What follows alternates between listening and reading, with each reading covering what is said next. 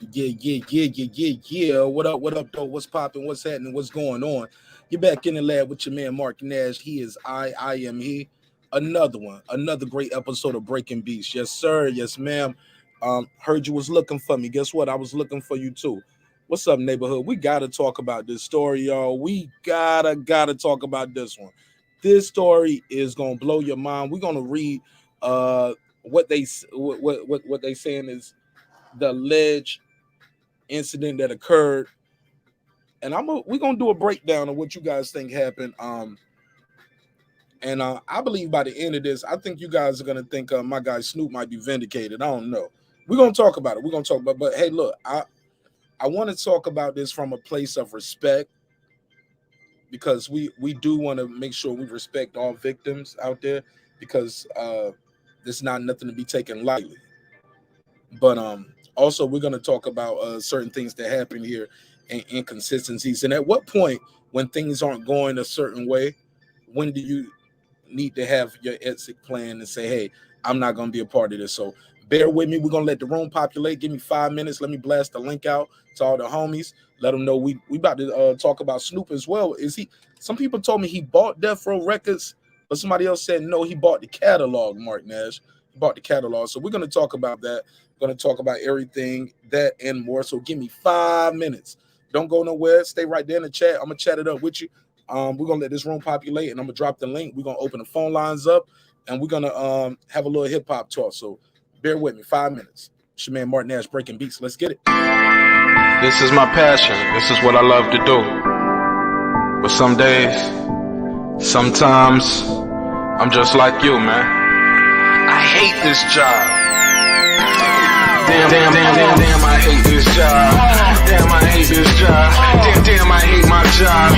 Damn, I hate this job. I'm just like you. Damn, I hate this job. Man, I hate this job. Man, I hate my job. From a good dream I wake, sun rays on my face, planning out my day, hoping this ain't the one that I catch a case. I feel so good, I feel so straight. My manager keep calling me saying, hurry up, you late. Hurry up, you lay off. Y'all, man, I hate this job. Man, I hate this job. Been trying to play it cool, but it's hard to play it off. I've been hanging on to this bullshit, cause my car still ain't paid off. I know I'm on my way up. My boy just got laid off, so y'all, man, I hate this job. Man, I hate this job. These hoes here so ratchet. These niggas here so sneaky. Y'all don't even really pay enough for y'all to only pay bi-weekly. I'm trying to double up my cash. Take this job, shove it up your area. Yo, man, I hate this job. Sometimes I wanna say, walk in and slap my boss. This shit is getting hard. Damn, I hate this job. Gotta make it out of this struggle, bruh. And I don't really mean to take it out on you. You just a customer, but damn, I hate this job. Damn, I hate my job. Damn, I hate this job. Damn, I hate my job. Damn, I hate this job. Damn, I hate this job. Damn, I hate my job. Damn, I hate this job. We're the reason why your stockholders always stay afloat. Yet I'm asking, are they hiring? Like everywhere I go, schedule will say 9, but I think it's fine if I clock in at 9:04. I work 40 hours a week plus overtime just to be bro. So y'all, man, I hate this job. Hate that I applied. So much has transpired since the day that I was high. Told me I could advance, but you were telling me lies. Gotta give your notice before I quit, but you don't say shit right before I'm fired. Damn, man, I hate this job. Sometimes I wanna say, walk in and slap my boss. This shit is getting hard. Damn, I hate this job. Gotta make it out of this struggle, bruh. And I don't really mean to take it out on you. You just a customer, but damn, I hate this job. Damn, I hate my job. Damn, I hate this job. Damn, I hate my job. Damn, I hate this job. Damn, I hate this job. Damn, I hate my job. Damn, I hate this job. You and your procedures, you and your protocol, you and your policies, none of that shit don't apply to me. You and your quotas, you and your standards, you and your 2 sick days a year. Y'all niggas bananas. Wonder why the postman's posted with hammers, going postal with Popo on camera. His wage got him enraged, stressed out, it's hard to maintain. He flips the middle, grabs his He said if you don't get the picture, I quit, you ain't shit. Mother, man, I hate this job. Sometimes I wanna say, get walk in and slap my boss. This shit is getting hard. Damn, I hate this job. Gotta make it out of this struggle, bruh. And I don't really mean to take it out on you. You just a customer, but damn, I hate this job. Damn, I hate my job. Damn, I hate this job. Damn, I hate my job. Damn, I hate this job. Damn, I hate this job. Damn, I hate my job. Damn, I hate this job. Look, man, I hate this job. I put my pants on one leg at a time, just like you. I'm out here trying to take care of my family. Damn, I hate this job. It's not always glamorous, for real. But I do what I gotta do for me and mine, you know? Damn, I hate this job. Damn, I hate my job. Damn, I hate this job. Damn, I hate my job. Damn, I hate this job. Damn, I hate this job. Damn, I hate my job. Damn, I hate this job. Damn, I hate this job. Damn, I hate this job. Damn, I hate my job. Damn, I hate this job. I'm just like you, nigga. Damn, I hate this job. Man, I hate this job. Man, I hate my job.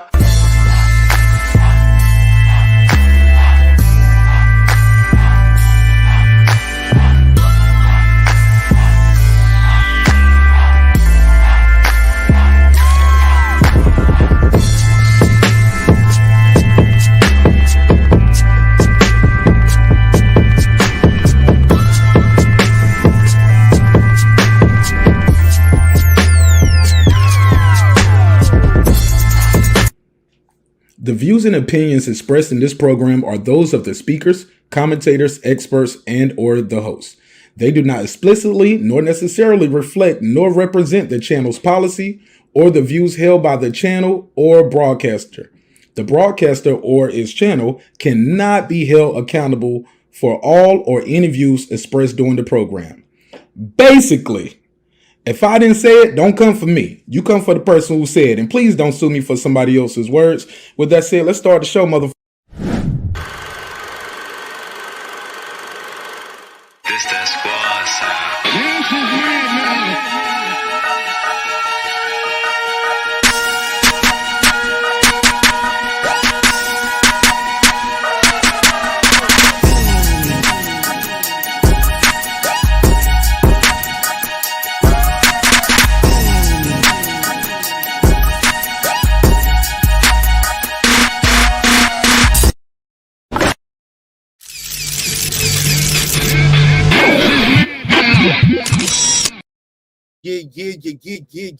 Yeah.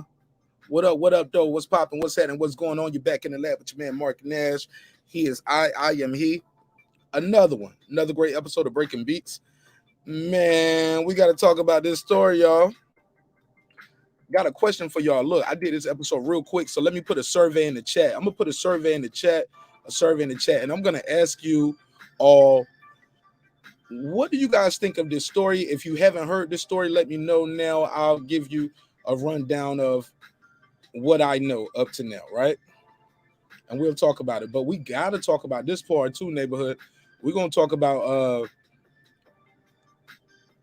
the question I'm going to put in the chat. I'm going to ask you guys, do you think they're going to pull him off the Super Bowl? Have we heard anything about this yet? Is he going to get pulled off the Super Bowl? Let me know. Have you heard anything like this? What do you guys think? It's very possible. It's a lot of money involved. Damn, is Snoop gonna lose any of his endorsements? Because I'm gonna read off this story. I think it sounds a little wild. But I'm gonna open it up to everybody else to let them interpret it. But let me create this survey real quick. While I do that, let me see who's in the building. All right, this is my guy Deuce. Deuce all the time. He said Deuce 2 times. He Deuce all the time. What up, my brother? Respect. What's up? What's up, folks? What's popping, man? Just pop up. I hear see my nigga, the big boss dog. We finally can talk about some real shit around here. Oh, yeah. Respect. I thought he from the other side of the street, though. No, we all cousins, homie. Cousins and relatives. Fair enough. Talk to me, man. What you think? You think they're gonna pull? Will they pull Snoop Dogg off the Super Bowl performance? Hell no, man. It's too late. It's too late to do that, bro. All wheels are in motion, bro. Like Snoop have had so many of these kind of cases, you just don't even know. This should have blow over. No big deal. Okay. So you don't think they're gonna pull Snoop Dogg off the Super Bowl? Do you think so? You believe this is bullshit too? Yeah, man. Snoop Dogg ain't got to force no female to do nothing. About 30 years. To be fair, they said the same thing about a lot of people. A lot of people don't have to do a lot of these things. Some would say R. Kelly didn't have to talk to young girls. Respectfully. Well, well, I don't know. I haven't seen any proof of R. Kelly being with a young girl, so I don't think R. Kelly did that either. But Fair enough. yeah, but you know what I mean? Like, yeah, these accusations are always out there, bro. Though nobody in Hollywood gotta do anything to get some tail. Trust me. But you know what? You think but it's about optics, right? It's a lot of money involved. I got the survey in the chat too, guys and girls. Do y'all think they're gonna pull Snoop off the Super Bowl performance? Let me know what y'all think. Um, it is a lot of money involved, though, right, bro? These are advertisers, the optics. People want to seem like they want people to know they supporting the Me Too movement, right? Nah, man. If you even heard Idiot Snoop Dogg songs, you would know that it's just like Snoop Dogg's more like a character, man. They don't really care about that part of the game because it was about a Me Too movement and women empowerment and all that stuff. They wouldn't even put Snoop and Dr. Dre up there. Because there's gonna be a lot of they ain't gonna be saying trick. You think they're gonna be saying trick at the Super Bowl, or they're gonna be bleeping out saying? Because it's a lot of hell yeah, bitch. Like I mean, it ain't too short, but Dr. Drake throw a couple. Dr. Dre said, "Hell yeah, bitch." You know what I'm saying? They got Eminem. Yeah, all this song's about killing his mama. You know what I mean? At a certain point, You when you know he ain't gonna connect it, do that at the Super Bowl, Reggie. Y'all know he gonna get up there and do "Lose Yourself." Um, I'm not afraid. He gonna be doing all that bullshit. He ain't gonna get up there to be doing "Kill You" and Kim. and they're gonna have Tupac up there. So you already know what some Alabama people feel album. about. That's the rumor. Don't tell me that. You haven't heard that? Hell no. I Yeah, know that's the people rumor, told me I homie. need to do a show for the Super Bowl. Like people from my audience been saying, Nash, we need to get a show. But I was like, yeah, man, we'll see. We'll see. I'm talking Damn, about. nigga, you should be doing something, barbecuing something, man. You gonna be on the show with us? Well, I'm not gonna be here, but I probably pick up the show like halfway through, like from the halftime on. Like I'll do the half. My show might start at halftime, and we'll talk about the game and see where we're going from there. If it's a blowout, it's a blowout. If not, we gonna, you know what I'm saying? We just gonna kick it. Y'all know how we do. Sometimes we just want to kick it and talk some shit. Cause I ain't going out nowhere, homie. I'm scared to get sick. I can't afford I'm scared to get sick. You never been sick it. before? Yeah, but I saw the man. I've been seeing some of the homies. They get sick even when they vets though. But when they down though. Yeah, but they bounce up, don't they? Reggie bounced right back. Reggie show bounced back. He was sick, but he bounced right back. Reggie couldn't wait to get back to work. My ass was sick too. But I'm a man. I didn't Reggie's fold like, up. I stood strong. Reggie's like, it ain't nothing I can do from here. You sure? Reggie was blowing up the phone, wearing Arlene up there. Reggie, I'm fucking with you. I'm waiting for you to jump in, but you eating like a motherfucker. I'll continue while you I finish was eating. saying, boss, let me back to this field. I was, I know, I was tired of being sick, boss. I know y'all needs help. hey, look, it's expensive. Sometimes being sick is expensive, man. But y'all go ahead, man. Reggie, what you think of this right here? We got a survey in the chat and we asking people, will they pull Snoop Dogg off the off the game, off the halftime show? Bear with me while I blast this link out to on Facebook. No, they won't. Man, I didn't even realize I was on camera. I'm here chewing away on this damn candy. But no, they won't pull him off, man. This has been too much in the planning for this. Snoop is monumental when it comes to what Los Angeles is, putting Los Angeles on the map to perform a halftime show. LA representation is all on Snoop. Ain't no Katy Perry, ain't no Madonna, ain't no other Surfing USA type artist that represents California the way that West Coast hip hop is. Dre and Snoop. It doesn't get bigger than that. Now they come off allegations from some old dingbat bimbo who waits damn near 10 years to come up with an allegation and then talk about she was forced to give somebody head. Slow down. We ain't got there yet. We ain't got there yet. Okay, we ain't got there. But no, we on the. but taking him off the stage for that, hell no. And it's about time. What the NFL needed, especially at these Super Bowls, was some real music, some music that represents a coast that the game is being played on, but also that represents the fan base that views football and the players that play in football. So it's a perfect Super Bowl, and Snoop ain't no way they can take him out. So Deuce, don't you think you owe Jay-Z an apology, Deuce, for doing this, bringing y'all for this? Doing what? Oh, Jay-Z apology for what? Look at damn OG, damn. Hey, look, hey Reggie, he sounded like he was about to give me the DP business right there. For real, he's gonna take you on 55th Street to that alley. If I'm not mistaken, this is what Jay-Z's responsibility is as part of his partnership with the NFL. He's part of the halftime show right here. This is his thing. This is Jay-Z's baby. So why he didn't put himself on there then? Because he's smart enough to know where he at. He know where he at, bro. He gonna get people like Deuce Steins to be like, yo, shout out to Jay-Z, bro, for bringing this, for putting this halftime show on the West. You get what I'm saying? On the West Coast with these artists. I don't believe Jay-Z had a damn thing to do with that. All those artists are Interscope artists. You gonna have to show me some proof about that, bro. Show the receipts. Where the files at? Yeah, you hate Jay-Z that much, cuzzo. I thought the NFL gave him the job though. The last time I checked, Reggie, am I wrong? Somebody in the chat, let me know am I wrong. Isn't Jay-Z responsible for this? Like no, they gave Rock Nation, some shit like that, but I think they stripped that shit away from him when he gave all that money to that white lady who was cutting black people dreads off. So, yeah, Jay-Z gave all that money to some white organization that was cutting black dudes' dreads off in Chicago. Okay, but this isn't breaking. So the NFL let him go. Do we know that for a fact, dudes, or is this a Reggie? Yeah, he said they said that shit. Reggie Facts shit. Reggie Facts is true. God damn it. Hey, that's some shit. Bro, these cousins about to jump me up here, man. Go ahead.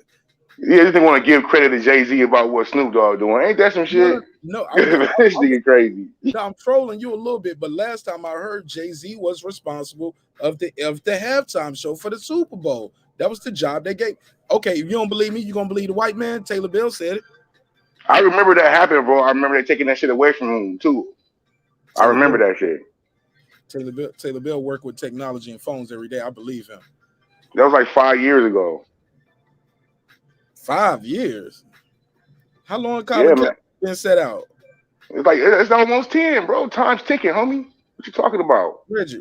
No, but you know, after they settled, and you know, that's when Jay-Z got the job and people got mad at Jay. He was like, when they sold everybody out.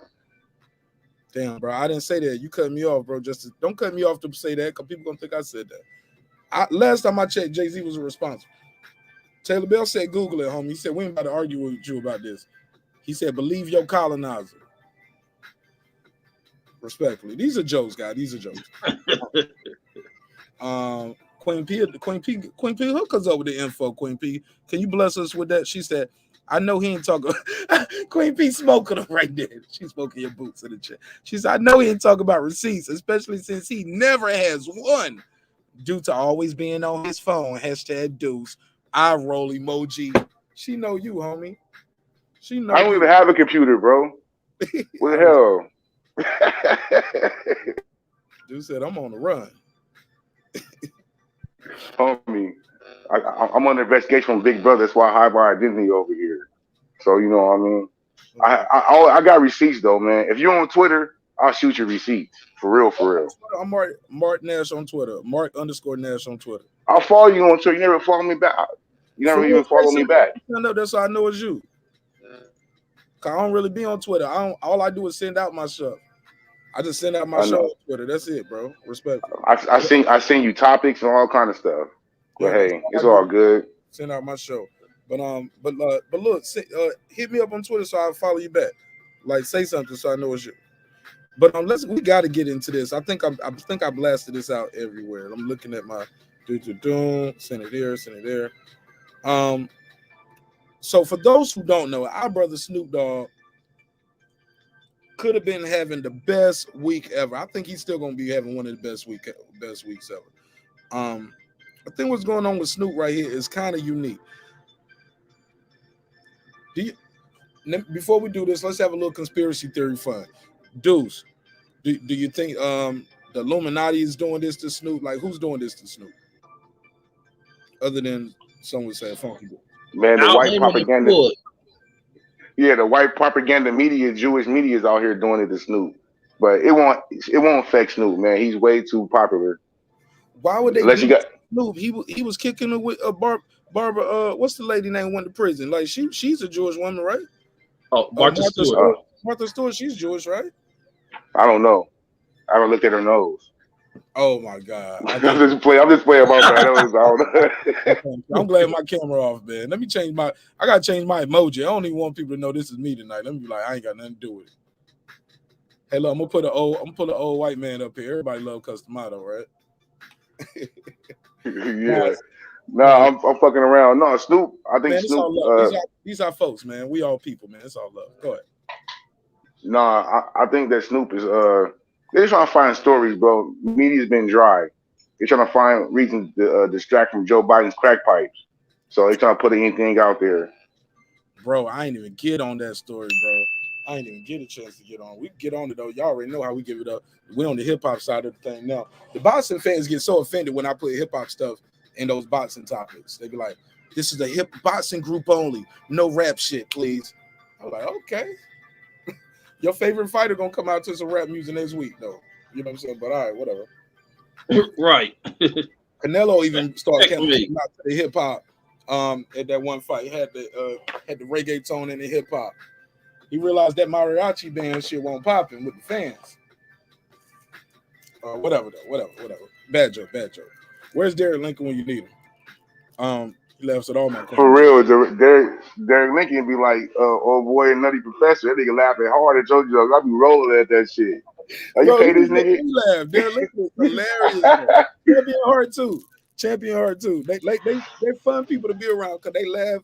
Them laughing gets you going, and before you know it, like, man, we in full comedy sprint right now.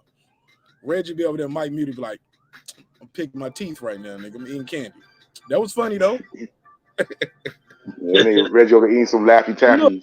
I knew you didn't know your camera was on, Reggie. That's why I didn't cut the thing off. Yeah, I was like, this nigga over there picking his teeth with the business card or some shit. Like, let me leave this shit on the screen a little bit longer. I can't take this. I don't want the world to see you like that, brother. Wait, man, y'all got, man. Usually I turn the camera off and then I happen to look up. Like, damn, I was looking up the first time. I was like, why the hell I see my camera? I'm like, oh shit. Right. I waited a while, but then you start eating again. I was like, I'm gonna never be able to take this off the screen. But at least you won't picking your teeth no more. I was like, that ain't dental floss, whatever it's using. That nigga grabbed, and they were like, give me this. Oh, y'all be on my MacGyver shit, man. That nigga said, this will fit. Get this little piece of candy off my tooth. All right, man. It's all love, but man, I appreciate y'all. Let's get into it, man. We waited long enough. Reggie, I'm about to pull up the story, and I'm gonna do one of my dramatic readings, man. But you already know how this goes, all right? The Snoop Dogg, for those who don't know, Snoop Dogg been accused of some bullshit while he's buying this. That's another thing too. Did he buy the company or did he buy the catalog, the Death Row catalog? Because Shell Moore keep telling me the catalog. Other people telling me no, he bought the label. It's all together, bro. They sold it all together. I wanted to get into that part. Fuck that little Salacious Halloween store. I want to get into that. But go over your thing. Hansborough owns Tupac's catalog. They owned everybody else too. So he bought the shit from Hansborough. That's what Snoop did. Hansborough owned Death Row, and they only own Death Row Tupac songs. Yeah, I thought the mother won Tupac's music. Estate. Yeah, but yeah, you know, he was only on Death Row for 11 months. But the stuff before Death Row, she owns, but the stuff on Death Row, E1 owned. So when E1 sold. Oh, sorry. I thought she took Death Row to court over that shit and won the rights to all his shit. No, they settled out. They was paying her. Like she got control. Like she had control of it, but like all the stuff that State put out, like the Eminem album and the album with Are You Still Down, the double album, those are all stuff before Death Row. Like E1 owns the Death Row. It's like two different factions of it. I don't know. Somebody, Eric Pike said, who owns Biggie's catalog and portfolio? Shit, probably Jimmy Bad Boy. Iovine. Hell no, Jimmy Iovine owned everything. So I thought Puff owned some of that. I thought Puff be owning Man, Puff been selling them catalogs, bro. Okay, I'm reading right here. It says this is old. It said it's 2014. So but Puff never gave any of it back to the family at all. Get what back to the family? Puff gave what? I'm asking. I'm asking. Oh no, yeah, I remember the he's like when they did that big ass merger in like 2012 or Like 2009. Warner Music Entertainment has inked the estate of the Notorious B.I.G. This is as April 20, 2021. Who owns it? WME. That's Warner Music Entertainment, right? That's Yeah, Warner, right? yeah, Warner Brothers. That's Interscope. Uh, and it has launched WME Legends. It's a new division that is focused on managing estates and brands. The deal unveiled Tuesday was struck with the Brooklyn-born rap icon's mother, Violetta Wallace, and his family. This was April 20, 2021. So they got a whole new division over there called Warner Music Legends, and they probably got enough. And the Legends just alone, just like okay, I always told people we need a station just for that, like the old hip hop too, like because some people want to hear that old hip hop like on certain days, but some people want to hear it all day, every day. I don't want to hear none of this new shit, you know? Yeah, that shit's big in LA. Like the songs are oldies now, but like all the mid '90s raps and all that shit, they got gangster stations like that in California that only play that shit. Regulator and This Is How We Do It and Nothing But a G Thing and all that shit all day. Mm. Snoop, I'm sorry, Nick Rich got something in the chat. She says, somebody read that for me while I pull up the article and I'll answer that question if you can. Can y'all read that one? I think somebody told me the other banner looks better. The bigger banner. It's easier to read. Yeah, no, I see. It says what I don't understand is oh wait, you changed the size. What I don't understand is why women don't call the cops after incidents and wait years to file civil suits. And that's what I'll be saying. Somebody jump in, answer that. Because you know they know then that shows you what they're only interested in. Monetary gains. That shit never works, only on Bill Cosby. That's the only time people can come back for 20, 30 years and say that, oh, he did something to me, but I never told nobody. Harvey Weinstein. All right. Jeffrey Epstein. He got caught up a weird way. If you ever seen one of those documents on Epstein and how he got caught up, it was weird. It was just some young girl just had too much money. Like somebody was like, "Where did you get this money?" You know what I'm saying? And it all Hell started. yeah. I don't think he did. They gotta show me some autopsy photos like Tupac. I don't think that nigga did. I think they walked his ass out the back door. Okay, I got this story right here, and this is from people.com.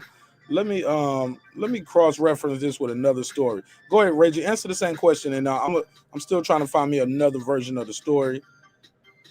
I think they do it because they know none of this ish happened, and then they hit a point in life to where they're seeing success of these people continue to occur, and they kind of do it to see if it sticks, or just to throw it out there that their allegations have been able to ruin people, to removing opportunities from them, and they throw the stuff out there just to add some sort of roadblock.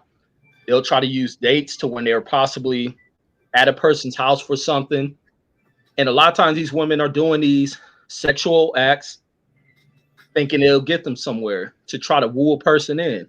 A lot of women think they can put some good pussy on motherfuckers woo them in, and to try to get whatever they're looking to get signed to a deal, to just be within the good grace of these people, to keep them around. And the minute they get kicked off the curb for another chick who may be willing to do more, maybe something new, you've been used up.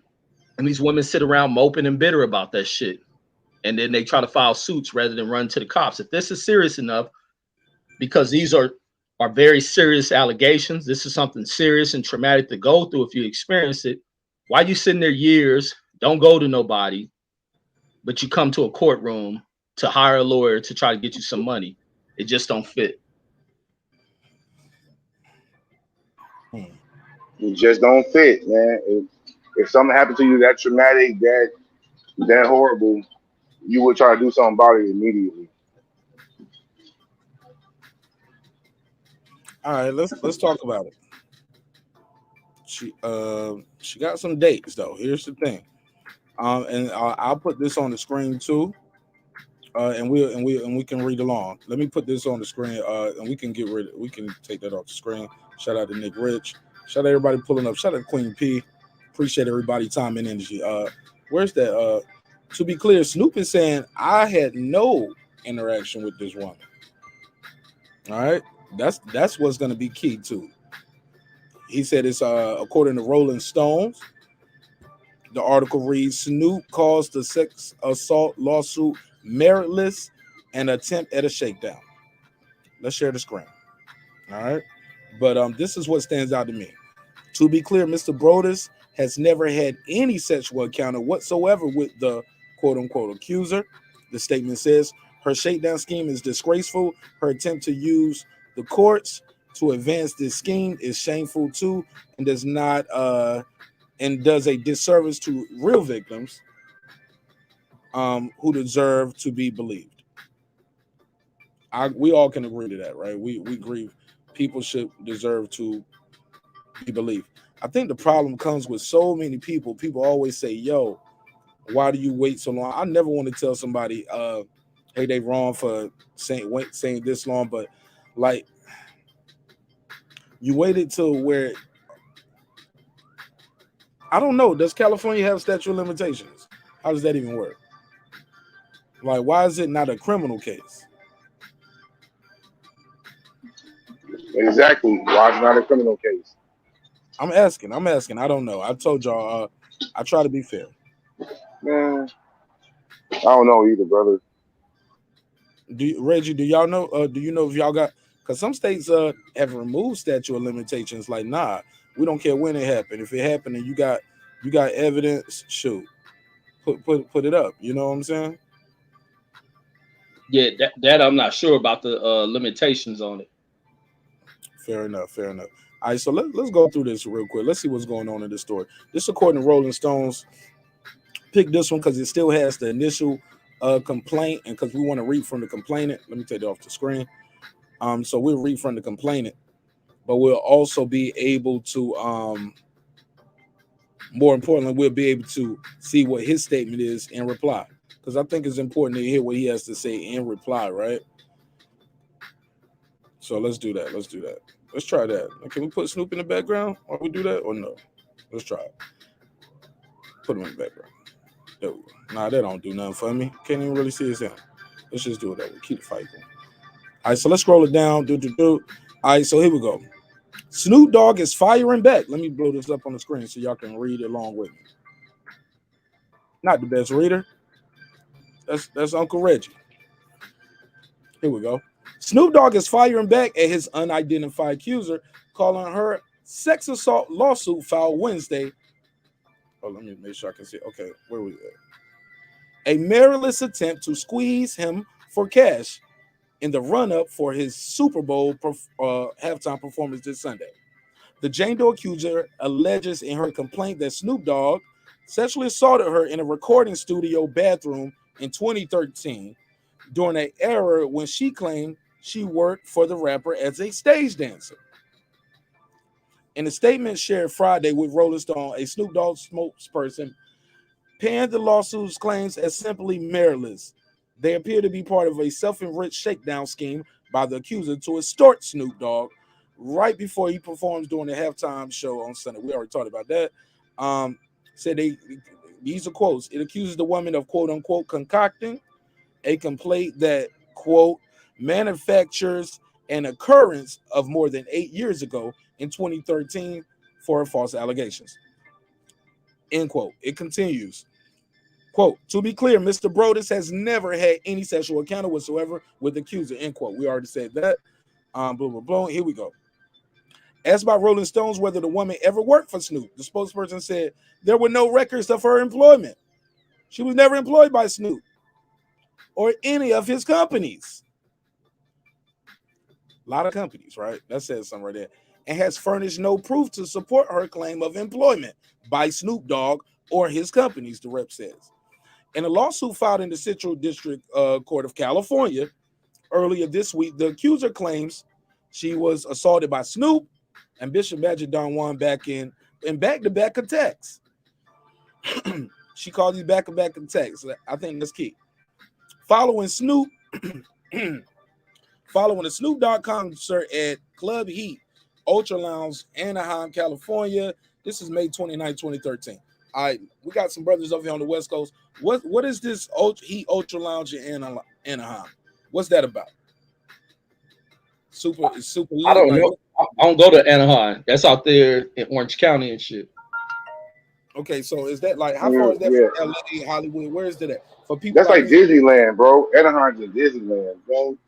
It sounds like some little club or something. Ain't nothing major, bro. I'm saying Anaheim is the city, though, right? Like, is that how far is that from LA? It's where the Angels play at. Maybe about 2 hours. There we go. Thank you, bro. 2 hours from LA. 200 miles. Reggie, we don't know none of those geographical locations, Reggie. We don't know that.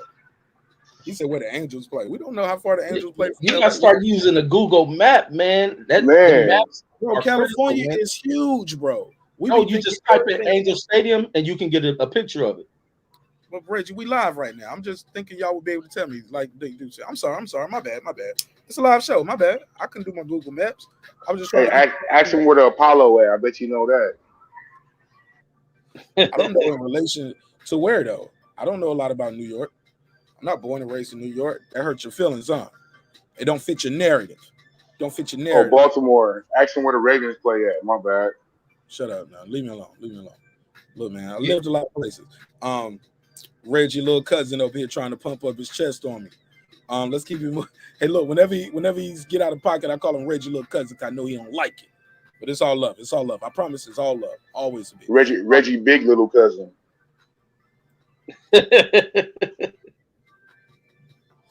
You'll never be bigger than me because I ain't gonna see you in person. You always gonna have that little avatar.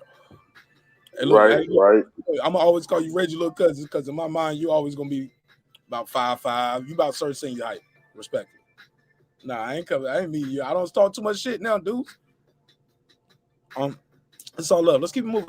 It's all jokes. Even if they're not funny, it's still all jokes. I don't got no funk, man. It's all good, homie. It's all good. So let's get back to it. Here we go. Let's get to the smoke. See, I was taking a dramatic break because here's where we about to get to the smoke. You ready? We ready. No. I don't want to read this version. No. I got to go back. Okay, so because this not the man, version. y'all be all smart and shit. I was reading and writing and shit. What is this, homie? It's fun. You're reading Rainbow? Yes, dudes, because some people never heard this before. Yeah, this is bro, because you got to read the complaint. Because I don't want to misquote the sister. She said this happened to her. Let's give her the benefit of the doubt. Let me open this other tab. He said, "What's this reading Rainbow?" Damn, she ain't no. I thought she was white. She a sister now? I thought she was white. I didn't know what she looked like. I don't know what she looked like. I call everybody sister dudes to be respectful. You're right. I do too. You're right about that. I do too. What's up, sister? Hey, my sister, how you doing? I don't know.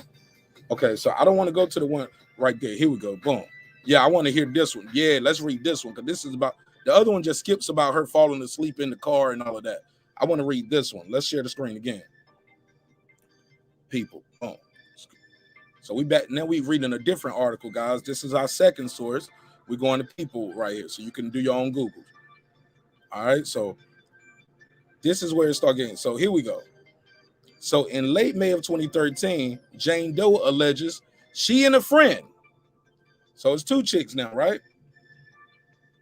She and a friend, boom, boom, boom. Did I lose the spot? Damn, I blew the screen up too quick. There we go. The woman, where we at? The complaint, she described as a professional dancer. Okay, she alleges that she worked for Snoop and Don Juan as a stage dancer at their concerts. Okay, in exchange for gifts. Did you see that? Did y'all know that? I didn't know that. This is new information for me. I told y'all I go into this shit with an empty bag sometimes. A lot of people don't know this stuff too. So she worked as a. This is what she said in exchange for gifts, right? Come on, people. Where are we? All right, so That's what they all work for. They all work for gifts. They get very little money being those dancers, bro. Right. I didn't know those Super Bowl. I knew the stage performers didn't get paid to like they didn't pay artists for Super Bowls, but I'm like, damn, you don't get paid for the Super Bowl? Man, that's just like getting paid. That's just like being an extra in the movie.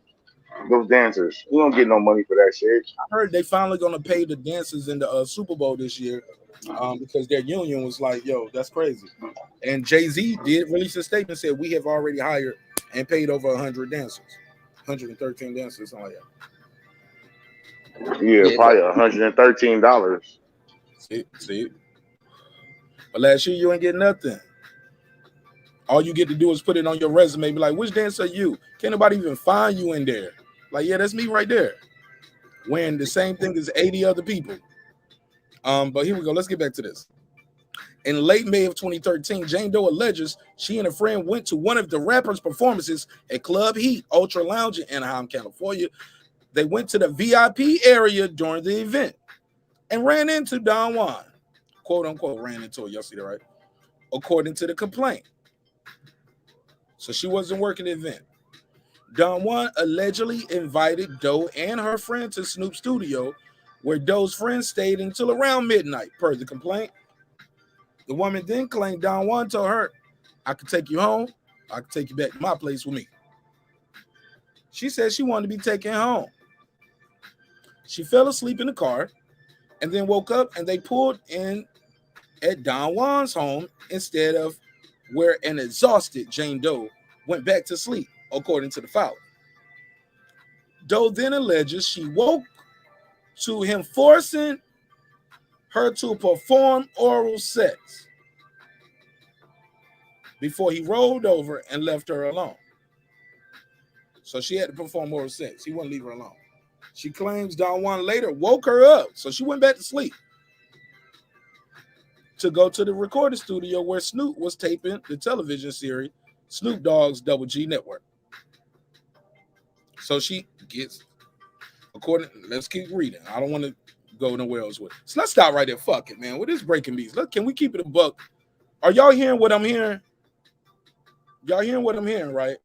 Yes, man. That's what I'm saying. I don't know why we even discussing this. And this is the vindication, man. Just listen to this. She said he forced her to perform oral sex on her before he rolled over and went to sleep. Then it says he woke her up. He woke up, so she keep going to sleep. So she went to sleep in the car. Then she went to sleep at the house. He woke up to perform oral sex on her. He rolled over before she rolled over and left her alone. Then she claims he woke her up, so that means she had to be asleep again, to go to the performance studio where Snoop taping it. Doe alleges in the lawsuit at the studio she felt ill and wanted to go to the bathroom, where she claims Snoop entered after her and forced her to perform oral sex on him, which she did as she feared for her life. The woman says in the complaint that Don Juan later saw Doe and instructed her to take a photo with us, and she did before Don Juan escorted her out the studio. The lawsuit alleges Snoop's actions were sexual predatory, stating that Doe found herself thinking about her job security if she displeased Snoop. She felt pressure due to his dominance and his position of power over her, including his ability to hire and fire her, and ensured that she would never be hired again in the industry. Doe has suffered anxiety, stress, depression, nightmares, sleep disturbances, post-traumatic stress, headaches, severe emotional distress, and physical ailments as a result of Snoop and Don Juan's alleged actions. The complaint states that Doe has lost income, bonuses, compensation, and other employments. After Doe was granted a right to sue in December, she and the defendants decided to settle the issue in private mediation. That fell apart. That started on Tuesday, fell apart on the 9th. The mediation was unsuccessful. The lawsuit notes, before referencing a post Snoop shared on his Instagram story after meeting, he accused the suggested Jane Doe as a gold digger and included a police officer, money bag, and jail emojis. He said, gold digger season is here. Be careful, you nephews. Keep your guards up and keep your circle small. They're suing for trafficking, sexual trafficking, bro. Trafficking Victims Protection Act, sexual battery, sexual assault. She demanded a jury trial in the documents. Yeah, boo-hoo. Man, Snoop and them need to file a countersuit and file some criminal charges. Before you do that, I got to say this for educational purposes. If you're someone you know is a victim of sexual abuse, text strength to the crisis text line at 741-741. Again, at 741-741 to be connected with a certified crisis counselor if you need help. With that said, let's get to the smoke. Let's go. Let's go, Reggie. Let's go. We told everybody what we're talking about. I did all my journalistic part, so this is all for educational purposes only. In the words of Tommy from Belly, the bitch is lying. In my opinion, that's my opinion. She sounds like she did a lot of dick sucking that night and didn't get none from it. That's my opinion. That's what the article read. Her friend was like, nah, I'm good. I'm going to the crib. How did she get home, but you end up with Bishop Don Juan? You chose to stay. You went with him to his crib. You gave him some head. Y'all went to sleep. He woke you up. Like, yo, we about to go up there, go holler at nephew. Yeah, nephew shooting the show. Let's go on over there. While you in there, some pimp shit is going down, in my opinion. This how I'm narrating it. I gave y'all that narration. This is my alliteration of it. Pimp shit going down. She in the bathroom with the door unlocked. Nigga, I be locking the bathroom door at my own house by accident. In here by myself. I go in the bathroom just naturally. Shut the door, lock the door. I'm in the bathroom. Bro. So she had the studio with the bathroom open. Snoop just bust in. I don't know how that worked. So because the other version saying she was unwilling and wasn't eager. So that's why regardless. So she did what she had to do for Snoop. She did what she had to. She sounds like she's some rip from the streets, bro. But with that, I digress. Exactly. Go ahead. She sounds like a jump off. Nah, go ahead, right? Oh man, these chicks, man. Yeah, these y'all gotta get it together, nigga. Go ahead. Oh yeah, these chicks who surround themselves in these kind of entourages, they know what the hell they there for. These chicks don't come from a background where was she about to come in the studio spit some bars? She come in the studio to sing a hook. She hanging around Bishop Don Juan for prayer. She looking to join the congregation because from what she knows, from what this girl knows, she knows that Bishop Don Juan background is pimping, and he's old. So she ain't there to just kick it, to get some spiritual advising, to sprinkle some holy water on her, for her to spit a hot 16 in the booth, for her to sing.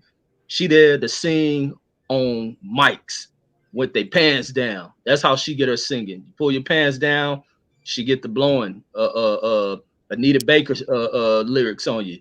And so she knew exactly what she was there for. And a lot of these chicks who go to these studios for these different artists, they're only there for the artists to get some. And a lot of these chicks like to be around to get laid by artists. There's a lot of these little broads who maneuver like that. It's some chicks that take enjoyment out of being able to go around their friends and say they didn't screw this rapper, they didn't screw this actor, this singer, and they know what the deal is. And when shit don't fall apart, they come back years down the line, decades down the line, creating these accusations. She knew what she was there for. Me and these other girls who go around these artists, because even on the flip side of that, these people deal with these scandalous chicks to where even here with the Drake thing, pouring hot sauce in the condom, dealing with chicks trying to do this. There's so many of these strange ass women that exist around. Hold on. Yeah, good. Hot sauce in a condom. I've never heard of that. You didn't hear that shit? No. What's going on with hot sauce and condoms? Never heard. Man, of it. that fool Drake was smashing. He was smashing some trick, and he when he finished busting, he put hot sauce in the condom, and the chick went to go retrieve that shit and try to put it up in her, and end up burning her shit up. Hold up. So Drake keep hot sauce packies by the bed. So when he done with the condom, he keep a bottle of Texas Pete by the bed. So after he done, he take the condom off, Texas Pete, and leave it right there. Yeah, what happened man. to good old fashioned flushing? Man, that's what I would have did. I don't know. Yeah, nigga lying, bro. That nigga lying. That nigga don't use no motherfucking condoms. Are you kidding me? Yeah, right. I'm saying, my nigga, what happened to just flushing the rubber? Like, yeah, that nigga woofing, bro. He woofing. That's a wolf ticket. So where the story from? But no, you got is this a Reggie fact? Hold on, I gotta put a case on this story. Man, go pull that shit up. Type that shit in right now while I speak this. No, not Reggie ain't lying. Drake lying. He did say that shit. I heard them say that shit. Drake lying. Them niggas don't use condoms, bro. But no, Mike, it's been NBA players who have stated, like many athletes, matter of fact, who have stated they got kids from where they done threw a condom in the trash, leave out of the bathroom, go back in the room, and these chicks down the line, they come back pregnant. Where a chick took what the specimens from a condom and put them up in themselves. Used to have chicks with you know how far got to go in from a condom. The bitch got to put that motherfucker all the way in. Pour it in with a Mike, these broads out here is desperate, man. There's some crazy shit that these chicks do. You have chicks they will punch your holes with needles in the condoms where you think you're just gonna sit in it and bust in that shit and you're gonna leak some shit out in it. Like, yeah, that's different than pouring the damn semen in her damn pussy. That's different. She has to go to the birth canal. Mike, a bitch coming from the projects, a bitch struggling, she done got the layup with some millionaire motherfucker. They pull the links to go to crazy shit like that. Some wild shit. Them niggas don't use condoms, bro. They don't. Trust me. I'm telling you, they don't use condoms. The niggas don't use condoms. Not everybody the same, man. Man, them niggas don't use condoms, bro. Trust me. Having them babies, right, dudes? Yeah, them niggas don't use condoms. None of these hip hop niggas use it. Man, these dudes have sex with women state to state, day to day. These niggas don't use condoms, bro. Already did. They leave it up to the girl to be clean or not. They don't care about having no damn baby. They're stupid. Niggas care about getting burned. Niggas out here on their Nick Cannon vibe. If she get pregnant, she get pregnant. Fuck it. Man, trust me, bro. It's like that with these dumbasses, bro. These niggas don't use no motherfucking condoms. Hell no. Nah. We use condoms because we know what's up. But nigga, I don't. Nigga, I'm in that category you talking about. I know your ass don't use no condoms. I'm a raw dog master, nigga. That's what I'm saying, nigga. A lot of niggas don't use condoms. And girl won't tell you to use it either. Fuck that. If a bitch tell me not to use a condom, I'm about to put on 2. Or either kick her out or be like, what you mean? Like, why are you telling me? Especially, I don't even know you. Like, I just met you at the Quick Trip. Bro, they'll tell you it feels different without a condom. They'll take that motherfucker off themselves. Hey, look, and I ain't shit. That means I'm part of if I let her grab my dick, take the condom off, and put the dick back in. Nigga, please. Hell no, nigga. It's been nice, homie. Never mind. Hey, look, we all don't make a mistake. Don't went out there and don't did some shit. Don't did the raw dog when we shouldn't have been raw dog. I'm sure we all don't raw, but nah, man, fuck that. Not on purpose, man. Like I ain't just gonna be out here just slinging it. Whoa, somebody said, I'm not sure why your mother didn't swallow you. Whoa, what's going on? Y'all in the chat arguing like that? What's going on? Who is Damn, that? Jugas? I just looked up. I'm like, let me get that off the screen. Like, damn, they in the beefing. Your homegirl, Lady Chan came in here with the smoke. Lady Shane smoking them up. What she say? I've been missing the chat. Shout out to my sister, Lady Shane. Let me give it a drop. Matter of fact, shout out to everybody. What up? Appreciate your time. What up? Shout out to Queen P. What up? Girl behind the mic. What up? I would love to get one of the ladies to pull up and give me their take on this. Shout out to my sister, Nick Rich. Peace to you, Queen. What up? Appreciate your time and energy. What up? Yeah, man. I would love for a lady to give me their take on this topic. Let me look. The phone lines are open. We got 2 phone lines open. 470-705-9507, 470-705-9507, or you can call in at 404-692-1766. Again, that number is 404-692-1766. Love to hear what somebody has to say from a woman's perspective. Like, because this story is wild, man. Like, how do you, okay, your friend goes with Bishop Magic Don Juan. I mean, your friend goes home. You go with Bishop Don Juan. He said, I can take you home or you can go with me. You say you want to go home, but you wake up at his house. Yeah, you gonna leave with some 70-year-old pimp. All right, man. Hey, let's talk about the Death Row story, bro. Okay, so does he own Death Row or does he own the label or not? But I still want one of the ladies to beam in on this because I don't want to sound like we don't have, because somebody left me a chat one time and they was left me a comment on a video we post, and I might have told the sister, I was like, yeah, talk your talk. You know what I'm saying? Like, you know, that's just how we say in slang, right, Reg? She took that offensive. So what, women can't have a voice here on your channel? I was like, sister, no, we got a lot of ladies on the show. They join the panel. They send us topics. Yeah, man. Like, no. Yeah, you got a voice, you got an opinion, and your opinion matters. We don't even know. Huh? She was probably one of the Black Lives Matter lesbians. Well, that's what the lady in the chat is who going back and forth. She said she a feminist.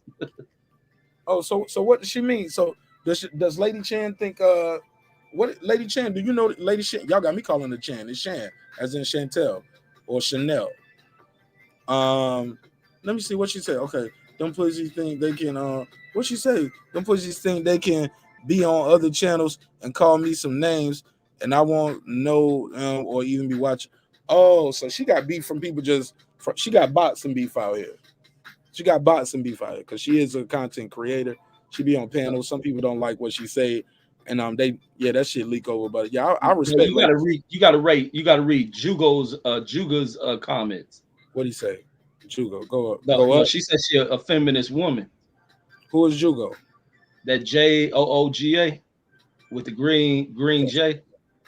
As she said, "Hey, Nick Rich, I am a very me too, but I am here for all the pink. Call in, my sister. The phone number out there. Call in, or either click the link. You can join the panel, or you can call in." And she got an earlier comment talking about she a feminist, so she stand with any woman that says that has an allegation. She gonna always stand with. She also said that she's a victim too. That's fit. Now I was gonna say that. Now she said you tell him he likes to bully women. Not look, who wants to bully women? She must be talking to somebody else. There's some dude named Mick Smith or something there arguing with Lady Chan. Oh, John McSmith be drunk, man. He be up, he just talking shit. He just be trolling. Shit, you get him in the corner with enough facts, he be like, you know what, you right. Yeah, John McSmith, he don't mean no harm. He just be talking shit, trolling. He cool. He don't mean no harm. I promise he don't mean no harm. Yeah. He don't mean no harm. He just be talking shit, getting drunk. On YouTube, why you can't be arguing with folks online, man? It's all love. Shit, roll up another one or pour another drink. It's all love. But we can have an honest disagreement though, right? And we gotta respect each other's opinion. But what you said, she believes all accusers? Like, yeah, she don't think women can lie out here. Women lie though. Men lie and women lie. Everybody know that. Little kids lie. Like, lying is something we don't even know how our kids learn how to lie. Like, Reggie, when was the first time you caught your kid lie? Like, look, I was watching the little cartoon teaching my daughter. You know, it was like, baby, yes, papa, eating sugar, no, papa, telling lies. No, Papa, open your mouth. And the kid be having sugar in his mouth, like, oh shit, the cartoon just taught my kid how to lie. Yeah, shit. My kids lying. Shit, I remember all the lies I used to sit there and tell. Because I used to think lying comes from. I know where my line came from. My mom used to tell me, answer the phone and say I ain't here. You know, when the bill collector call, I learned how to lie that way, respectfully. Shout out to my mama Edith, but that's how I learned how to lie. Telling them the bill collector my mama ain't here, and she right here. I'm like, oh yeah, so this is cool. When it works in my favor, respectfully. That's how I learned how to lie. That's how many of us learn how to lie. Fuck it, I'm lying. I was lying before I was answering the phone. I'm lying now. Denzel say in that movie Flight, he said, I'm drunk. I'm drunk. I'm drunk right now.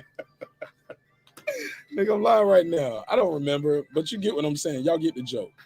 My whole point is this, man. What about people who said, like, what about the Emmett Till shit, sister? That's somebody who lied, right? Come on, Right. Red. Somebody Ultimate save lie. me. Jump in here. That's the ultimate lie right there. But no, it's women who lie all the time, man. It's women who lie. Shit, we can watch more and see women who lie all the damn time. You like like you said with the Emmett Till story, you can see them lies. You can see the lies all over the internet of women who accuse guys of doing certain shit when it never occurred, and you can catch it on video to debunk a lot of that. Oh, here we got a caller. Let me quiet down. This my bro right here. 323 on the MIC. To accept, press 1. To send a voicemail, press 2. Let me hit you. 323 on the MIC. This is my brother Shelton Moore. Back on the floor. How you doing? How you feel, my brother? What's the deal? Oh man, I had to come back to you, man, get some sanity, man. These motherfuckers talking some crazy shit, bro. Oh, you on them? I told you, man, you rocking with the best, man. They ain't even gonna let you I talk gotta over rock there. with you, man. They ain't even gonna let you talk. I'm just gonna say this before I jump on the topic. A motherfucker just told me Lawrence Taylor would get dominated in today's NFL, so I had to leave. How old was he? He a kid though, right? Facts. Kid. Facts. What you mean facts? You said he'll get dominated, bro? Yeah, Lawrence Taylor couldn't play with David today. I'm like, dude, shut up. Lawrence Taylor versus Tyron Smith. Smash. Huh? Lawrence Taylor versus Tyron Smith. Lawrence Taylor versus Joe Staley. Lawrence Taylor versus Taylor Lewan. Oh, baby. Lawrence Taylor kills all these dudes today, man. The rules is different. Lawrence Taylor kills these. You can't do today what Lawrence Taylor was doing in the 80s. Lawrence Taylor killed these dudes. Because the rules was because here's the problem. That's why that argument is like that are skewed. Because do you put them in his era or do you put him in their era? Because if you put him in their era, he would adapt. Like he would be taller, bigger, stronger. Because that's how well, not taller, but he'll be stronger here. Who knows? Like, because shit, they start making the fried chicken different. That's why these kids big as a motherfucker now. You can't hit them in the head. So shit it's like different. that. You can't compare it. Yeah, the rules are different, man. Yeah, Lawrence Taylor could come through with a forearm to your face. He can yank you by your damn face, man. Sometimes these guys back then too, they'll do illegal shit on you on purpose just to scare you the rest of the game. Like, remember that? Well, it's illegal for a reason. No. I'm just saying back then they reach over the line and grab a quarterback by his face mask and throw him to the ground. Bro, nowadays they'll throw you out the game for that and you'll get fined. Back then, you might just get a flag. That shit was legal. Or you'll just get a flag. At worst, a flag. I'm not gonna get fined, kicked out the game, or miss days out of this. Shout out to Adamik and Sudo because he's a throwback player. Yeah, he's old school. Exactly. Troy Polamalu. They created a whole position for Lawrence Taylor. Bro, the left tackle position was created to stop Lawrence Taylor. All right, well, look. He said I couldn't talk on that other show, so let me bring some football over here. But anyway, what's the topic, bro? What's the topic? Snoop Dogg getting me too. What happened to Snoop? Oh man, I supposed to call you while I was making the thumbnail, man. But yeah, I was over here grinding, man, making the thumbnail, sharing the link. Let's get it out there. Basically, long story less long. You missed the dramatic reading at the beginning, but Snoop Dogg is being accused of assault. Him and Bishop Majid Don Juan. The accuser says she was. I'll speed the story up. She's with her friend, and she's a dancer for Snoop. a stage dancer. She got paid in gifts, according to what we read on People magazine. From there, she says one day she just bumped into him at she just bumps into him randomly. They kicking it. He tells her and her friend, he said, I can take you home, you can go home with me. Her friend gets her home, her friend goes her own way. She ends up in the car with Magic Don Juan saying, I can take you home, you can go home with me. She said, I want to go home. She says she goes to sleep in the car, wake up at his house.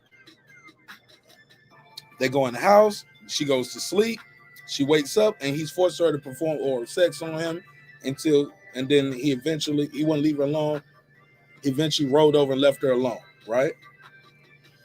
After she did what she had to do. She wakes up again. Here we go. So she goes to sleep again. She wakes up because he's waking up saying, hey, let's go to Snoop's studio. He's filming GGN.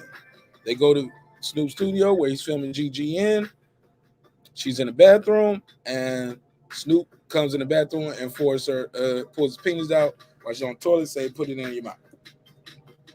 She does it because she's feeling like she has to. She takes a picture when she before she leaves because she felt like she had to. This was in 2013.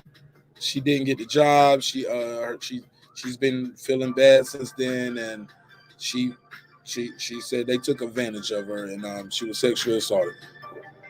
So you wait 7 years. 13, 14, 15, 16, 17, 18, 19, 20, 21. It's about 8 9 years. No, 2013. So yeah, it's about.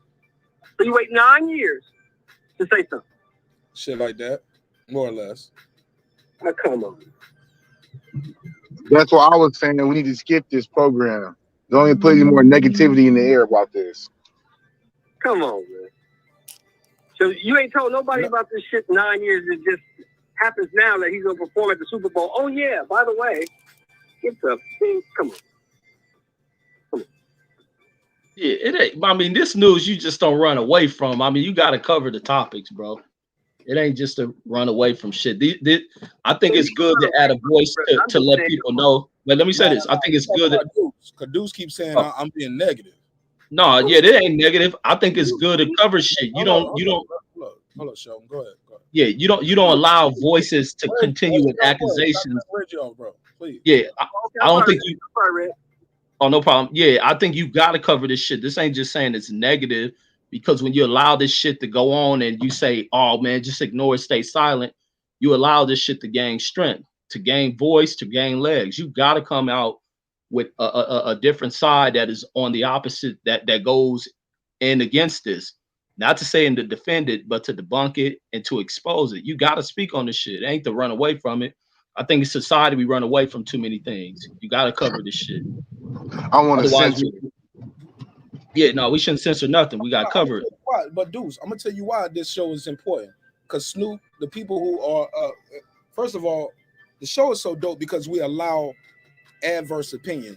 Some people are gonna say like you, like if it was your show, respectfully, Deuce, you'd be like, I ain't even gonna cover it. Fuck it, and we'll just be saying good shit.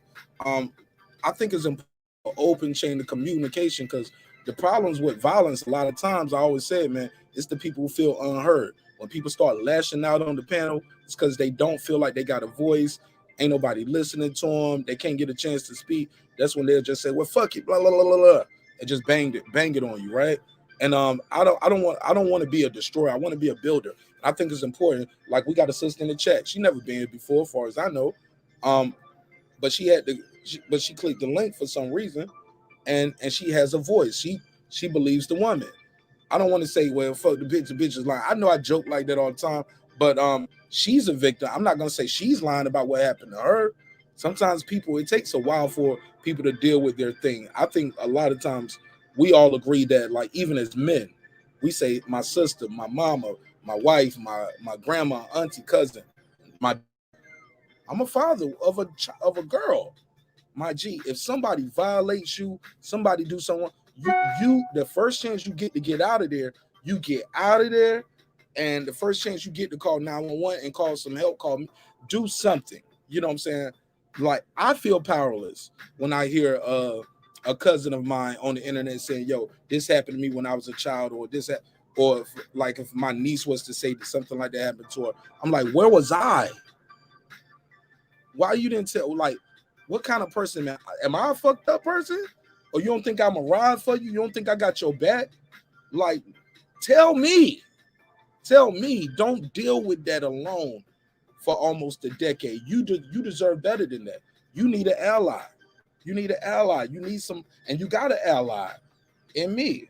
You got an ally in your brother. You got an ally in in other members of your family and your community. My sister, you do not have to bear that long. And that's what we need to start telling people. And that's the message I think we should walk away from this from is other than saying, well, this bitch lying. And, well, why you wait so long? Let people know, hey, look, we're gonna give you a chance, like talk towards what happened. Like, cause I get it. You feel powerless. You're small, they're big. But the first chance you get to get away from there, my sister, please seek help. Seek somebody to put this shit in, to bring these motherfuckers to justice, or however you want it to go. You know what I'm saying? Even if it's you want, I can't even say that on air. Y'all know what I mean. However you want it to go, somebody should know about this shit. Like, it shouldn't be no he rolled over, woke me up, and went back to sleep. You get what I'm saying? Like, that's when you go. But it was a lot of, I fear for my job and stuff like that. And I was like, damn, man, fuck that job. This what you got to deal with? Fuck that job. Fuck them. But just sitting there and saying, I'm going to do it and I'm going to deal with it because I feel like I got to do this. You ain't got to do that. You ain't got to do that, yo. I don't think you got to do that. You don't deserve that. And if that's what you got to do and that's the job you want, like, come on, don't sell your, that's what they talk about when they say you're selling your soul. Like, damn, you willing to do that to get the job? Come on, man. Fuck that. Get that out of there. Be like, nah, I'm good, cool, whatever. You know what I'm saying? But you can't go along with it, man. And then just be like, I don't know. That's me. I'll digress. Shout out to my guy, We Good Podcast.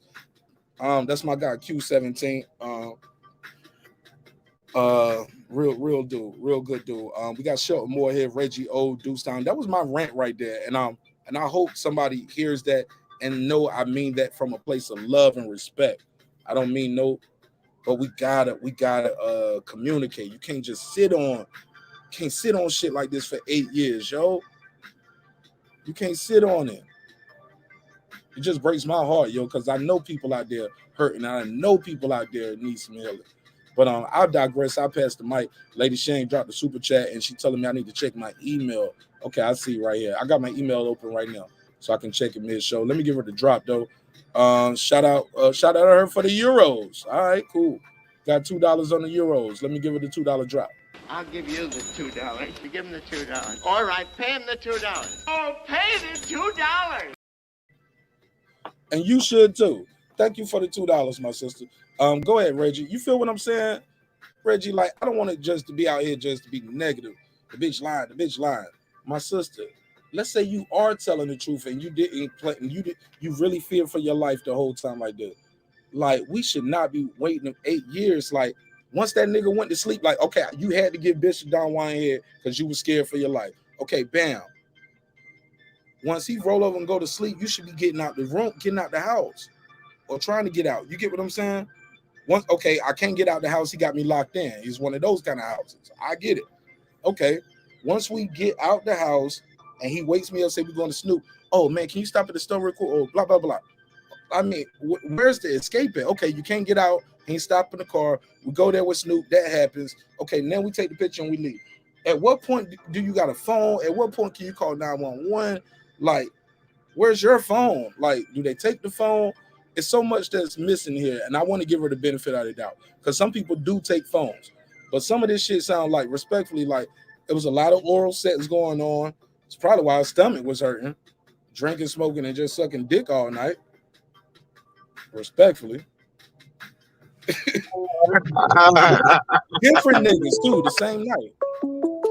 Hold up, let me get this one. Hold up. Now I want to know, you got the flow. What's your name? Where you calling from, family? Yo, what's up, man? It's Don P calling out of Fayetteville, North Carolina. What's good, man? Fayetteville. What's up? That's my old stomping grounds. Let me give you the drop. Welcome home.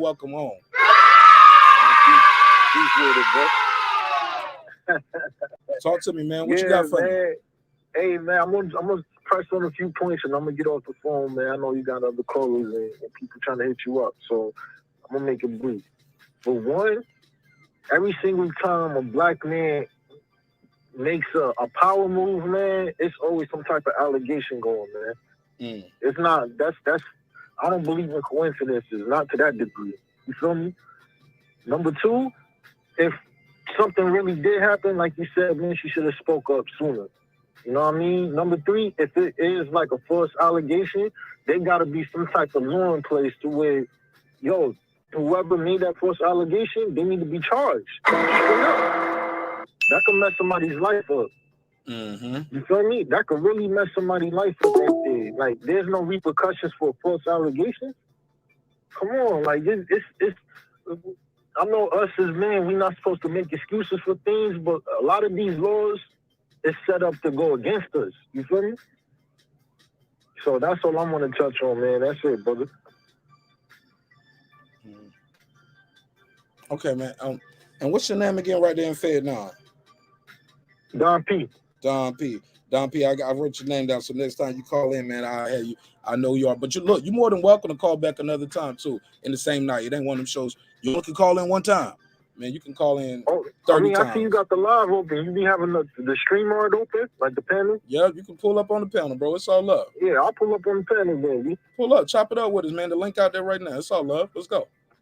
I got you. All right.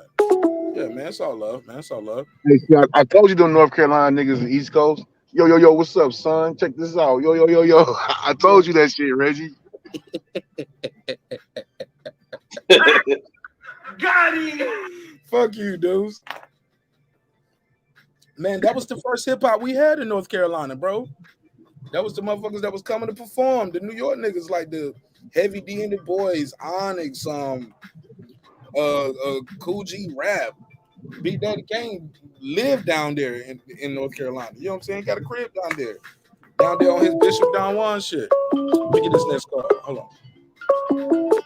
Shelton Moore got his own. Shelton Moore. To accept, press 1. Show more on the backup line. So don't can't nobody call the other number. You got to call the 404-705-9507. I can only talk to one person on one line at the same time, but we got multiple lines. Shout out to my sister, girl behind the mic, looking gorgeous in the red. What up, though? Just shout out to the panel. Hey, Mark. Hey, panel. Hey, got Queen the fire. P. How y'all doing? I love the fuchsia. The what do you call that? What is that? Fire red, lava. What's you call? We could say fire red. Okay, I love it. Thank All right, man. Well, we got a hot topic on the docket, my sister. Where do we go with this? How do you feel about this topic? These are strong allegations. What can we do to tell women that they are protected and we can support them, but also, like, is it a way to protect the men from false allegations? And what's your take on the story as a whole? Shout out to the ladies in the panel, specifically Queen P, because I'll be missing Queen P's energy. Oh, Queen P, we all miss Queen P. She pulled up sometimes, but we miss Queen P. Can I do the sad face? Mm-hmm. Queen P, come home.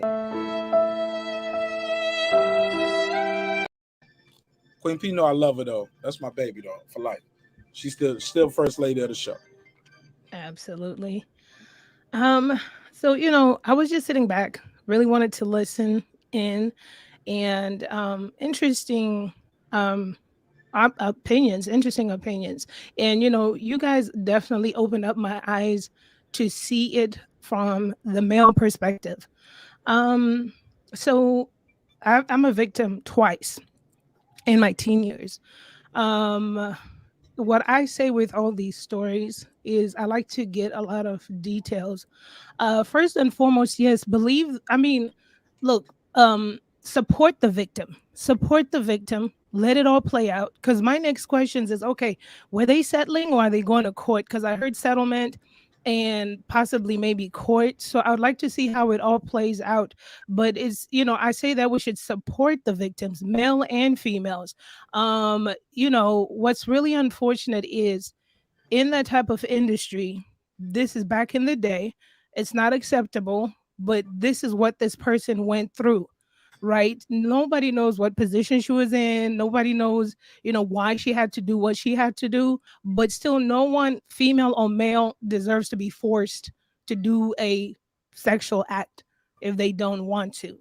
So I say support the victims, let all the information come out, and let's figure it out from there. Mm. So, but my thing is this: don't you think like somebody should go to jail when they violate you like this, or worse, when somebody violates you, you should. I don't want just you to get some money, auntie, cousin, sister, daughter. No, give them to me. Let me in the streets deal with them. Okay, I can't get with them. I fucking let the courts put them under the jail, and let the people in jail deal with how people they deal. If you like to violate people, this is how you get violent. My G, I'm just saying, like, we wait so long where the only thing that we going after the money right now. I think that's what bothers some people, where they be like, it kind of look funny. You going for money. You're not like this. When things happen to you, we want to put the people in jail. We want them to be punished for what they did for you. Like 2013, we know that's after Monica Lewinsky.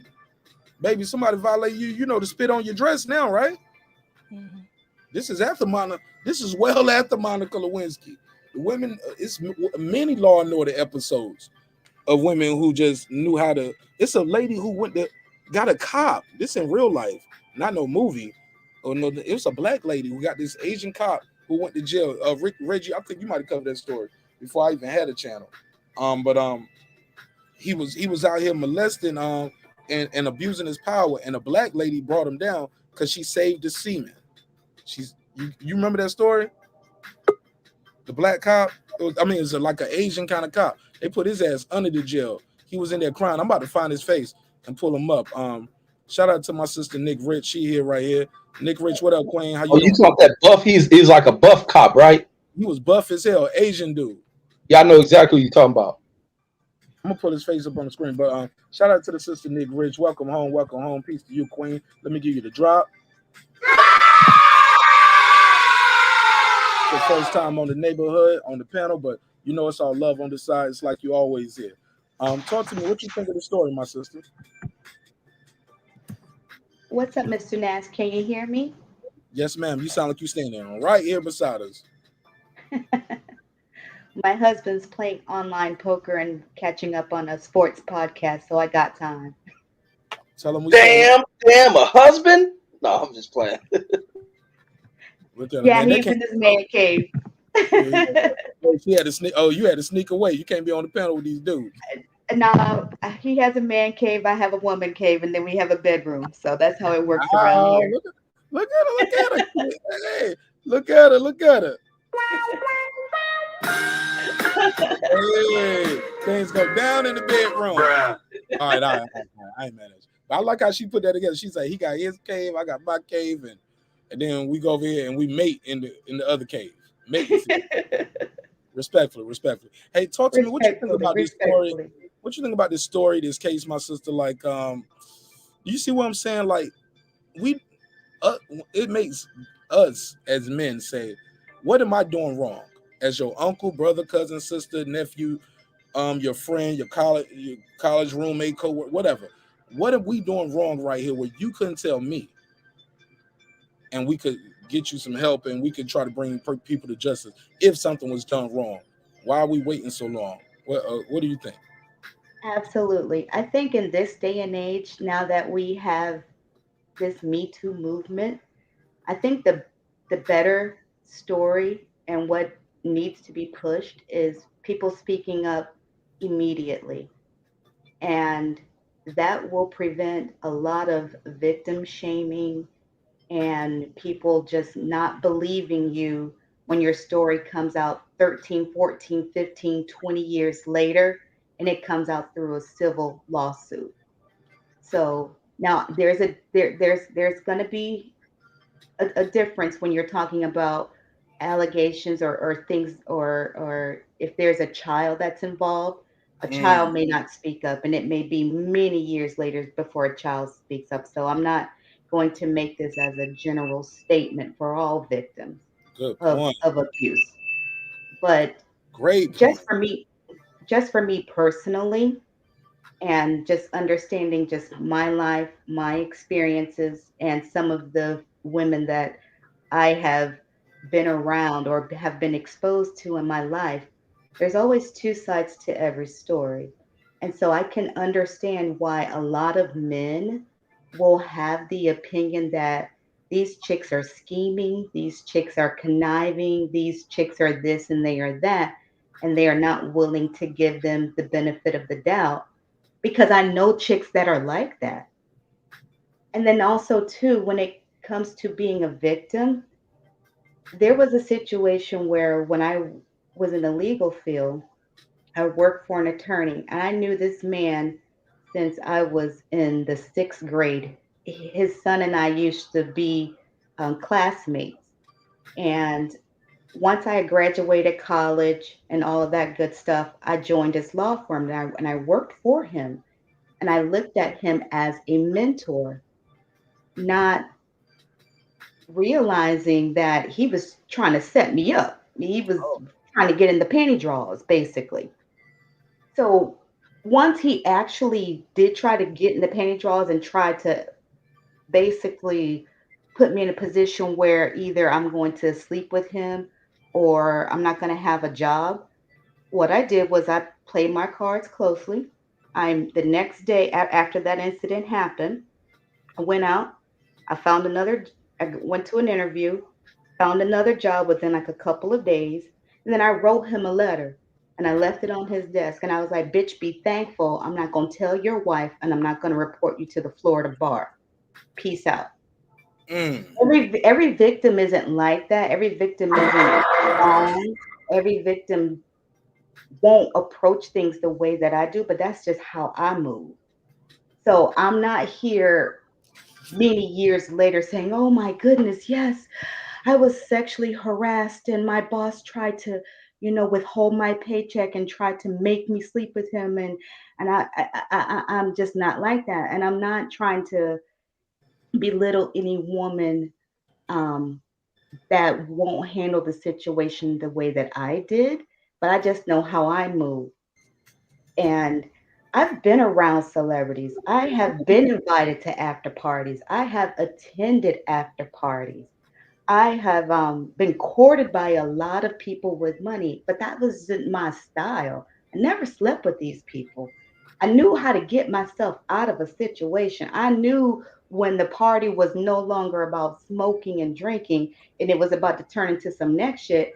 And I'm going to make an excuse. Well, you know what? Let me go get my blunt out the car real quick. And then I crank my car up and I go home because I knew what it was about to turn into. So at the end of the day, I'm not going to 100% jump on the side of a female that comes forward multiple years after the incident and say, yes, she is a victim. She's an accuser in my eyes at that point, especially if she's grown. Now, if it's a child, that's a different subject. If you're a whole grown ass woman and you're coming forth years later, I'm not going to assign you the title or the role of a victim. I am going to call you an accuser, allow the system to play itself out, allow the evidence to speak for itself. And if it turns out that yes, you were truly a victim, then that's just what it is. So that's just my whole 2 cents. Dope, dope. All right, stay with us. Stay with us. Let me see. Um, Let me let my sister Queen P jump in here, and I see my guy Don P. Don P, I got you. Let me let these ladies get their bars off though. Definitely got to let the ladies speak on this topic. Yeah, Welcome no home. doubt. Welcome home. Queen P. Queen P. What's up, boo? Huh? Welcome home, sister. How you feel? I'm good. How are you? Man, I'm always good, even when it's bad, baby. Talk to me. What you think of this topic, my sister? Go ahead. Um, I went into reading it. Why do I hear an echo? Is it just me? No, Let whatever. me see. I'm muting Nick Rich. It might be her. Go ahead. Go ahead. It's all good. Um, in regards to the situation with Snoop and the woman, I read the story, I read the article. Um, I feel like I don't want to dissuade and just assume that she's lying. I know there are some people who may lie and claim that they were sexually assaulted. I mean, we talked about the Marilyn Santana situation where that young lady lied and claimed that he did X, Y, and Z when they had a consensual. sexual encounter before he found out she was underage. But the fact that you have people saying, "Oh, well, why is it that why'd you take so long to report?" You do know that some people who have been sexually assaulted, some of them, especially children, one, some of them repress their memories so that they're able to function in society. And then something may happen to trigger their memory back about, whatever the encounter that happened however long ago. And two, this justice system is not the nicest to sexual assault victims. I mean, if you go and you go in to report to the police first, then you go to court, and then you have um the other side trying to pull up your sexual receipts and trying to figure out all the people you slept with, when at the end of the day your whole sexual history shouldn't be what's on Mhm. trial here, but it should be more about this situation that happened. And I always think about the situation with Brett Kavanaugh, where there was a woman who had came out years later, many, many years later. And sometimes some people don't come out because not only are you dealing with people not believing you, thinking you're a liar, but then you're also dealing with the public scrutiny, your family scrutiny, loved one scrutiny. And that's a lot for some people. And it can sometimes cause people to just back off. Like forget it. That her name was Dr. Christine Blasey Ford, by the way, too. Oh yes. Absolutely, absolutely. Talk to me, man. Welcome home, Don P. It's your first time here. Hopefully, it won't be your last time. Look, if you can get along with the ladies, you can last a long time here. You can if you can't get along and respect the ladies, this might be your first and last time. But you seem like a cool dude. You're a North Carolina dude, so you know what time it is. Now we give it up. Shout out to Fed Nam and shout out to you. Welcome home. Welcome home. Yo, what's up, man? That's What's our up, first man? This is opinion. my first time Never over add here, first man. opinion. We got And to be respectful. yeah, I'm actually from New York, man, but I'm living in North Carolina right now, b. Okay, cause Deuce, he was like, marqnash, I told you, all y'all North Carolina niggas, y'all be East Coast niggas, be like, yo, what up, son? What up, God? Peace. I was like, yo, that was the first hip hop we got in North Carolina. Like, Yeah, a lot of we us didn't is have master. migrating down here for sure. All right, so talk to me, man. What But you think? as far as what the sister said before me, you know what I mean? When I called on the phone, maybe I sound a little insensitive about the situation. It's just that, when you speak about the victims, the female victims, like I understand that attribute because all of us got females in our family who has been through a traumatic experience like that. You feel me? But at the same time, we also seen the other side of the coin to where we seen situations to where dudes reputations and lives was ruined because of a false allegation. That's all. And I just feel like, what could we do to remedy that? You know what I mean? That's all. It's just a sensitive subject all the way around. Like, I'm not gonna say that the woman was lying or anything like that. I just got finished watching the whole Ti situation. You know what I mean? And What ended up happening with that? I don't remember. Is that still that ongoing was or the point. Only thing I know was the case got dropped. I didn't hear anything so it's about over? the. That's all. You see what I mean? Oh, I didn't know So that. yeah, and that's the sad part about it. Y'all dragging name. I mean, not y'all, but I feel like some of the females who's doing this, if it's false. Now, if it's true, shame on the dudes who did that. They need to be locked up. You know what I mean? They need to be banged on. But if it's false, then it got to be some type of repercussions as well. That's all I'm saying. And I Fair just enough. want to say a quick Go ahead. second. Yes, Um, ma'am. just with the great points that are going around, and this will go for, and I respect everybody's opinion, but this will go for people that are questioning perhaps why do victims wait so long. So I had situations that happened when I was a teenager, as you can even see my therapist will say this is not talking about it, right? Because the healing is ongoing. And this happened to me when I was like between 13 and pushing to like 15, 14 and a half, whatever. One of the people, the perpetrators, were my best friend's cousin. Okay. So here are situations where, in my situation, I don't know about everybody else, it took me forever. Probably when I was in my early 30s, when I started, my sister was like talking about therapy, go to therapy, da da da da. And you think, just like most people think, I'm fine. There's nothing wrong with me. Until I was hit with the cold reality when I was like, you know what, let me just go to therapy, see what we're going to talk about. And then here's a therapist telling me not only about, I'm learning about my childhood stuff, that we had normalized this dysfunction that was affecting my life. But then here is a therapist telling me that no, you were molested, you were taken advantage of. And I'm like 33. And I'm like, what do I knew that the moments were weird, that shouldn't have happened. But I guess in my mind, to deal with life, I was in denial. Okay. One was a rape. One was when this my best friend's cousin did what he did. Okay. So there you go. That's the reason why a lot of victims wait a long time. Sometimes you're trying to process what happened in your life. Sometimes you don't even know how toxic your life is to know that you were taken advantage of. Case in point, you could Google this information. There was a case going on at a Detroit university for football players, men, that had been taken advantage of by the school's medical doctor. There was a black man on Dr. Phil's panel. This is at the university in Michigan. You could Google it because they settled for $450 million. The university did. I just forget the university name. But this man found out that he was being taken advantage of at the age of 50. So this is why it takes a long time, because you probably don't know how to articulate it. He didn't know. He didn't know that he was supposed to have been getting all those prostate checks and whatever this man was doing to him. He didn't know that was rape. And then she's right about that. Some people really don't know. Look at the situation that happened with Tiffany Haddish, for example. I don't know if you've ever heard about her story when she was in foster care and she was assaulted by someone in that foster home because she was trying to have her boobs grow bigger, and she didn't realize that what was being done was wrong. And it's unfortunate. I remember even when I was in undergrad and there was a classmate of mine.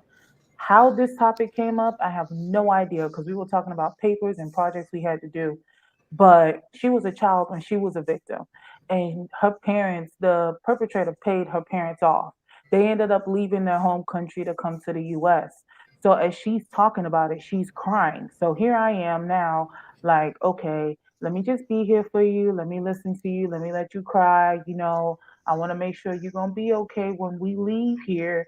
And if you feel like you're not, then maybe we might need you to go talk to somebody because I don't want to. Because at that time I'm in school. I'm not a doctor. I'm not a therapist at that time. So I don't want to give advice or do anything that could potentially cause be detrimental. I'll say it like that.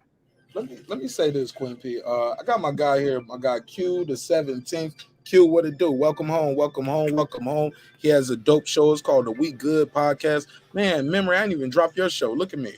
I ain't shit, huh? But shout out to my guy Q. Q's known me since I first moved to Atlanta. So we've been cool. He knows me in real life. So shout out to my guy Q. What it do? Welcome home, my brother. What's up? What's up? What's good, brother? What's Bruh. Yeah, I messed up on the drop, so yeah, whatever. good? What's good? What's good? What's poppin', my G? What's good, man? Thank you for pulling up, Q. First of all, how are you? Man, I'm doing good, man. How about yourself? Man, I'm blessed, man. I'm out here living my dreams, man. I'm talking to strangers on YouTube. I love that, man. I love that. Living your dreams. That's what I'm talking about. Let's do that Talking to shit. strangers on YouTube, meeting new people. You're the only person up here I probably met, out of everybody, you're the only person I met in real life, and you know where I live. Yeah, that shit real dope, ain't it? That blog and Yeah, and yeah, man, that shit podcasting. is dope. Yeah, man, this shit is Yeah, dope, man. man. And these are good people, man. And I'm learning. I always tell, look, I said it in the private chat. I'll keep it a buck. I might not agree with everything that this accuser did in this story, but I appreciate this kind of topic opening up a dialogue and a chain of communication, because a lot of times we don't communicate. But what you got on this topic though, Q, and what the ladies got to say and what the fellas are talking about. Yeah, I understand everything the ladies are saying, and I'm definitely I don't promote that type of activity. No rape, no sexual assault, none of that against females. Because I got 6 daughters. I got all girls, so I mean, Against I don't. anybody, not dogs or men. Like we don't want to see that happen to dogs, men, nobody. No, I said I got 6 daughters. Absolutely. Six girls. I got all girls, so I don't play that at all. But you know, I don't know. The story just very shaky to me, bro. I don't. That story that just don't add up. You know what I mean? And looking back at that time, 2013, that's when Snoop was in his prime, man. It just don't none of that shit really add up to me.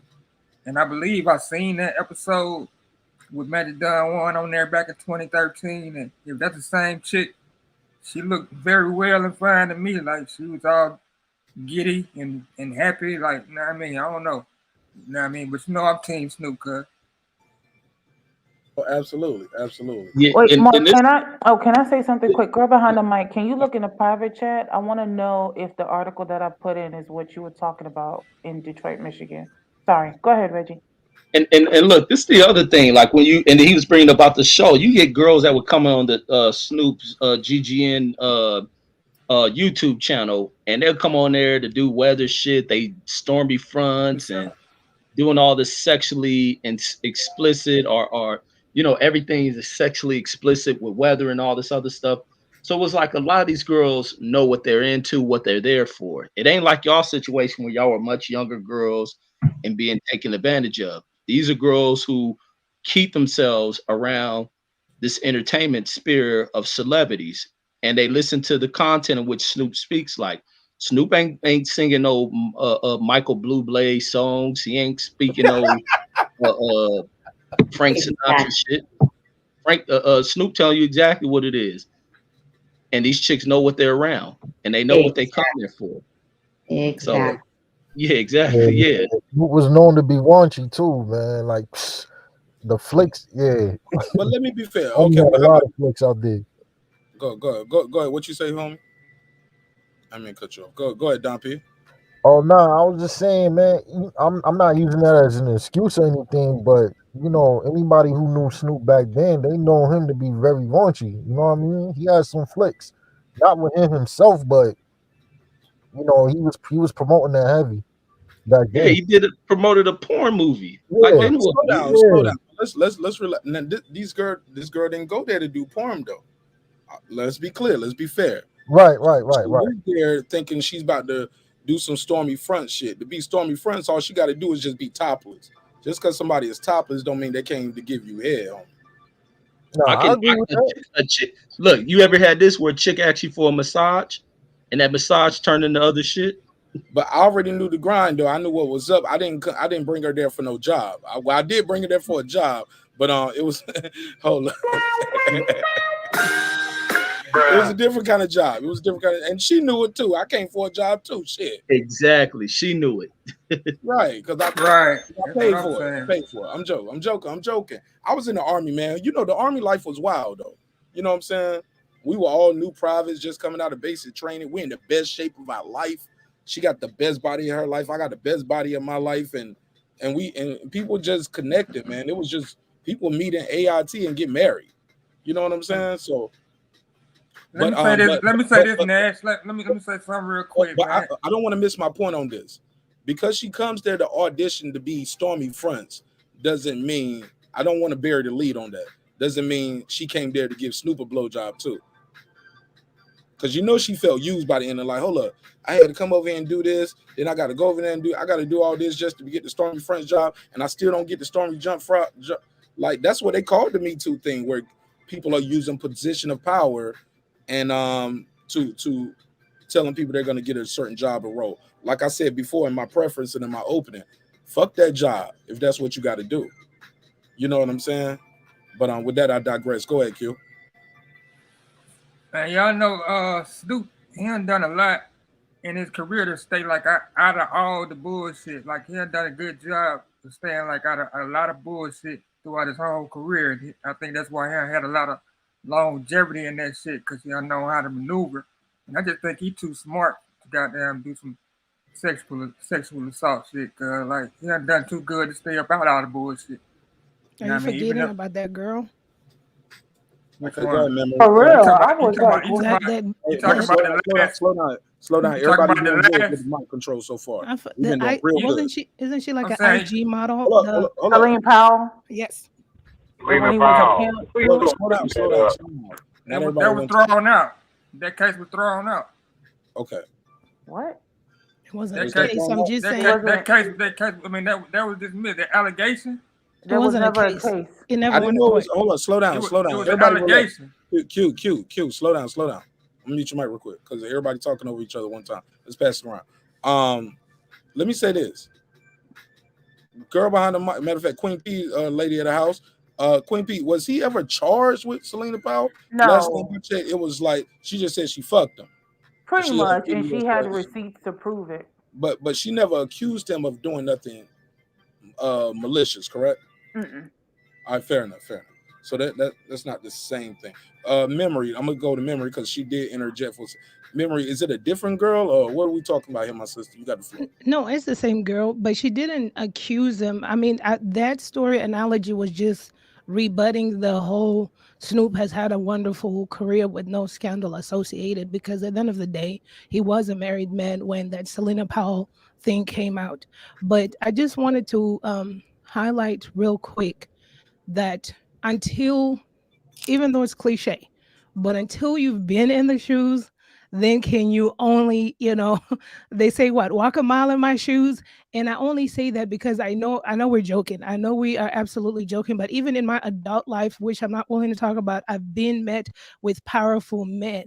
And you don't know until you have been positioned or cornered what you're willing to do and what you're not willing to do. Now, I never had to do anything to get to the positions I was in, but those propositions were made which were uncomfortable. Some people can't just walk away. Some people have, it's your life, it's your reputation. You don't know the trickle effect that some women go through. So I just wanted to highlight that part. It's easy to say she's an adult. It's easy to take yourself away from situations. It's easy to, do the responsible thing.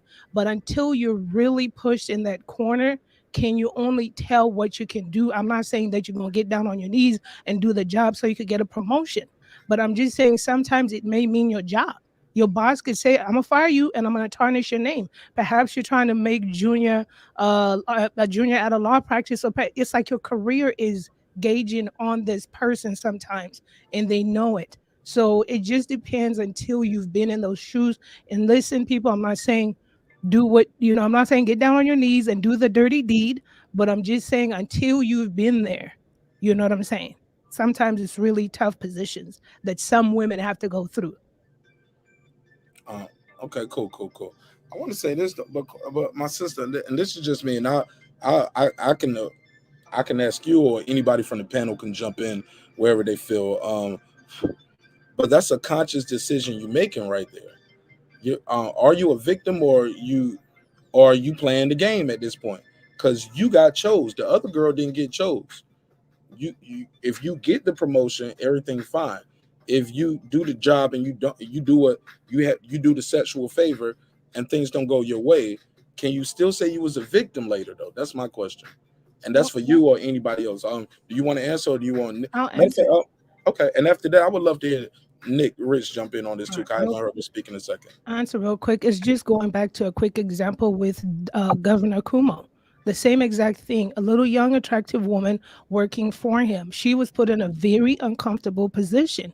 And with that girl, she had the courage, the wherewithal to say, I'm not going to do this. But how many young women in that position can say no? So therefore, you get taken advantage of. You hate yourself after that. You're a victim in your own mind, but you're trying not to be a victim, whether let's say you were forced into the act, because I'm not, and Governor Cuomo did not I don't force know into if I the got act. the answer yet, my sister. So I Mhm. did. I don't know. I don't want to bury the lead on this. And I don't mean to cut you off because we brought up the Governor Cuomo Mhm. and what happened in there.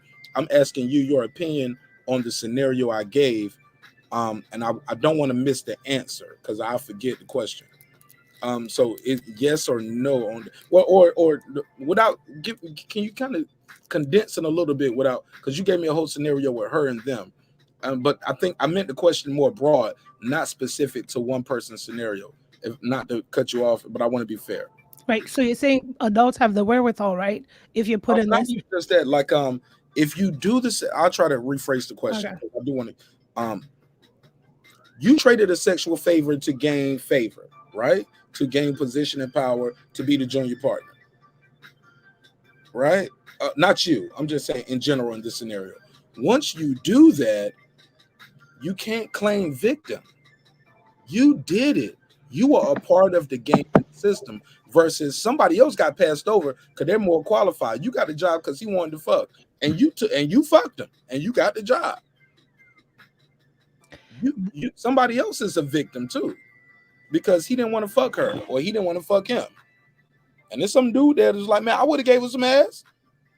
I would have, you know what I'm saying? I would have gave him some head to get to the top. Why he picked the girl with the red hair? You get what I'm saying? Like, my G, like, are you still a victim at that point? Or let's say you don't get the job, things don't go your way, but you already had sex for that job. Can you claim victim then? Like, where does the line of victim start and begin, and where does the line of consent start and begin? How about Okay, that? easy. All right, so that would be quid pro quo if you sit up there, do a favor for a favor. But if you force yourself, if you're my boss and you force yourself to me because you know that I need this job, I have 5 kids, you know you know that, and you force yourself onto me, and I don't want to consent, I'm not consenting, then I'm a victim. But if you do a favor for a favor, you want to go up the ladder quick, favor for a favor, that's quid pro quo. So I'm gonna So I guess it's all about who makes the offer, right? Because it's all about the position of power. The Because consent, if the yeah. person has position of power, I see Taylor Bell, and you're right. He said that's still being a victim. But if she makes the offer, she's the young tenderoni in the office. She's trying to move her way up, and I'm like, hell yeah, I'm down. Shit, and yeah, you'll get a promotion. She made the offer, like she said, quid pro quo. Did I take advantage of her? Was she a victim, or she made the offer, and I was like, shit, you don't tell, I don't tell. I don't know. It's a that does happen, man. We got to be honest about this conversation. That Hold up. does Before I let happen. you jump in, hold up. Before I let you jump in, I already told Nick Rich she had next. I got you. Go ahead, Nick Rich. Go ahead, sister. And then I got you, Don P. You on deck. Go ahead, Nick Rich. Your mic muted if you're talking. So click that button and unmute your mic, Nick. Nick Rich.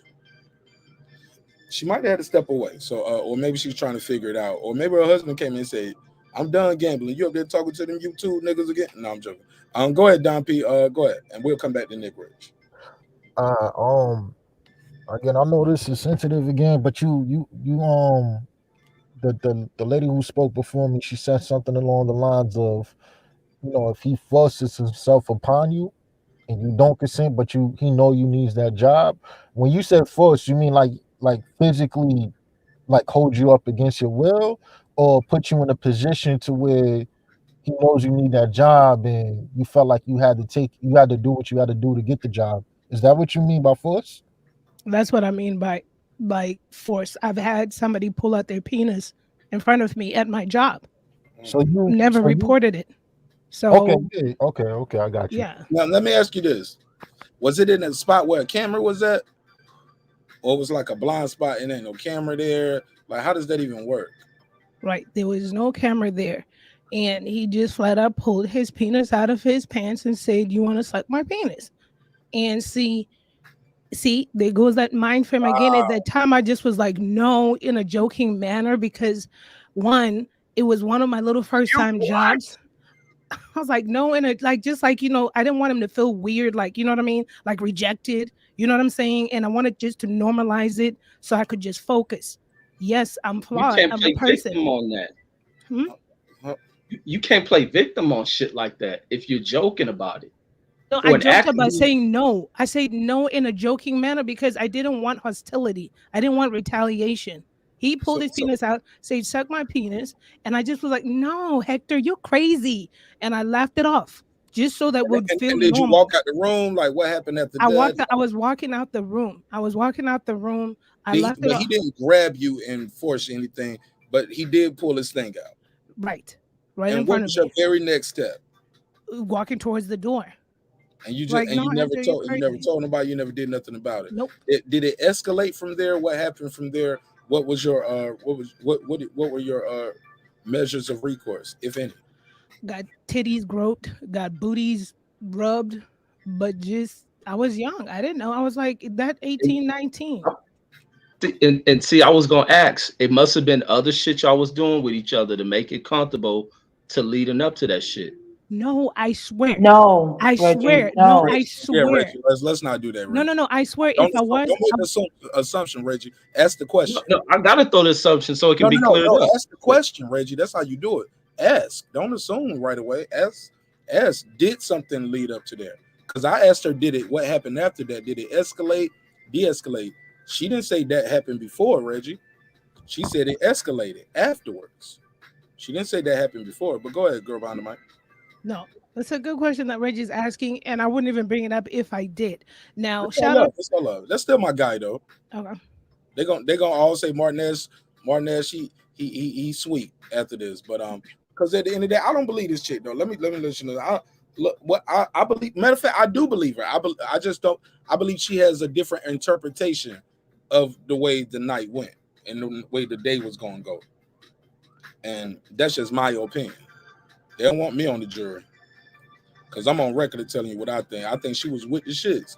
Sound like she was with the shits. Shit didn't go her way, and 8 years later, she's seeing motherfuckers on TV living their best life, and she can't stand it. That's me, though. I digress. Go ahead, girl behind the mic. So you said it escalated after this, right? Right. And this is when I was like 8. See, I'd been working here since I was 16. And this when I was about 18, 19. This was a restaurant industry. I don't know if anyone else works in a restaurant. This was a fine dining. One of my first little jobs. One of my first little jobs. And this was like the culture over there that I thought, in your mind. Listen, I'm coming from dysfunction, so what I know. But yes, you're getting your titties rubbed, your butts, whatever you call it, patted, whatever, spanking your butt and all that other stuff. Yeah. Because we had to go to the kitchen, bend down, put the dishes in. I me amor, I me quiero, and all this stuff. And then it's like when they pass through you, they grab your boob and you're like, what are you doing? And they're like, what? What did I do? Okay. And you're like, you know what? I don't even have time for this. I got me a little brand new car. I'm just going to do my job, get up out of here. But who was I going to tell? You was working with a bunch of Wait 1 second. Wait 1 second. I'm gonna let Reggie get a chance to reply because I know Reggie wanted to reply to what she had to say. Go ahead, Reg. I just want to give everybody. But and it's like even in those situations when you're remaining in the environment and not doing anything, you cannot play victim. Even though you cannot play victim to that type of shit. At some point, a woman has to stand. I don't give a fuck. You flip furniture over. You make a scene in that shit so that it becomes addressed. Not saying this to you, but girls, period, who put themselves in these situations and they carry on. Like, fuck a job, fuck protecting material shit. You make a stand, you probably slap the shit out this motherfucker. You raise the alarm, you blow the whistle. And it just leads to where like not reporting it, joking it off, it leads to other shit. And you see a lot of younger women who do kind of inviting things that lead to where people like, oh, she didn't say this, I pull my shit out. Let me try the next step. Let me go a little bit further. Hello, Queen P. I got you. Let them finish. It leads to a continuation of shit. That's no different than the dude trying to get laid on the first night. You get the rubbing on her. Damn, she let me rub right here. She ain't stopped me. Let me go to the titties. Oh, she didn't stop that. Let me try to go down the pants. The field test. Oh, yeah, I gotta relax, man. Guys, I got you. Yo, y'all niggas wild. Somebody said the field test. Look, I'm gonna let everybody get a chance to speak. But man, please, I just want to make sure we long as we ain't over talking each other. I see the private chat. I'm communicating in the private chat. I'm gonna make sure we got to order operations. But we don't. This kind of conversation can get real wild, real crazy, real quick. So I just want to make sure we don't turn this shit to no Jerry Springer. So I'm gonna make sure everybody get a chance to speak. Queen P is I think Don P and then Queen P after Reggie. Go ahead. Yeah, but I'm like, Deuce. Matter of fact, Deuce, your avatar gone, and I don't even see you right there. My bad. Yeah, I didn't even see you neither, cuz. Yeah, man, your avatar gone. I got you, Deuce. But yeah, but like he was saying, it's the field test. So you begin to kind of advance, like ain't nothing been raised. There's some women who you know not to pull that shit. Nigga, don't be touching on me, and you immediately hope that shit right in its tracks. But you get to this lead up because sometimes a woman wants you to lead, so it can lead mixed signal for a dude. Like you didn't have these open conversations talking sex. Sometimes a dude may feel invited and they may push these limits step by step. So you gotta check that shit. But that's my point on it. Shout out to Reggie. Reggie said, those are called casual rapists. Man, them ain't rapists, nigga. Yeah, they casual rapists. Versus, we all do that shit to get laid with the chicks. No. Fuck that, nigga. I'm gonna pass the mic. But that shit is like, oh, she let me do this. But I get where you're going from. You like some people call it mixed signals. Like, okay, she with it, but she just don't want to do it here. She don't want to do it at a job. She don't want to do it at school or or in the elevator or on the back of the taxi. But once we get along at the crib, it's all good. I get what you're saying. Blah blah blah. Let me let Don P get your bars off real quick, and then Queen P, you on deck. Now I know what Reggie talking about completely. You know what I mean? Like just going on dates or whatever. Yeah, I mean it's called the field test. You know what I mean? Because sets don't start off how it start off in the movies and on TV shows. It's not you talk about it and then y'all just go at it. It don't never go like that. It's one of those things to where you feel the vibe. She get comfortable with your touch and it goes from there. It's never like a forced thing, but it's one of those things to where you touch certain places to see how far she's gonna let you go. That gives you an indication that maybe I could go further. Now if she checks it by the door, like she checks it and be like, nah, I ain't with it, then that's our time to fall back. Like, all right, cool. You know what I mean? Now for the dudes who don't fall back, then that's a whole different story right there. You know what I mean? That's jumping into rape territory. All right, fair enough. Go ahead, Queen P. Yeah. What I was going to say is that I'm not knocking what Reggie has to say, but I think it's important for people to realize when it comes to someone in a position, whether it's like what Girl Behind the Mic said, you have to tread lightly because when you say no to some people, it can result in you getting killed. I mean, I know many of you have seen the news where you had a woman get killed for turning down a man's advances. I'm not saying every man is like this, but there have been instances. I mean, I don't know if you guys remember the scenario where there were a group of girls having dinner and some dude, because he didn't like what was said, he damn near was going to kill them. Fair enough. Go ahead, Deuce. Time. Hold on, Reggie. Let me let Deuce get in because Deuce been waiting to get his bars off, and he already told me he your big little cousin, and I don't want no smoke. Bro. I don't want no smoke. Deuce Times, aka Mr. No Avatar. Go ahead, bro. Nah, man. I was just saying that. What's that girl behind the mic? She was saying that take it off she was speaker. working with all of the Deuce, try to take it off speaker or however you got your audio. Or you in the car? All right. Is it better now? Perfect. Thank you. Go ahead, bro. No, I was just saying that girl behind the mic said she's working with all those Mexicans. You gotta understand too, working with those Mexicans have little to no respect for women. So man, don't generalize them, man. Hey, that's what they say, bro. It's not this isn't breaking news. So Mexicans feel like they can do whatever they want to do with women, especially those paisas, the ones that don't speak English. They're very grabby with women. I don't want to say what they do to their stepdaughters, but you know what I mean. You can't generalize right now, dudes. Like, man, we're trying to have a respectful, productive. We trying to build, bring people together. Reggie, roll up. Nah, Reggie, cut your camera back on, cause this how he got here. Cut your camera on, Reggie. This your cousin. Yeah, this your cousin. This your folks. Yeah, we having a good conversation. Hey, but no, he's speaking some real shit though about them motherfuckers. Though. Look, you and you, get your ass out of here. You are banned from the server. You were banned from the server. Nah, I'm bullshit. That's my nigga though. But dudes, man, you wildin', dudes. Like, let's I'm not not wildin', bro. I'm speaking facts, man. Like black girls don't wash their hair. Like, come on, man. Like they generalize. Like, black folks, y'all love bananas and fried chicken and malt liquor. Like, let's not generalize people, man, based off one person's experience. Let's be Let's be more respectful to culture than I'm that. not generalizing off of 1%. You're All right, generalizing to let's just information you don't know. let's move forward then, dudes. I thought you was gonna add more to the conversation than that.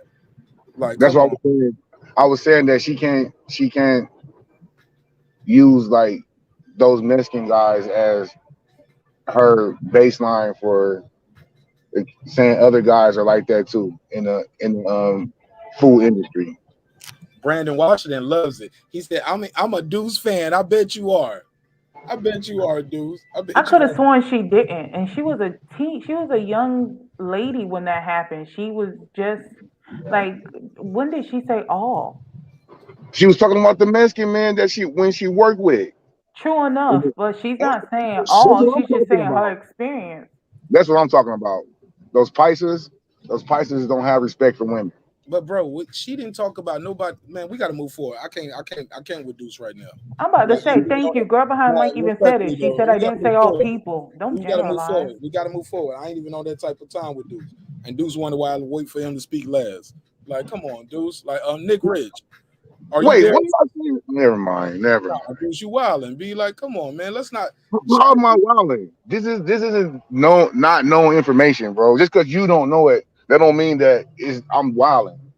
I'm Okay, speaking well, facts, man. okay, what Deuce? I think it's not fair to generalize people because for far as last time I checked, it's all black folks up here, and we've been generalized and marginalized and said we do this as a culture, like we're monolithic thinkers and we're monolithic. We're not. We don't agree on the That's same not what thing. I said. I don't Like, even so use words like monolithic. I just don't. So, and that's my opinion, and I don't want to engage in that type of dialogue. 'Cause I think it might be divisive. And that's not what we on. That's my opinion. I don't want to be divisive. And I hope you can respect my opinion and respect my position. With that said, Nick Rich, go ahead. Go ahead. You got the floor. Go ahead, Nick. I'm sorry. I was just listening in. I appreciate everybody, the women sharing their experience. I've also shared my personal experience, but also with my personal experience, I think I've also shared my particular mindset when I went through those things. So I have to be mindful that every woman is not going to handle things the way that I particularly handle things. But going forward, if there is more awareness and more education for women who are of the adult age to understand that if you are uncomfortable, the moment that you are uncomfortable, it is okay to say something. It is okay for you to go ahead and contact the authorities. It is okay for you to go ahead and try to find another job. It is okay for you to make other movements.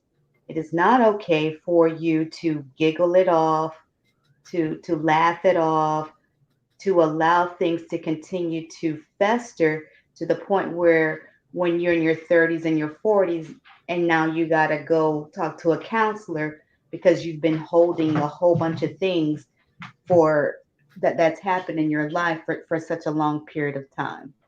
So Okay, is it just me or it seems like it's coming off kind of blamey here? I don't A know. little Maybe bit. I'm just me. I No, no, just No, Just it's a not little bit. blaming. It's A not little bit. blaming, but it's I got it. Go ahead, girl. Queen P, finish what you was about to say. Oh, that's all I want to say because I'm hearing dudes, and then you got this young lady here. First off, there's nothing wrong with going to therapy, no matter how old you are. Absolutely. So there's nothing wrong with it. If anything, I'm more happy for the people who choose to go to therapy versus feeling like they could resolve it on their own and they haven't had the most success at doing that. And I don't know. I don't know. Maybe it's just me. I just felt like it was kind of like blamey. You had Deuce in his comments. I'm like, dude, did you not hear how old she was? Did you not hear that she said she didn't know? And sometimes in situations, you kind of have to tread lightly. She is right. The other lady is right in one aspect. Everybody handles things differently depending on the scenario and their options. But sometimes with some people, you have to tread lightly. There are plenty of men who can't take rejection and you can end up being killed or beaten. And we've seen countless of news where this has happened. But I don't like the thought of you trying to shame somebody for going to therapy in their 30s and 40s to deal with issues that have come from their past and that they probably repress their memory. There's nothing wrong with it at all. Yeah, it is psychological trauma, and people actually can suppress memories. But we're not talking about children though. We're not, and some I'm people talking do. about in general, regardless if you're an adult and you Children or decide to go to therapy. Like regardless, there's nothing yeah, wrong with therapy. Yeah, it. leave therapy alone. Yeah, yeah, I get it. Because and again, guys, if anybody out there needs counseling, I gotta say that for educational purposes, please seek counseling. You can type in text strength, all cap strength to crisis line 741-741 and be connected to a certified crisis counselor if you or somebody you know needs help. We're here to build, we're not here to destroy. And if something is taken out of context, it can happen. Look, it's a live show, but we're definitely not trying to be abrasive with anyone. And I get it. And I hope girl behind the mic doesn't feel attacked by that statement. I don't. I've been talking to Nick Rich. I don't think she meant any malice in her statement, even if her delivery might have came across a certain way. I don't think she means malice. As far as I know, she's super solid. What I want to say is this, though, girl behind the mic. When you deal with the counseling and when you're trying to get help from it, when you look back on it, do you look back and say I could have and should have did things differently? How does that work? Do you like, damn, it is what it is, and I just got to move forward? It'll never happen to me again. Like, how does that work? Where are you at with it? Absolutely. So the counseling helped. And here's the thing, right? And I'm always going to resort to this because we come from different experiences. And I'm not trying to make an excuse or justify for myself, but You don't have to. okay, yeah, yeah. And so I just want, because it's even I don't even like want to get super into it because it's like you have to understand patterns, pathologies, and behaviors. I was abused twice, so therefore I wasn't with the word with all of now you're already used to being in secrecy and kind of like why me? Why am I always the one that's getting all this? So when stuff like that happens, it's not like you also have to understand people are coming from a certain like pattern behavior and pathology, but the therapy has helped to look at stuff in hindsight. That's why I like this conversation because I was just getting ready to type that all of this here is going to help some other young lady that's listening, that's out there, to know to get up and go. These things are unexplainable. You can't explain why a battered woman stays for 20 years. You can't explain why a rape victim stays with sometimes the Stockholm syndrome with their abuser or defend their abuser. We can't explain all of that. It's psychological. And I can't really like when y'all are talking about it, I'm digging in. I don't know. I don't know why I didn't push Hector away. I don't know why I didn't report these people to HR. I don't know why I didn't report this to the supervisor. I don't know. I just was used to just looking down and just doing my job and just leaving. As long as like they didn't pin me against the corner and penetrate me, that was my thing. And that's low self-esteem, low thinking. And I've had time to reevaluate that. But to be honest with you, I don't know. I didn't have that. I don't know why. So it's these are good conversations to have, and I agree every young lady listening to this should not put up to it. They should go to their HR, go report, don't stick at the job. You can always get another job. I can't tell you why I did what I did, but all I know is I have learned that the things that have happened in my life in my childhood, in my young adulthood have affected me throughout the course. And I wasn't going to go to therapy. And like Queen P say, there's no age limited therapy, but my sister even recommended it. And I realized, oh my gosh, I was a hot mess walking out here. So there you have it. Therapy was helpful. Okay, so just to be clear, I do not want any woman that's on this panel that has been a victim to feel like I am victim bashing. I was speaking again from my own personal experiences. So if you were offended or if my words come across as harsh, I apologize in that regard. So I want to make sure that I frame this in its proper context as well with regards to the allegations from the lady from Snoop Dogg, because I think that's what kind of spawned all of this, and then we all kind of shared our own personal experiences. My whole stance for the allegations against Snoop Dogg is I don't know if this woman is a victim. At this point in time, I am calling her an accuser because I don't know what the evidence is, nor do I know, nor do I know what his side of the story is. So we'll put that out there first. Second of all, I personally have the opinion that if you are a victim and you're coming forward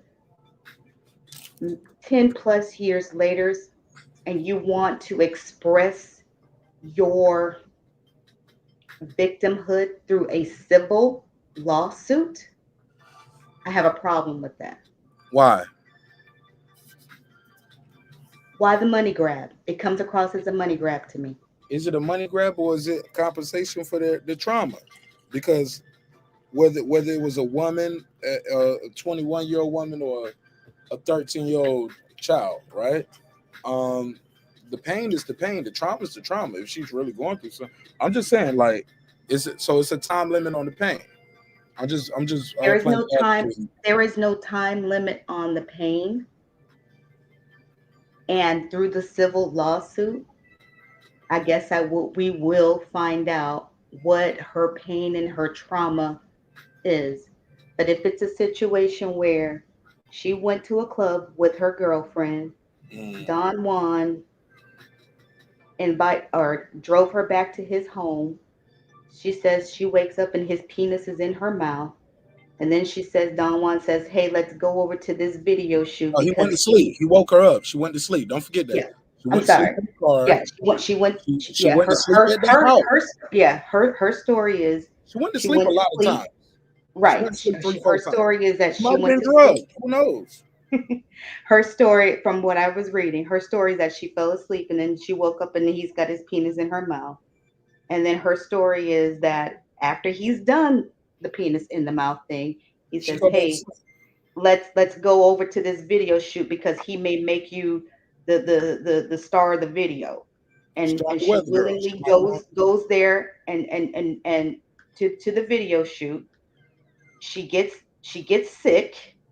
She goes in the bathroom, and then Snoop meets her in the bathroom with his penis ready for her to put it in her mouth. Yep. And then here she is many years later filing a civil lawsuit. For right now, for all I know, I only hear her side of the story, and I would like to see what evidence she has outside of her story. Right Because what now, he's in saying, my he has opinion, no. Because look, Nick Rich. Now this. Now, if she got a Lewinsky dress, this right here on the screen gonna be damaging for Snoop. To be clear, Mr. Brodus has never had any sexual encounter whatsoever with the accuser. absolutely, That's gonna absolutely. be the Because if checkmate. he's If come she out, got the Lewinsky dress, yeah, it's over. absolutely, absolutely, absolutely. I That's it. 100% agree with It's you. one thing to say everything was consensual. Once you Right. say, "Oh, the bitch is lying. I ain't never touch her." Oh Exactly. man, she better not have. She better not hot sauce or not. She better not spit. Spit some of that on her dress. You know what I'm saying? Absolutely. And kept the And code. right. Monica Lewinsky told him, "Spit on your dress and keep it. Put it in the bag. Never touch it. Never put it in the cleaners." But that still doesn't prove it wasn't consent there. No, no, no, no, no, No, no. but This was what to body him though. He I guess said what Mr. Nash is saying is that because he's flat out saying nothing ever happened, and if she has evidence, a Lewinsky dress to preserve it, yeah, he's screwed. that's like Absolutely. that's He is like I did absolutely not have screwed. sexual relations with that woman, and Exactly. then she got your cum on her dress. Reg, what you mean? Exactly. Yeah, no, y'all right Absolutely. That's about that. checkmate, Reggie. No, y'all right about that. I accept the checkmate. That's what messed Snooping up. That's what messed Snoop. He better took that shirt off. Like, hey, look, you gonna leave here in a stormy weather t-shirt and some pom pom shorts. But Absolutely. Because at that point, if and just kind of know just just broadly speaking, just knowing how these celebrities move, how a lot of these people in the industry move, they're used to these video vixens. They're used to being on the video shoots and girls getting on their knees in between the different takes in the music videos. That's that lifestyle. And so I'm not excusing what he has done. If he's done But anything. if he has done anything, but if it was a situation where she was just one of the many that has gotten on their knees at a video shoot and he just he forgot what he did because it was in 2013, and there have been many upon many of chicks like that. Yeah, he has definitely messed himself up. But I just again want to make sure that that the women on the panel understand that my perspective from this is my perspective. My experiences are my experiences, and I'm not going to diminish or try to demean your particular experience. But Absolutely. there is Right. definitely a little bit of toughness for me, and I just would like for our women to be empowered to also have that type of toughness to know that they don't need to put up with it, and they don't need to tolerate it. And if it does happen, preferably you change the behavior by criminal charges, which can which can happen right away versus a civil lawsuit years down the road. Because I don't know if there's a statute of each state is different. I don't know if there's a statute of limitations or not. I'm not going to even Right, try to go into the legal part, right. but but but handling it through a civil lawsuit is not going to change things. But handling it through the criminal process will definitely change things more quickly, in my opinion. Fair enough. I think we all are saying the same things, and I'll open it back up to the panel, let everybody get their bars off. But I think we're all are saying the same things. If it's when it comes to if it's a child, nobody is blaming a child for anything. But we all, for the most part, say once you of a certain age, like once you can get help. Even with my sister girl behind the mic, she's saying hindsight is 2020. And if I'm mischaracterizing your statement, please correct me. Hindsight is 2020. Knowing what I know now, I wouldn't let that girl go back. She cries for that girl. She cries for that girl who went through that. She's in pain for that girl who went through that. And I respect your position and what you went through. And I would never try to demean that. What I will say is this though. I think we're all in agreement of saying get help. The first chance you can do, get help. And if I'm wrong in that sentiment, somebody please jump in. But other than that, I do want to open it back up to the panel because I do know we got a packed house here. Don't really need nobody else on the panel. If you guys want to call in, that's cool. We'll take some calls. 470-705-9507. 470-705-9507. We'd love to hear from you. I got to check my email. Let me go to Queen P. I see she's quick on the trigger. And then, matter of fact, I go ahead. wanted to ask a comment because Real, she talked about women being on their legs between takes. How do you know what goes on hold on, behind hold on, those hold on. shoots? Say what? So, She made a comment. She said she wasn't trying to minimize, even though you already did. But then also she talked about how these women be between these rappers' legs during video shoots. How do you know what goes on at those shoots? It's Ma'am, common knowledge. respectfully, okay, ma- everybody's jumping in. Reggie, that's your opinion, but she directed it directly at somebody. Reggie, come on, Reggie. You know we trying to have a high quality show here. Reggie, like man, ma'am, fuck that. I can't hold it. Uh, respectfully, Nick Rich, she was addressing that towards you. But I'm yes, trying to let my guy. I understand, ma'am. Respectfully, we're all adults here, and we're not Of going to course. be naive when it comes Ma'am, I'm to. not being naive. I'm asking you a question. Don't do She's that to trying me. to answer Queen P. Let her No, answer. but she's calling me naive. Don't do No, that. she just Don't do she that. I Just said, answer the question, I but don't said, say we're going to be I all adults. Queen P, Yes, Queen we are P, all Queen P, adults. Queen Yes. P, Queen P, Queen P. Let her talk. You addressed her. Let her Hmm. talk. Let her talk. Please let her talk. She didn't say Queen P, you're being naive. She said we're not gonna be naive. Let her finish her thoughts. Please, we got a packed panel here. We can't turn this into Jerry Springer. We gotta let everybody talk. Once you address somebody, you leave yourself open to let them talk. And I gotta let my guy Q the 17 jump in. Gotta let Reggie get his bars off. So is Don P. Nick Rich, say what you gotta say, my sister, and then we gotta let Q the 17 get his bars off. But before anybody do that, let me respect the super chat. She said, I sent you screen prints of the Mexican guy today. Okay. Shout out to my sister, Lady Shan. Lady Shan, what up, though? Shout out to Lady Shan. Let me give it a $2 drop. I'll give you the $2. You give him the $2. All right, pay him the $2. Oh, pay the $2. Go ahead, Nick Rich, and then Q the 17. I'll give you the My bad. That's fine. You cool? As I was stating, ma'am, we are not going to be naive here, and we are all adults. When a rapper is making music that has nothing to do with woman, I am going to marry you, or has nothing to do about a personal relationship with the Lord, but their music is letting you know what their character is, and you go to a video shoot for a person that is known to be out there with multiple types of women. Mary, he's not known to going marry. to I okay, maybe not you, but I personally am not going to sit here and pretend like we don't know what goes down in the real world. All right, well, fair enough, fair enough. Well, I'm gonna let you know I rap. I'm a rapper. I ain't Snoop level, and I don't sleep with girls at my video shoots. And I know a lot of rappers who don't sleep with every girl at that video shoot. That's just me. Absolutely. But Absolutely. So I don't want to generalize everything.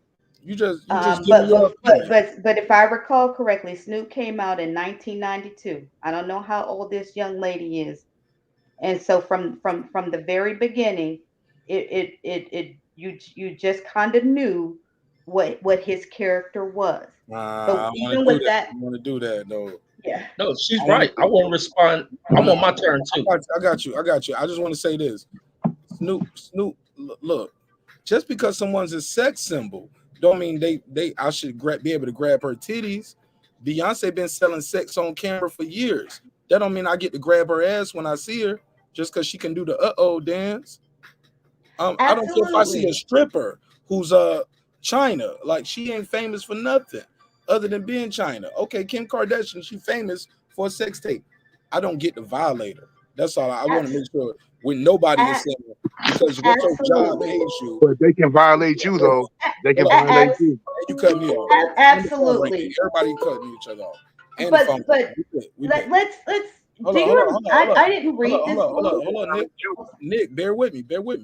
Sorry. 469. I need you to stay on hold. Hold what you got. All right, 469. You there? Yeah, I'm here. All right, hold what you got. 30 seconds. I need her to land her plane. Ashley, 30 seconds. Stay with me. Go ahead, Nick Rich. I'm sorry. Because we was having a conversation and Deuce cut you off. The phone was ringing. I'm still talking. It's a lot going on. Finish what you was trying to say. 30 seconds or less. I never read the book, but there was a book by this girl named Corinne Stephan called Superho. And so I thought it was Superhead. Go ahead. Or Life of, I thought no, it's called Stories of a Video Vixen or something. But go ahead. Life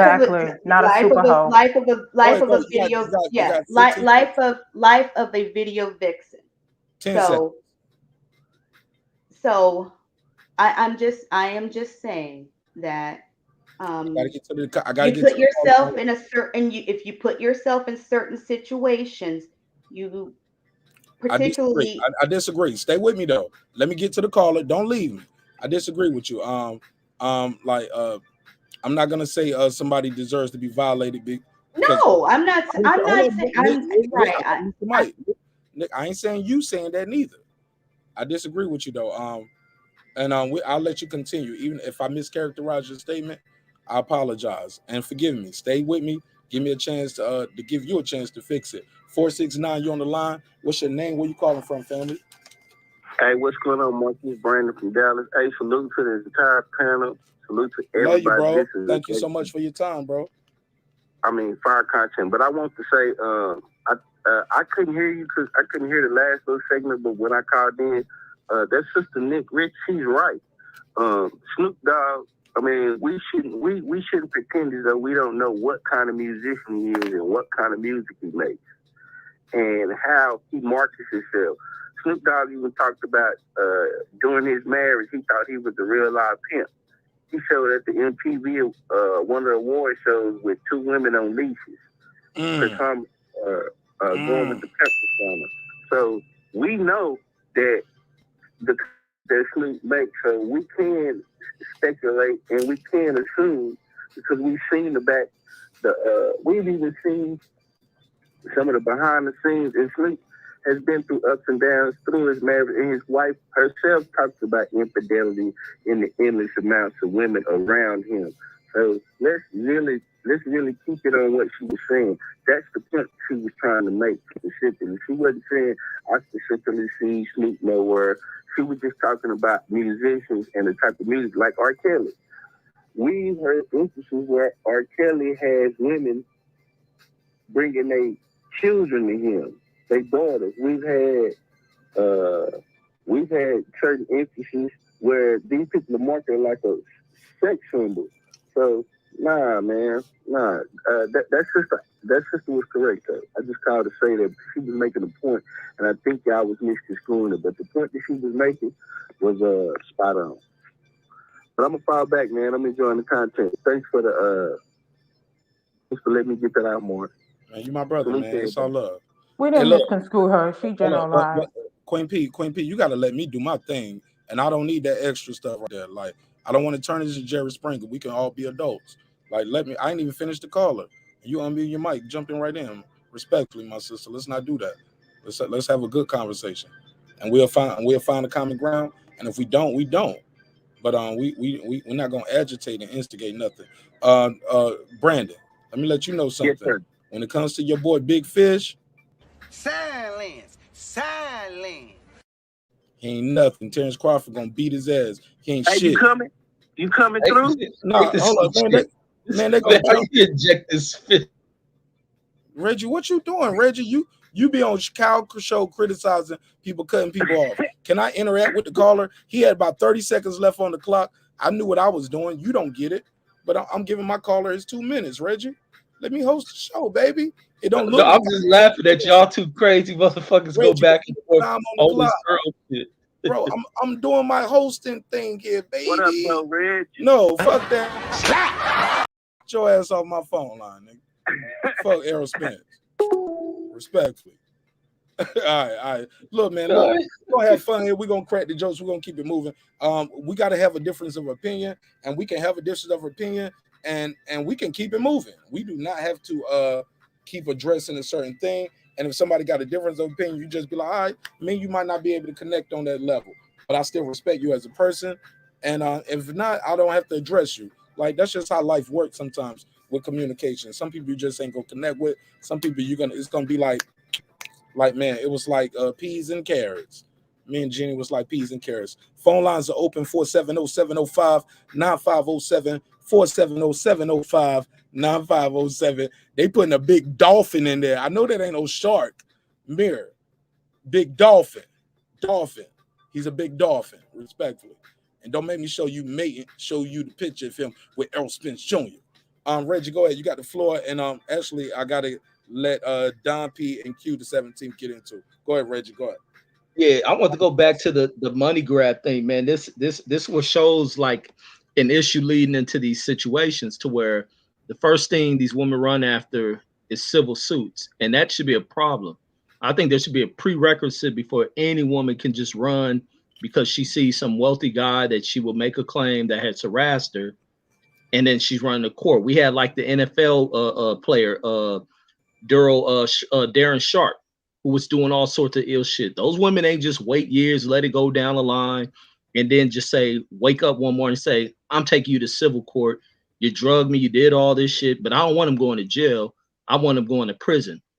Civil suits. So if you've been through all this damage and this and that, therefore, I think this person being locked away and incarcerated and punished for an extent of time will suffice and heal you much better than this person allowing to stay out on the streets if they're that bad of a person to victimize someone else while you just receive a payment to your account.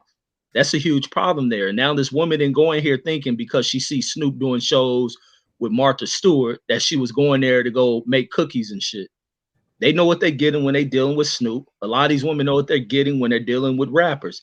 Certain rappers with certain lyrical content, certain rappers who display themselves, not all rappers, don't want to put them all in a hole, but you know what you're dealing with certain rappers who have showcased it and shown it.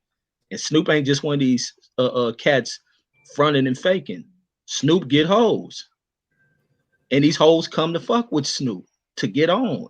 And we got to keep in mind, there's girls out here who are promiscuous and hoish. We ain't about to act like every woman walking the planet is some queen. She's some goddess. She carries herself with this great essence. Some of these women want to be fucked.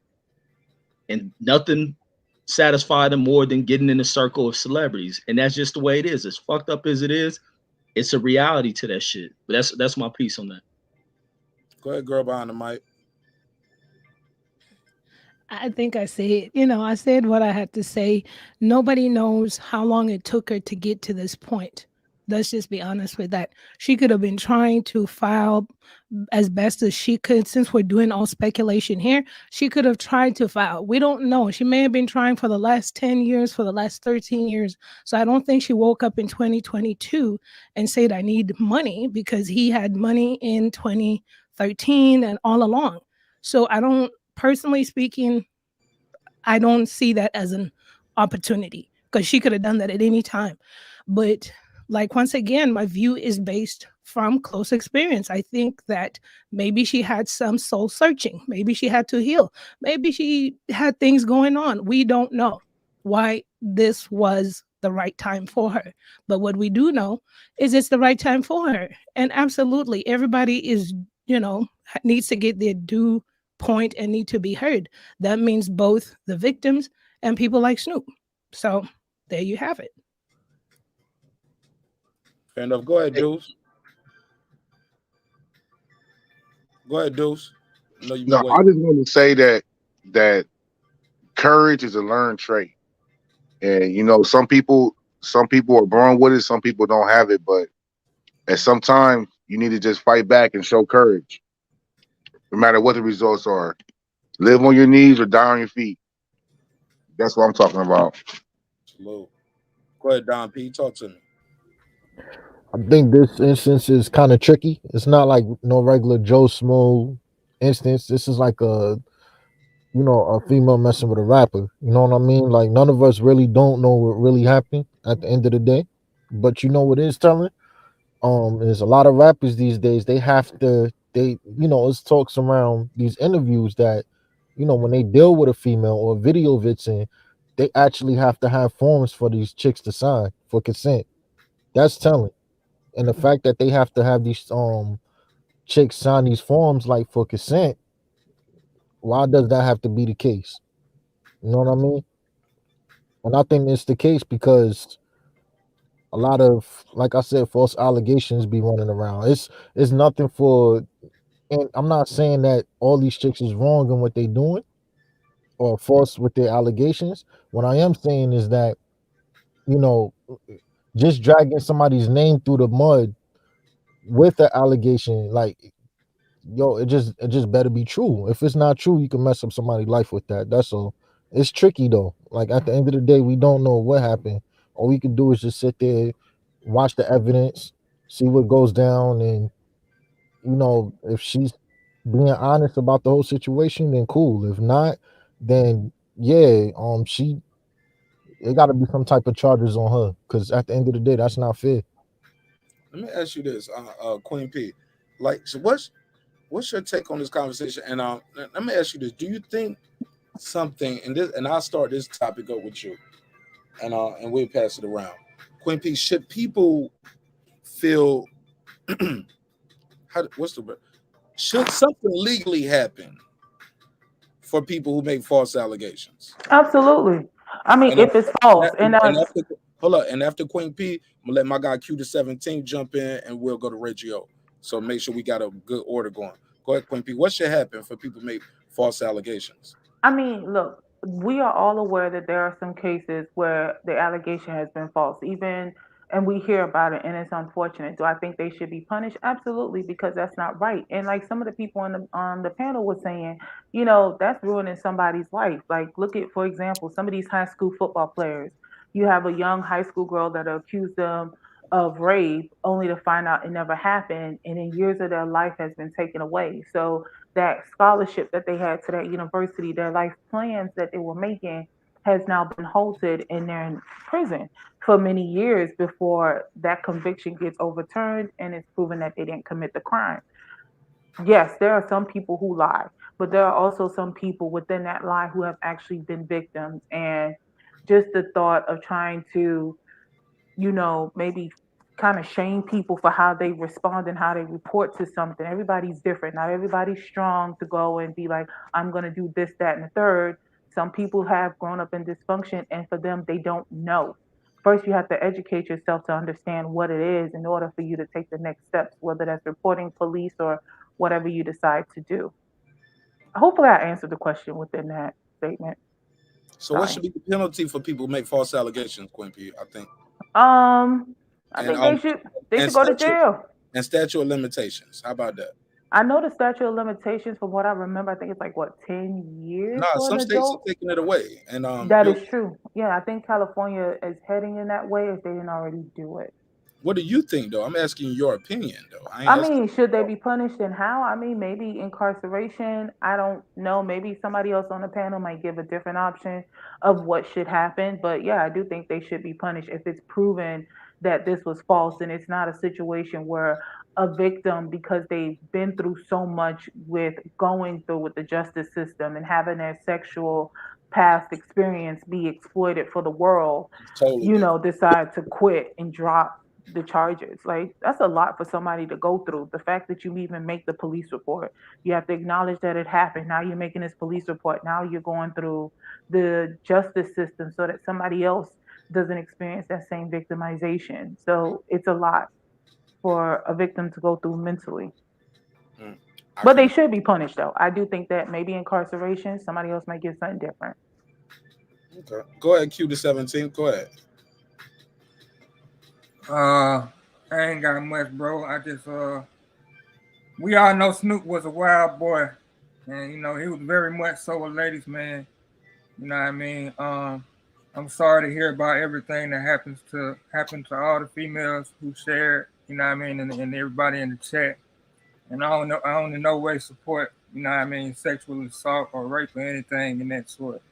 You know what I mean? But I do think we need to stop judging. You know what I mean, rappers for what they say in their music. You know what I mean? Saying that's what they all about.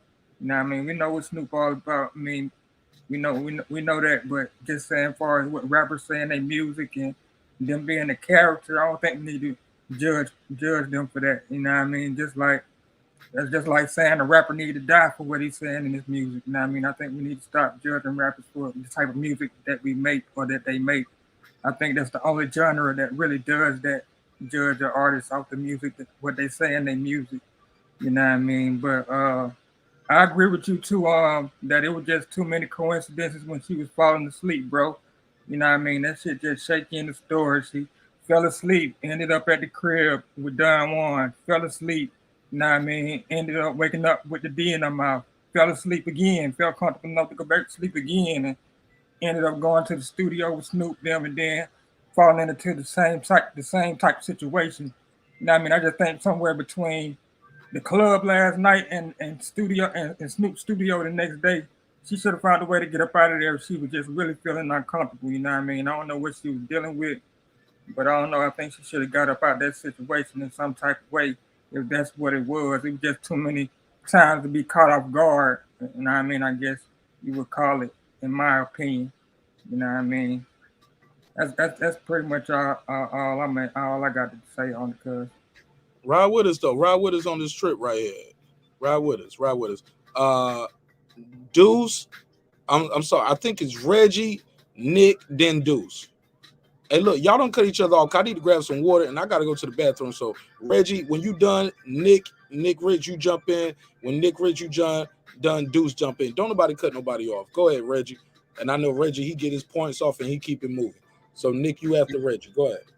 Yeah, this on a segment about victims who lie, right? Yes, sir. Yeah, so my thought with this, with victims who can create a scenario and then are exposed for lying, they should be punished to the same extent that those who they're accused of should be given, or maybe given half of the sentence they were given. Because there was a case in where I remember there was these young girls out here in California, and this is the foulness of situations like this, to where many people can come up with these false claims to get out of things. You have these young teenage girls who end up they come home late from a curfew, and they try to blame something on a male teacher doing something to them. And when this scenario comes out, and this teacher loses his career being prosecuted, it comes out that these girls had lied because they stayed out, and this is their way of trying to play victims and getting up out of this stuff. They should be prosecuted to the highest extent of law. You had that same situation where Al Sharpton was involved into a situation years ago around the community behind a black girl who claimed that she was kidnapped and raped by some white person, and they're doing all this other stuff. Only find out this girl was lying. She snuck out to stay with a boyfriend. Those type of people should be prosecuted to a high extent. Had a girl who tried to pull that shit with me in high school, who actually was up there trying to reach in my damn pants. And then it comes down because I was clowning her. She turns this into the next step of crying and doing that old painful, trying to, pull the strings of a person's heart to try to run it and flip it on me. That I try to do something to her, and it didn't work for her. And then years later, before I head to the army, she filed the same claim against a friend of mine's, who ended up having to where the district attorney had to call me related to this situation because the past history of that girl trying to pull that with me. But it's that type of shit. Anybody who make a false claim, either girl or woman who does that shit, should be prosecuted to a high extent of the law. But go ahead.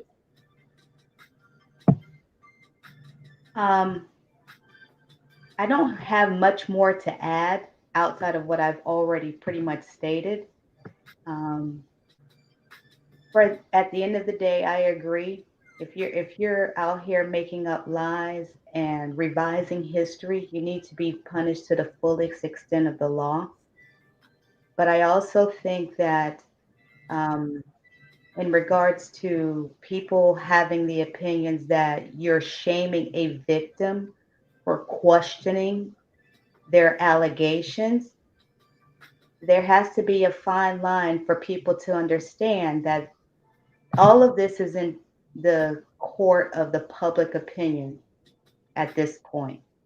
And for everybody to, or excuse me, not for everybody, but for people to immediately make up their mind and say, yes, this person is a victim, I think that that in of itself is being prejudicial because you don't know all of the facts.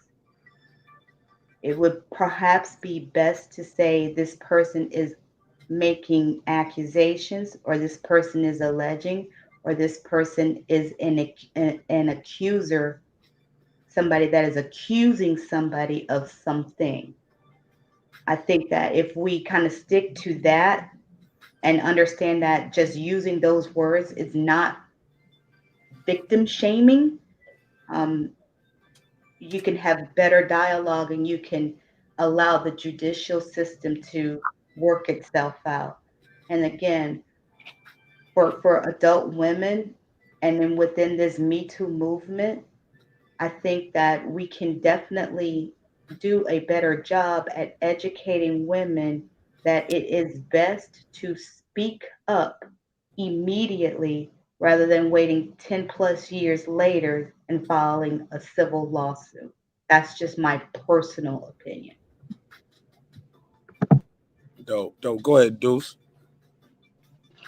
I don't have anything to add to this conversation anymore. Yeah, for sure. For sure. But so, do you think the people who make false allegations should be charged? Like, what should happen to them? That's what this part of it is. They shouldn't get no. None should happen to them. You just made up a Of lie. course, You it's a lie, or you admit it's a lie. None should happen. Something should happen, dude. of course, I believe something like that. I believe people who falsely accuse people should be charged, or some kind of recourse or punishment should be handed to them also.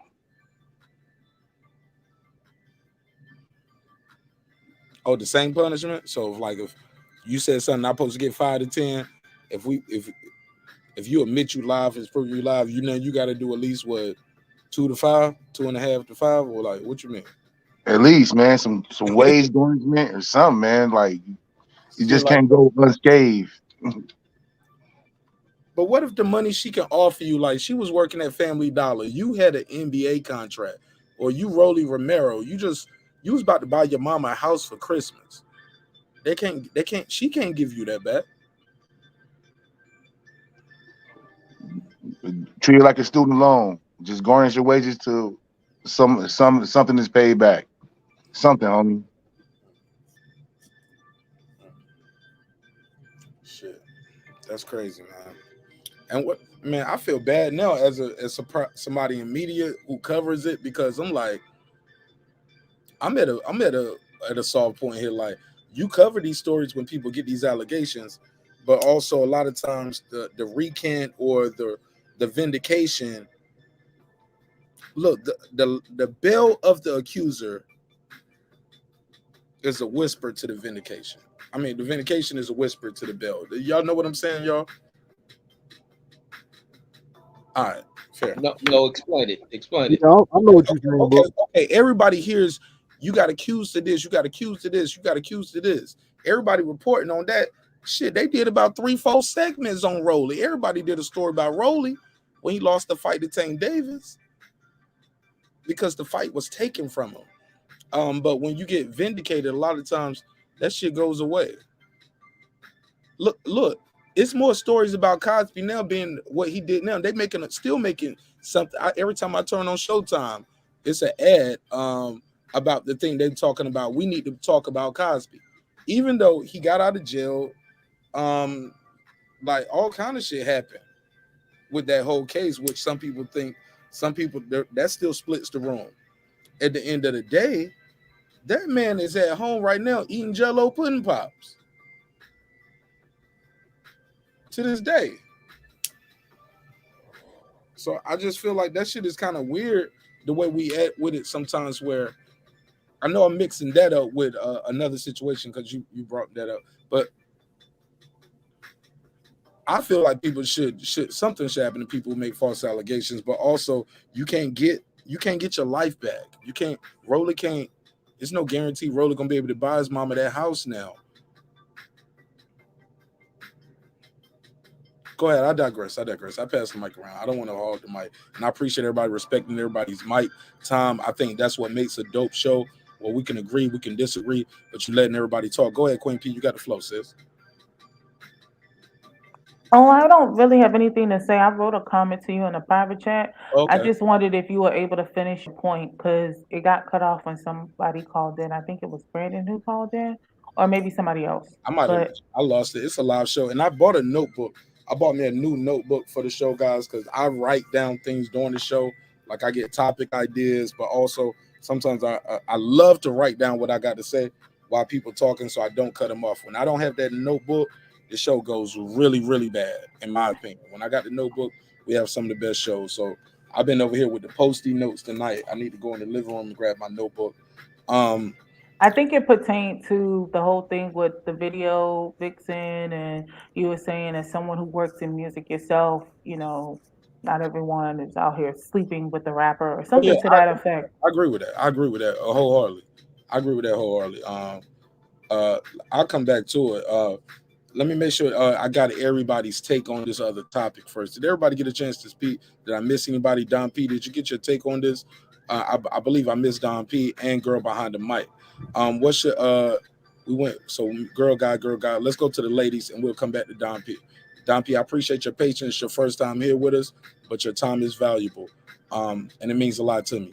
Girl Behind the Mic, go ahead, my sister. You got the we're trying to let the ladies go, let the guys go, pass it around. What do you think should happen to people who make false accusations, or if anything?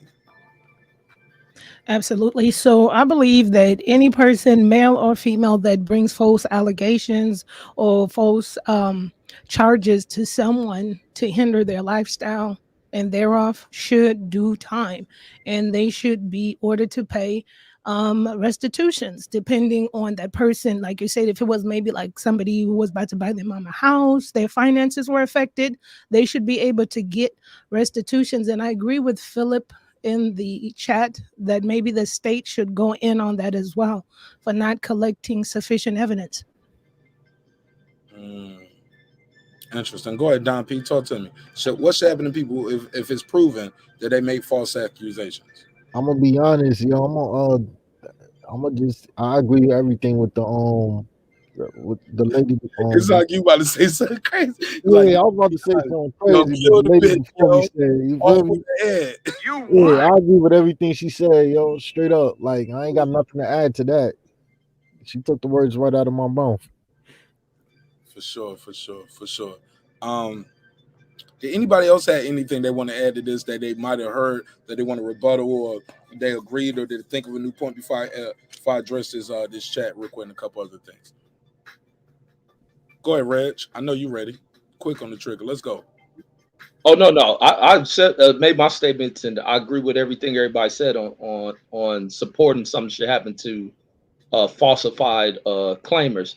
But I want to talk about, because I think you're gonna switch to video vixens. Yeah, I can. I can address it. I can address it, but it's cool. I just and it's all good. I think a lot of times, man, sometimes we speak in general, and people, some things can be speaking in general and we take it direct. Some things are said directly and we can take it general. You get what I'm saying? And some things we do need to speak. I tell people all the time, I try to speak in generalizations, and I know it's bad on some aspects to generalize. Like Deuce and I bumped heads earlier tonight because I thought he was generalizing when he spoke about Mexican people, as in like oh, and they do this to their kids, and I was like, whoa, because I believe that's a sick mind person. I don't think all Mexican people do that. I don't think that's fair.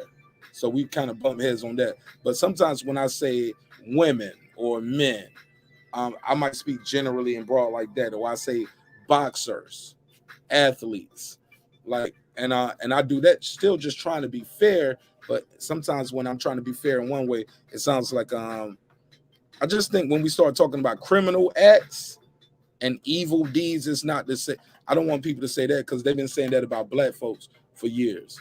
But I still stick to my guns as a guy who had older sisters, as a man who has a daughter, and we've had this conversation before. Me and Brandon Washington disagree on Cardi B, and Cardi B and he was like, well, she does this, and he was like, yeah, well, Snoop music do this. Snoop, that's what I've been hearing a lot tonight, guys, ladies and gentlemen. That's all I've been hearing. With Snoop music promotes this and he promotes that. Bro, if I found out Snoop is a rapist, I don't give him a pass because he always made music about pimping hoes, and well, you know he pimping hoes, nigga. That's what he been telling you. But I don't want him to rape bitches, respectfully. Part of my vernacular. I'm just talking to y'all like it's just me and you. But same thing with R. Kelly. Well, man, he been making sex music. Told you age ain't nothing but a number. Man, I thought that was somebody trying to holler at somebody older, not a 40-year-old man trying to holler at 12 years old. The song hits different now. You know what I'm saying? But I don't give him a pass because he already told me age ain't nothing but a number. And all of that shit. No. Criminal acts are criminal acts. Entertainment is entertainment. I don't look. If I find out Arnold Schwarzenegger went and murdered somebody, I'm gonna be like, well, he been playing Rambo and Terminator. What you think he was gonna do? No, that's not right, bro. Like, the job is the job. Sometimes music, we can't say on one side, hey, rappers shouldn't be held criminally neglected and be trying to bring out lyrics in the court for drug cases because rock stars been doing music about doing drugs for years, and they get caught with weed on their tour bus just like we did, but they didn't bring their music into the court trial like they do us. That's what the beef is about. But if you on the rap record indicting yourself saying, I shot up Tay Tay, we was on the block of Treyway and shit, pardon me, and but y'all get what I'm saying. Like, you can't indict yourself and expect that not to be brought in court. But once we start talking about where your music is about this, so you get a pass for this, no, we all know that's cap.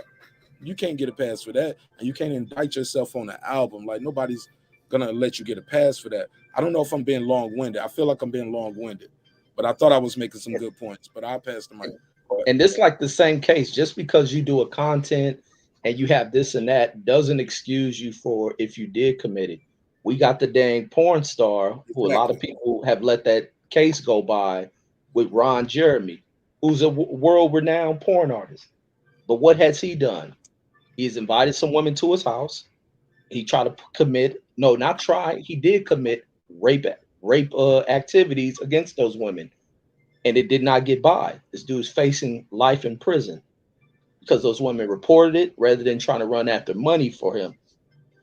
He is gone. He is going to be done, and that's what has to be. It has to be done. Now, the women, it'd have been a different look than women sat around, didn't report anything, and then come down years later trying to get his money. And then we'd be like, no, he didn't do that because he in the porn industry. But with concrete evidence that these women can present, it washed him away. Can I add one thing, Mr. Nash? Please, ma'am, go ahead. I understand that we are now understanding a whole lot more about the industry's use of non-disclosure agreements, those NDAs. And perhaps the reason why a lot of these people may be using these is because they live a certain lifestyle. When they have certain chicks around them, they are expecting certain things to go down. And so what they're saying is that, hey, woman, if you are entering into my circle, this is what goes down.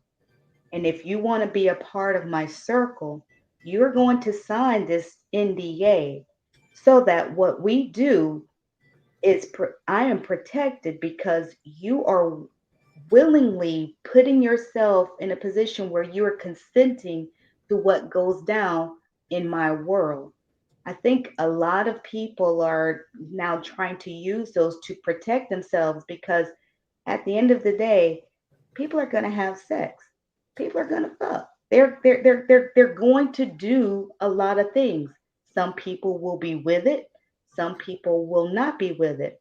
But what they're trying to do now is really protect themselves so that if you participate in these activities, you're not going to later on 10, 15 years down the road become a victim and try to hit me in my pockets. Yeah, that's what I said earlier. You articulated better than I did. Thank you. Go ahead. Anybody else want to jump in on it? Dudes, Queen P. I don't think NDAs protect against rape or abuse. So I understand the point why big celebrities enforce NDAs. I get that, but it's not going to protect someone from being, if you get raped that night, if you get abused that night, you could, like y'all said, go file a police report, go do the right things, and that person will still get persecuted. So I don't want any young girls out here, IG models, hanging out with celebrities and think just because you signed the NDA, you can't go say anything if you get taken advantage of. Absolutely not. Yeah. Because the NDA is for the business, it's for us partying, blah, blah, blah. But if somebody holding you down against your will, you being forced to do something, you feel like you forced to do something, and you're doing this, and I got to do this to save my life, or they're gonna murder me. My sister, as soon as you get out of there, go call 911. Remember Monica Lewinsky, spit it on your dress, on your shirt, whatever. You get what I'm saying? That's because that's what the black lady did. They got the cop in trouble and got him doing life. And we found out she didn't even know it was so many. Nobody knew. She was just the only brave one. And and found out it was a lot of people. And he confessed, like, yep, it was her too. Yep. He went to trial. No, actually, no, he went to trial. But it was so many people. It was just so they had so much dirt on them by that point because they did a whole investigation. 'cause they got your DNA, nigga. You know what I'm saying? And that's all I'm trying to say, man. Look, we definitely not here for any victim blaming, victim shaming, but we are here for accountability on all sides. And I think I made my position and the show. I don't know. I can't speak for the panel as a whole, but I believe I'm confident when I say this. Nobody wishes death on anybody, and if you are a victim of any kind of sexual abuse, go to Strength. It's a crisis text line. I said 641. Lord forgive me. 741-741 to be connected with a certified crisis counselor. And these are certified crisis counselors. I am not. I don't know if anybody on the panel is certified crisis counselor, but this is right here. It's confidential. It's private, and you can text and get help if you need help or if you or somebody you know. I think that's very, very, very important, and that's very responsible to do that right there, if nothing else. Shit. What else can I say? Go ahead. Anybody got anything else? Go ahead, Yes, Nick. You ready? Go yeah. ahead. With regards to the NDA, I wasn't saying that that is going to protect a guy from Absolutely not. Absolutely immunity not. from being raped, for the ability to being raped. NDAs come in all colors, shapes, and sizes because they're specific agreements. And so if a person puts in their NDA, you were consenting to having sex with me, you were consent to having sex with multiple people. We again, NDAs aren't they're not a carbon copy. You can type up an NDA to say whatever you want it to say. So I'm not being naive in saying that an NDA will exonerate you from being held from being prosecuted later on for raping a person. Absolutely. I'm just making a general statement that a lot of celebrities are now using these as a form of protection so that in the future Sally Sue can't come down the road 15 years later and try to file a civil claim against me. That's all I was saying. Yes, ma'am. Yes, ma'am. Absolutely. Yeah, And I'm saying to the young girls 15 years down the line, if you've been raped, tear up the NDA. It's irrelevant. You go report. But if you get raped or abused at the party, go get your police report first. We're learning that. And I respect what you're saying. But the message is to the young girls that may find pressure, but they made me sign this NDA. I'm so scared. I said I would consent. But when I got there, I changed my mind and I said no after signing it. Go to the authorities. And for victims that are listening, it doesn't matter if you're 80 years old, it doesn't matter if you're 75 years old. If you have to make a claim and you have found healing after 40 years, maybe you found healing after 30 years, and now is your moment where you feel empowered, where you have your voice back, you could still see in your state what you could do if that person is still alive and what you can do to rectify the situation, because every victim's healing happens at their own accord. So okay. always feel empowered, ladies. Now here's the thing. Now here's my question for you, girl behind the mic. There.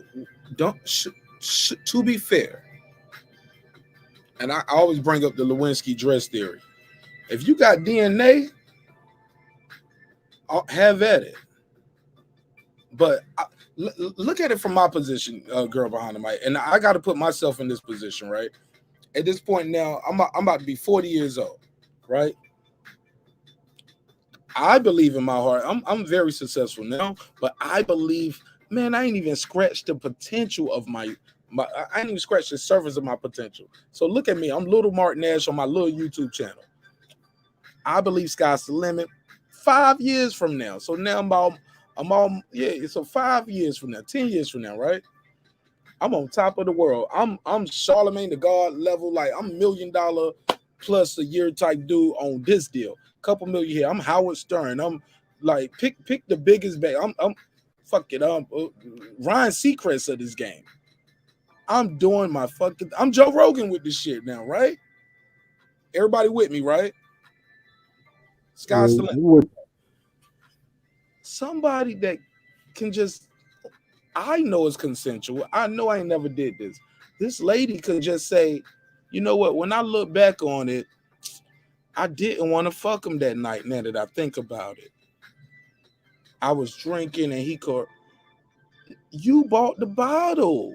Like she has nothing but her version of an encounter with me in a picture to prove that she does know me. That's me on the picture. But now she has a totally different version of events of that night. Where's my protection? Like, how does that work? Where's the accountability for anybody here? Because anybody who knows me, like, no, Mark, no, not you. No, he would never do that. But on the flip side, we got to believe the women. We got to respect the women. Every woman should be heard. My brother, my sister, my brother, anybody who's listening. How do look? I'm at that crossroads right now. That any day, shit, I can have somebody come at me now because I've been having sex for over 20 years now. Somebody can come up to me and say, "This is your baby," and I was like, "For real, that's my baby." How did I never knew? I didn't know neither, nigga. But this your baby. Me and my wife, we even joked about it. Well, not joke, but we've had these conversations. Cause I'm like, we're at that crossroad now where somebody could tell me that any day now. Some girl that I was with 20, 30 years from ago, can just, well, not 30, but 20, 25 years ago, could just say, yo, when we was 15, he did this, I didn't want it. When he was 18, 17, 18, 20, 21, 22, 23, 24, like, I've had a life. It's just a story. You got a picture to say you know me, but other than that, shorty, like, no, I did nothing to you. It's no protection there. But the allegation could ruin my life. What aside from the kid, I see what you said in chat. She said paternity court. But yo, I got a homeboy. That's why this came up. 'Cause I got a homeboy. Found out he had an adult son. Actually, I got two homeboys. They don't even know each other, but two different stories. But they both found out they had adult sons almost. Like one kid, he found out he had him at like 20. The other guy, he found out he had a child at like 16 to 17. I say 16, 17 because that's pretty much a grown man. You know what I'm saying? 17 years old, 18, about senior in high school, basically. Junior, senior. And he found out he got a child. She kept it secret.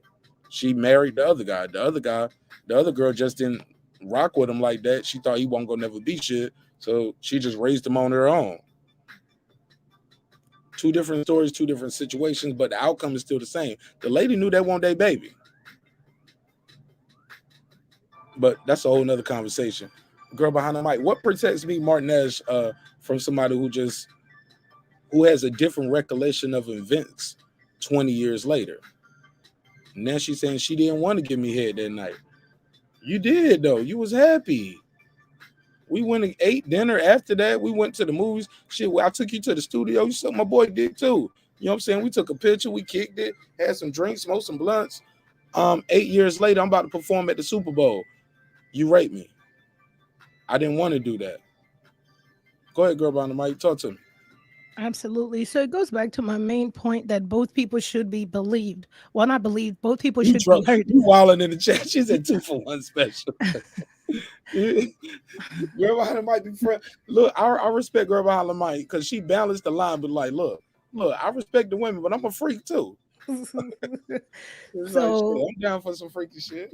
Both people should be heard. So in our case for tonight, Snoop released his statement, right? Fair. And then this lady's pursuing the case. So both people are being heard on the surface. We'll see where it morphs to. But Yes, in ma'am. reality, in your example, both people should be heard. They should at least be heard. You might have your perception is reality, right? So you might have your perception on how things went that night, and the other person might have their own perception. And I'm not saying that I'm not encouraging women to lie because I don't think that's right. So if you were never violated or if you were never raped or abused, but you just see, like, let's say the ex dude is doing better and you want to secure a bag, I don't recommend that behavior. That's not fair for true victims, for people that really need the justice. But in that case, then both people deserve to be heard, right? Yes, ma'am. Anybody want to reply to that? Shout out my guy Megazord. Megazord, man. If you, I was trying to end the show, but I would love for your take on this topic. You the homie, super respectful, super knowledgeable. Always got a good mic too. Great vocal projection, good delivery, and Yeah, man, he's a friend of the show. He's definitely here for all our hip hop shows. He's part of the reason, other than Deuce and Reggie, why I do a hip hop show. Actually, Reggie's the reason why we actually do the hip hop segment the way we do it with the open mic and stuff like that. He was the first one to give me a chance on his show to play my music. So shout out to Reggie Owens, the OG up here. Go ahead, Reggie, take the floor, man. He was like, Yeah, man, I fuck want to that shit. He said, fuck giving me flowers. I'm about to smoke you, nigga. no, I want to get in on this other one because like with these claims, and this is the other one with this girl who bugs me out, and that's being the Instagram star and that Trey Songz shit.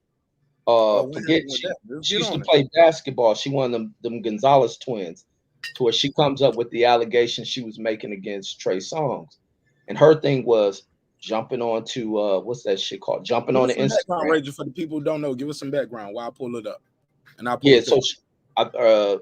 the details of what her story was, I don't know if she hung out with him or she went somewhere. I don't know if she was given a drink, she blacked out, but she's claiming that I don't know if it was sexual assault or There's a he lot of raped shit her. you telling me you don't know, Reggie. I thought you did a story on this. No, I did, but I have to go back into looking into the You story. got But I'm just giving a quick summary. But her thing I'll pull it was up. I'll pull it up. of where she's making these claims, but then she jumps on Instagram and she's putting out this long, detailed post and accusing him of this and that. And my thing is, where is the goddamn police complaint and then the pressing of charges? And then there's some other chick that came out after that to go to the internet to put out a claim, and it's looked like they're just looking for public backing, and then they're looking for civil judgments on the shit rather than moving forward. And then looking at her, she still doesn't appear to being a victim. She's still exploiting her bodily features. And I don't know if victims of some type of rape or assault still function in that matter. It's What like the cover shit is this? mind-boggling. Okay, I'm looking back on it now. I see what you mean, Reggie. Yeah, you covered this, and I covered you did the quick drop, and we did the live over here. I got her tweet. She was yeah, Reggie. I remember this because you and I we both thought this was kind of wrong just to just drop the bomb like that and just disappear. She said Trey Songz is a rapist. Lord forgive me, I can't hold that in another year. And just kept moving like whoa. There we go. Y'all see it? She said Trey Songz is a rapist. Lord forgive me. Couldn't hold that in another year. See you in 2022. Peace. Or devil sign emoji. What is that? I don't. What's that emoji mean? I'm old. Who's the youngest person on the panel? Y'all. Who's the emoji person? Who is that? The devil emoji? Like, what does that mean? I thought those were the hook 'em. That's the hook 'em. I thought that was like. I don't know. I always thought that was the rock star sign. I don't know. Rock star. Okay, rock star. Anybody else? Hey, look at me. We having Jeopardy right here. Like y'all know we do it on Breaking Beats. Nick Rich, name that sign. Bruh. Niggas, what is that sign? We lost it. We lost it. It was a celebrity chick who also who had allegations against Trey Songz as well. I forgot what her name was. I think she played in Aquila and the Bee, if I'm not mistaken. Kiki Palmer. Kiki Palmer, yeah. She had allegations against Trey Songz. It was a few years ago. She didn't say he was a rapist. She did say Not a rapist, but no. She said he put her in a video that she didn't want to be in, more or less. Right? My bad. Yeah, that's what it was. That's what it was? Yeah, they asked her. My fault. She said no, and they was filming anyway, and so she felt the way. Okay, I got you. But I get it. But look, I'm on some Trey shit where, well, look, we gonna be filming this in. We just gonna edit you out, chick. But the moment is the moment. We like, yeah, you might be on camera, but you ain't gonna be able to find the product. Like, nah, I don't want to wait. Leave, get off my yacht. Get off my party then. But we rolling camera tonight. So and Kiki Palmer don't be on camera. Like Kiki Palmer. Like, come on, bro. Respectfully, man. Come on, bro. Don't get me on Kiki Palmer. I like Kiki Palmer, but the way I'm gonna sound like I'm gonna sound fucked up. Where then don't forget his career and where Kiki Palmer at that time. Respect. And don't forget this recent one the chick made up against Chris Brown. That allegation, and it's almost similar like the Snoop shit. You talking about the white chick with the jury? Was she talking about she went to meet him at a damn yacht at Puffy's Miami house. They go on a yacht around New Year's to talk about her music, and she claimed she was given a drink. She think it was something in it. She passed out. The next day she wake up talking about Chris Brown called her to go ask her to take a plan B. He don't remember what happened, but she should probably take a plan B. She goes out and do it. So then she comes back when he gets back to California, can't claim she went to his house. They're supposed to do music again. All of a sudden she ends up being fucked again. And then she comes over there another time to get fucked again and claiming he raped her. Her first thing is not once was there a police report, but there sure was quick to run to court to try to get a lawsuit. To be fair though, you know husbands can't rape their wives though. So just because you have sex with somebody twice, don't mean the third time it wasn't rape. No. My thing is, we where's the can't agree to police? that, though, right, Reg? Yeah. But my thing is always when are they running to the police? When are they going to get rape kits? It's always let me run to go get this money grab, and that's suspicious shit. Let's pass it around. Go ahead, Q to 17. You want to jump in on this one? I see we got my girl Nick Rich back. Go ahead, Q.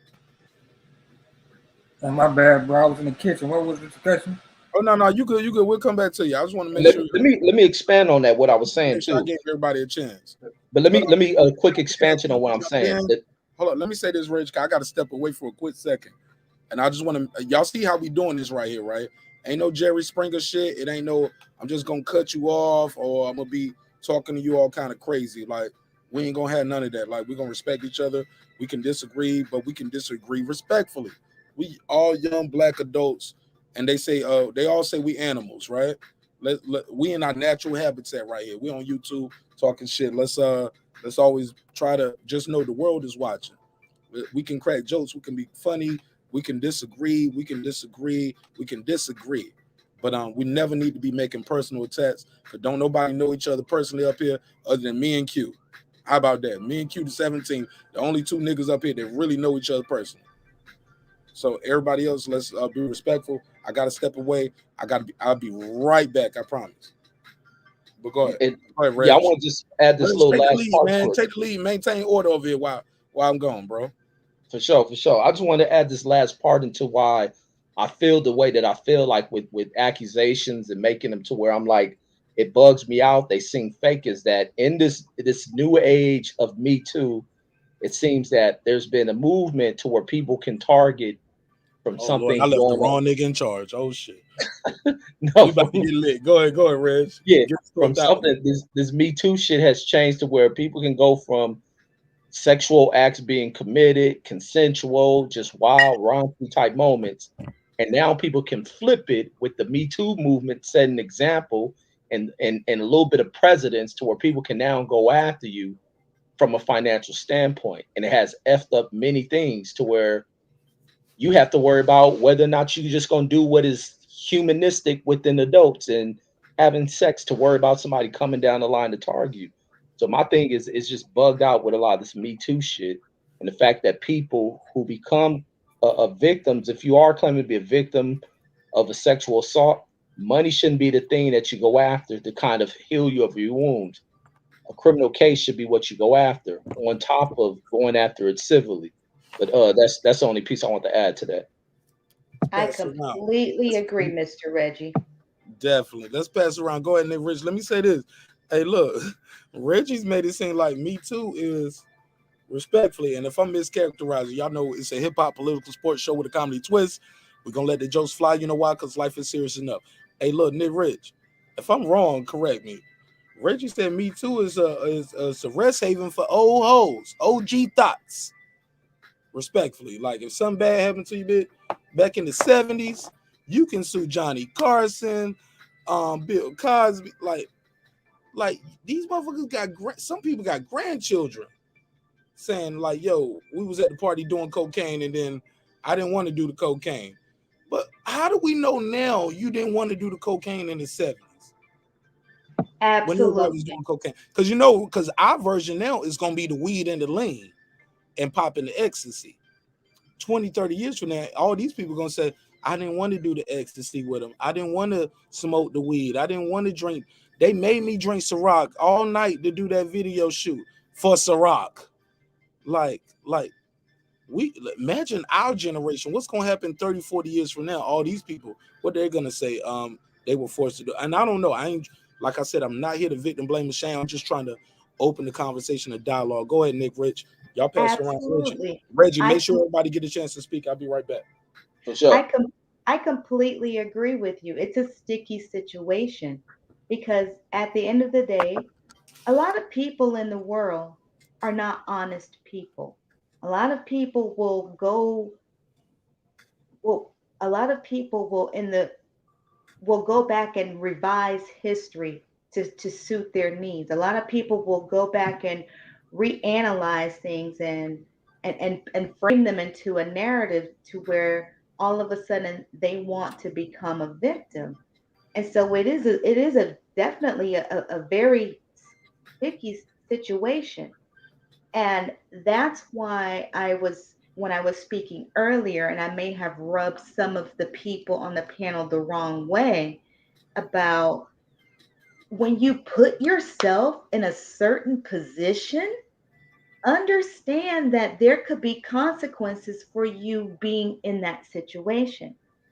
So I understand that you may want to be a model or you may want to be an actor and you want to further your career. So you're going to go on this video shoot or you're going to put yourself at these particular parties or you're going to engage with with certain individuals, but understand that everybody is not wholesome.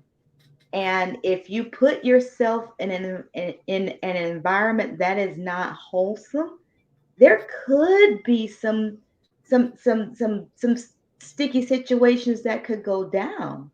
So it's not a clear cut answer.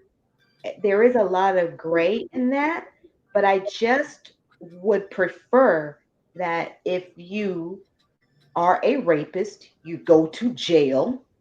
And if you are revising history after the fact, you are punished to whatever the extent of the law allows you to be punished. So this is not about victim shaming, nor is this about giving an excuse to flat out rapists. But understand that the world ain't kind. The world ain't nice. The world is cruel. And if somebody commits a crime against you, go through the proper channels and making sure that you do your part to see justice. Now, if the justice system doesn't support you and your case gets shut down, I understand that.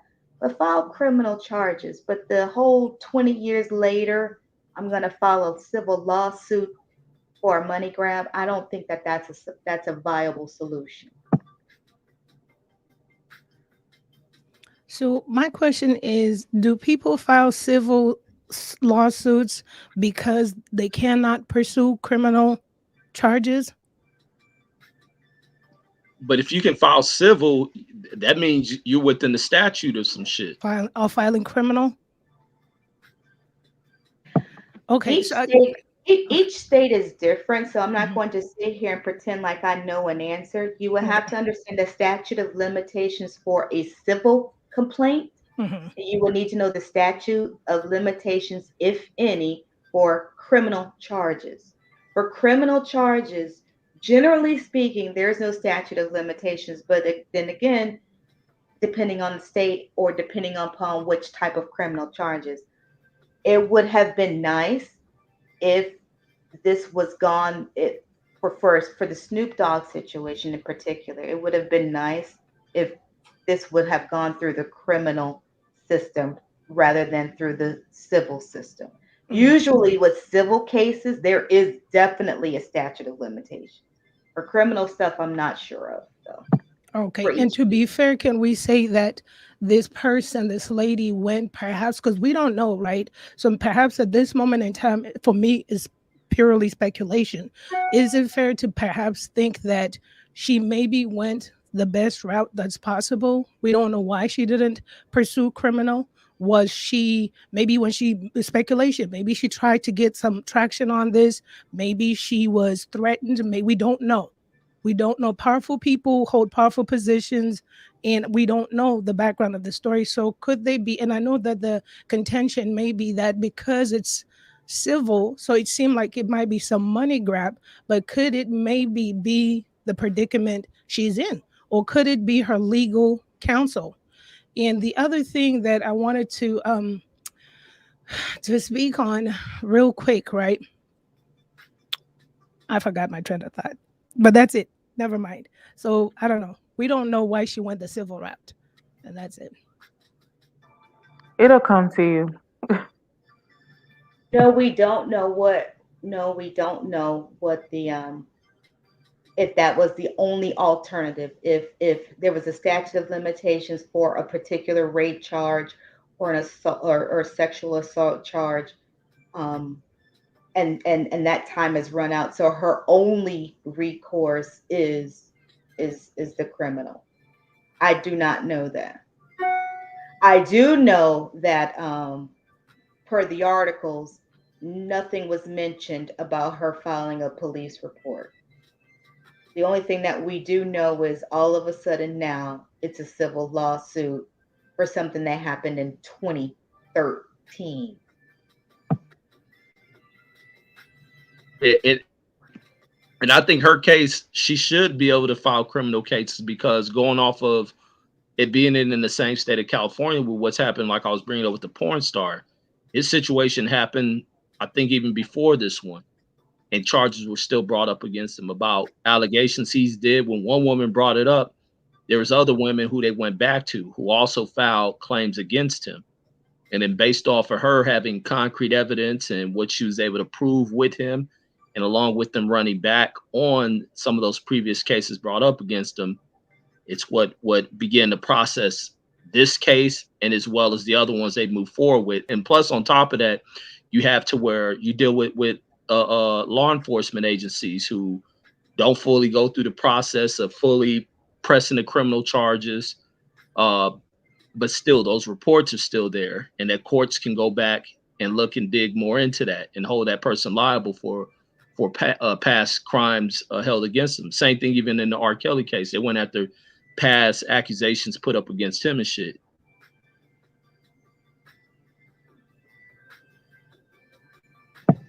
I agree. I agree. So again, we don't know a lot of the details. All we know is based on a couple of articles, a couple of flash headlines. And then again, my whole position at this point is that I'm not considering her a victim. I'm considering her personally as an accuser. She's accusing someone of of certain events that occurred in 2013. And I call her just a liar.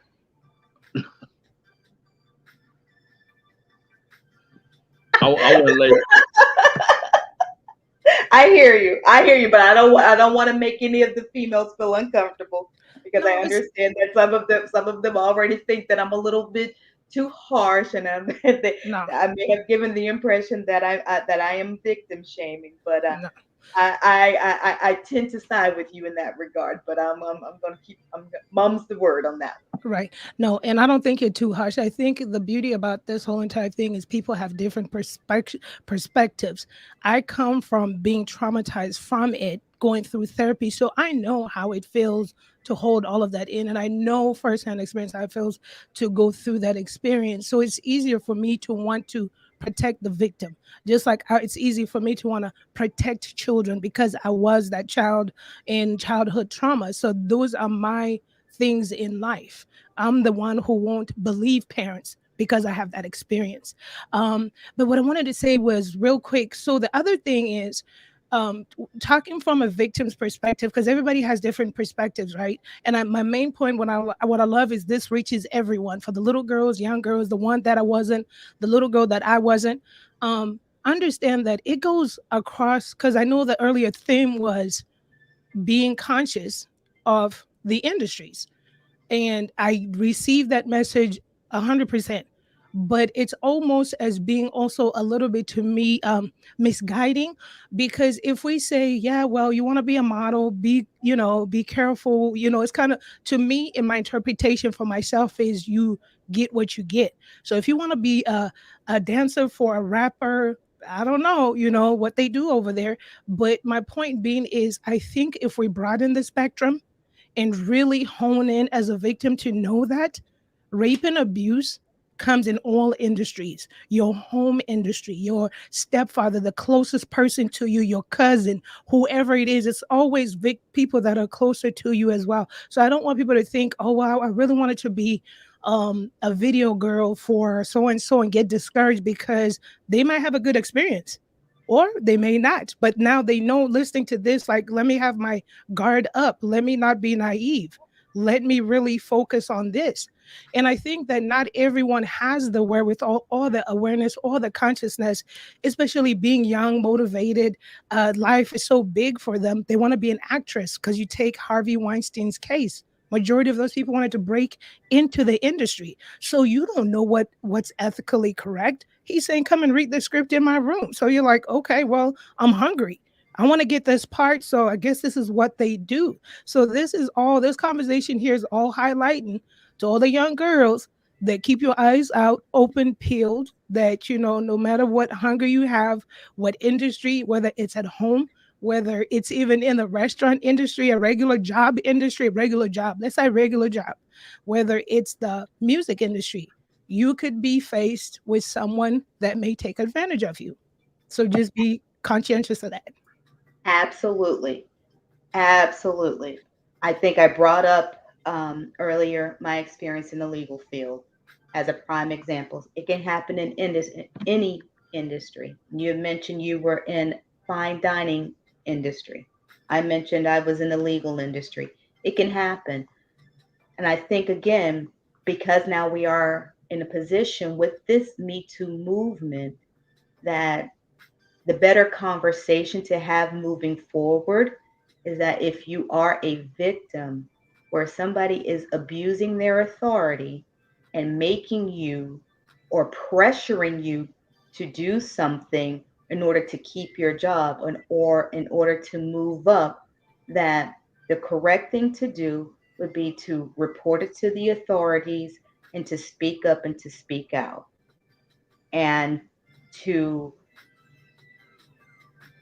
understand that it is better to handle things on the front end versus on the back end 10, 15 years later, because now you're putting yourself in a position where you're going to be in the court of public opinion scrutiny even more, because now your recourse is a civil lawsuit. Right. And even in those cases, even from like a man's side of things, like with like me, for example, I wouldn't tolerate or turn a blind eye to a homie I know in there doing some ill shit, raping a chick, somebody drugging a chick. I ain't about to stand by and protect that shit or try to be on some code and cover it up and all. Like, no, I got motherfucking sisters. I got a fucking daughter, female friends. I ain't rocking with none of that shit. And one thing, I don't rock with sucker ass dudes. I can't stand a fucking sucker ass dude. And for a dude to go about committing rape, and then you a friend of a person you know doing that shit, you's a foul ass individual. And that's what bugs me when I hear these stories of women who just make the claims but don't press nowhere forward with the shit. Man, fuck these motherfuckers. Go after them. These type of predator ass type people need to be removed from this fucking society.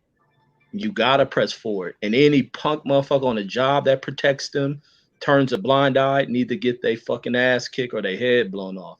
Like it's time for society to get cleaned up. And even like I was saying with training them, the celebrities, if you constantly get these accusations, then something needs to be done and something needs to be checked about these motherfuckers, because it becomes where you can deal with that if you're doing a lot of chicks or some shit where you get a lot of accusations, but at some point the shit becomes true that maybe you are doing something.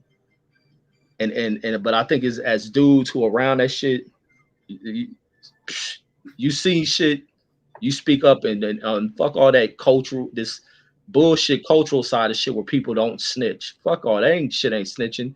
Remove these punk ass people from society. You can't get pussy, then you shouldn't be needing to touch it. Go use your hand, get a bottle of lotion, sit in the bathroom, imagine a chick, or go watch a fucking film. Yeah, I mean, living in a day like this where riotous living, savage behavior, rugged individualism is the order of the day. It just behooves, it really just behooves all of us to be extremely aware. And, I'm drilling that into my son to be aware of your surroundings because that's part of the reason why I'm alive is because just the ability to be aware is such a undervalued ability because out of nowhere you could be gearing up for one of the biggest moments in your career, a la Snoop, gaining back Death Row, which is one of the seminal hip hop labels in the history of hip hop. Just dropped the album, and some allegations can come out like literally out of the blue. It seemed like that shit was on par with the Super Bowl. While he's rolling this out, I'm gonna roll this shit out too. It's like at some point, it's like I want to be there for the sisters to defend them, but it's like goddamn, every time that nobody goes straight to the police, it's like most of the time we see with a high profile celebrity, it's shit like this, and then it's civil. Like I said, like taking everything to what everyone said in regard that we don't really know. I'm just speaking from an optics view, and I'm just speaking from optics period. We live in this social media place where everything is graded on what we do on these platforms. You know what I'm saying? Everything we do is gilded. It's social media based. So if Trey Songz is a rapist, I'm a put out y'all rock out. I just said somebody is a rapist, which is a serious allegation. Woo! I got that off my chest. Now y'all rock out in 2020. Like, hold on. That ain't how that's not how you say someone is a rapist. That's not how you announce a rapist. Because if that is, he needs to be ostracized in the music industry. To be fair, bro, what that's the way she dealt with it. Okay, and let me say she this. was raped by him at that point. To be fair, right? Okay, but even that's such a serious allegation. So if you witness somebody murder somebody, we're like, you know what? This nigga here, he's a murderer, y'all. Y'all have a good year, but this nigga here is a murderer. Lord knows I couldn't. Right, I disagree. I agree. Well, I agree with you 1,000,000% on that. Go ahead. I want to add something to what Reggie said. I got my notebook here, and I just want everybody to know I was back too, so they wouldn't keep trolling me in the chat. Yeah. I just don't think that's a proper way to handle such a serious allegation, because like one of the sisters was saying, oh, your ass got to go to jail, bro. We got to clean the society. We got to rid the society of this scourge. You know what I'm saying? Our sisters should feel protected. They should live in a reality where shit like that is the furthest thing from their mind. Right? So we got to purge society of this particular scourge, especially amongst us. But when you do the shit so casually, like say that there wasn't a sister. If I got on there and was like, hey, Busta Rhymes is a murderer. Hold on, what? If you make these allegations on a social media platform, no, you have to, if you have this information, you have to step to the authorities with this. This ain't nothing you just say then go on and live your life. Ooh, I got it off my chest. But I want to, right. I want to jump in real quick. I want to, first and foremost, I want to thank everybody for their time and energy. And I want to tell everybody, I appreciate what they got to say. I got to disagree with something that Reggie said because I want to bring it back to something he said earlier, and we all made a joke about it. But Reggie, we all agreed. Look, nobody's gonna sit around and you was like, yo, I ain't gonna be on one of no my homeboys doing no fuck shit. He doing fuck shit, man. Yo, I ain't gonna be letting him drug bitches up around me. I got daughter. Yeah, I got a daughter too, right? We you said that, and I agree with you on that. We all agree on that, right? That's some bullshit, right? Absolutely. Salute, and absolutely. But my brother, but you also did say you be filling up on bitches and just seeing how far you can go with it. That's not right. Okay, nah, so you on some bullshit. Let me tell you something. Did she tell you to touch on her? You don't just grab her and touch her and just see whether, depending on how she react to it, depending on how far you gonna go. Did she tell you to touch her? Was it inviting? Were y'all on a date? Were y'all in the bedroom? Were y'all naked? Did she have the lingerie on? You just don't start grabbing the ass and pussy at school and at work, my brother. Just because the ass is there, you just can't grab random ass, Rich. And I think Listen, that's man. what we send the flaw, and that's why I think we send the wrong message when we tell people, well, she made this. This is my Brandon Washington voice. Don't get mad at me, Megazar. But he be talking shit about you, and I know that's your brother. And one day I'm gonna meet y'all in Dallas, but I ain't coming for no Errol Spence fight because they ain't gonna let me bring my gun in the arena. But when I meet y'all, nigga, I'm gonna be bulletproof vest up right there in the middle of Dallas, nigga, strapped up and everything. Hey, look, I'm probably have a Kevlar and a gas mask and everything. Y'all ain't gonna know it's Marqnash. Yeah, was like, nigga, we ain't got no riot this weekend. Why you wearing that? Just in case. But what I want to say is this though, Reg, like, can't just grab the ass. Like, well, shit, she let me grab the ass, then I'm gonna grab the titty. And she go, what? Or like, girl behind the mic say, the nigga at the job pulled his dick out in front of her. She laughed it off because she's 18, 19 years old, and she's just trying to get through the day. Like, whoa, that's crazy. Keep in mind, she's from another country too. She wasn't born here. Like, this, she's first generation, right? What Yes, Mark, you're right. am I calling it right, girl? Behind it's first generation, right? Girl behind the mic. Oh no. She's Yes. actually no. Your Yes. first generation. No, Queen P. Your Yeah, first yeah. I generation. don't think she Girl is. behind She the was mic born is there. actually immigrated, right? Race. Yes. Yeah. Right. My nigga, like she like, what I do? What I do? If I say something in American, they're gonna kick me out of the country. I'm sorry. I'm sorry. I'm sorry. I'm sorry. I don't mean to sound fake. Girl behind the mic, I don't mean to be disrespectful.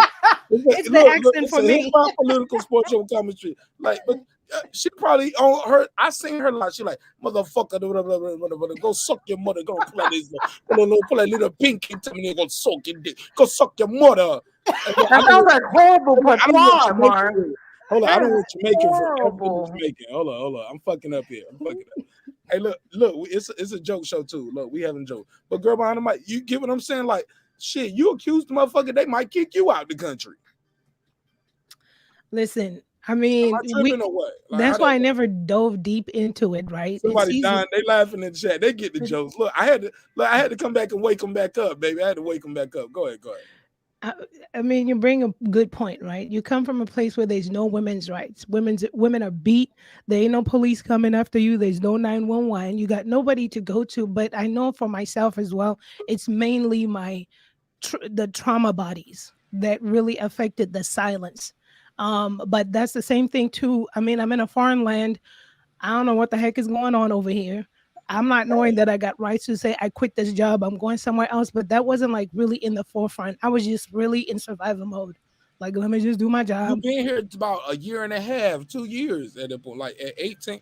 16. 16, yeah, 16. Mm-hmm. See, I'm the look, March. I'm new here. Mm-hmm. You new here, but we all are new to this space and we all are new to each other. But I'll never forget that because we talk all the time, and I'll never forget that was part of your journey.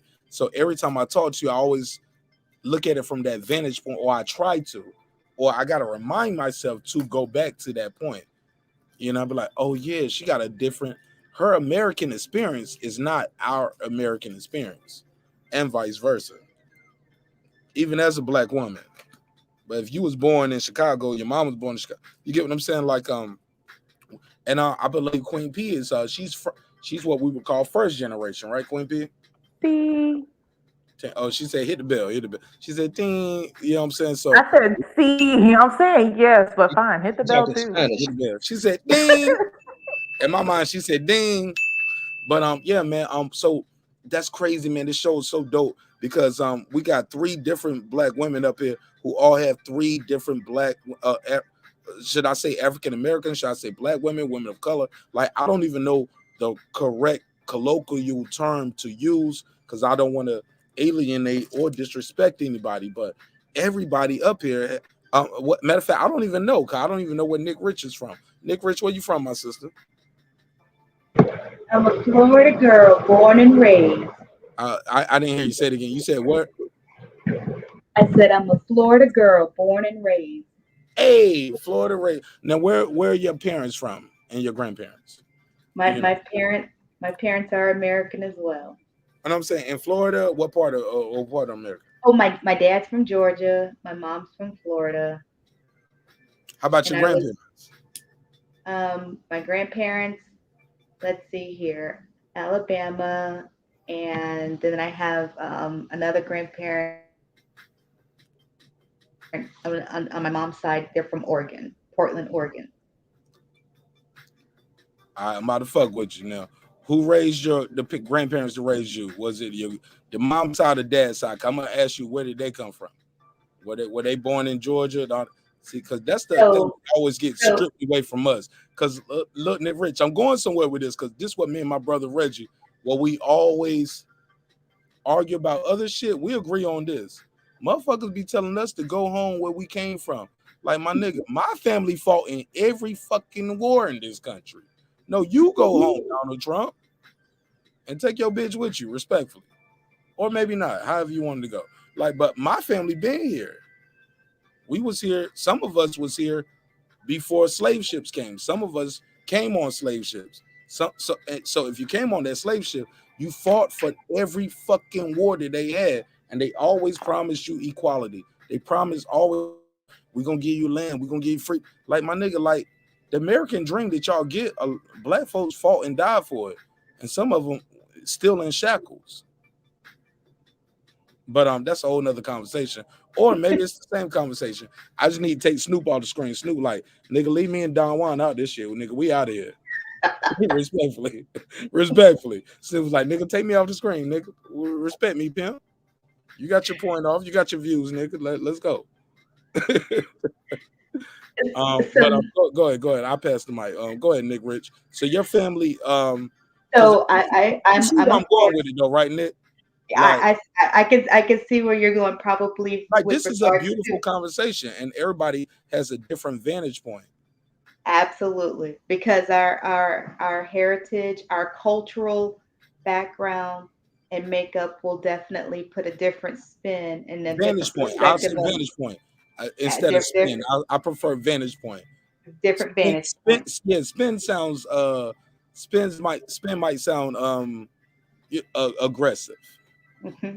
Yeah, like So you're trying to spin something, but a vantage point or worldview. How about that? A worldview, right? yes. So my mom's side of the family, they're from Portland, Oregon, but they've only been out in Oregon since the 1930s. Before that, they were in Alabama.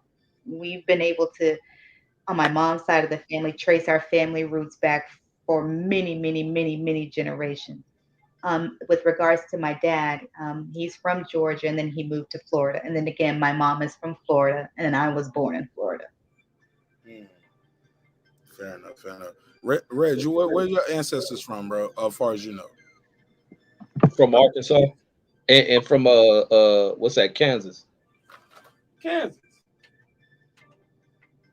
Dope. That's where your great grandparents are from, right? Or your grandparents? Yeah. Dope. How about Q? Q the 17th. What up, my G? You know where your family's from?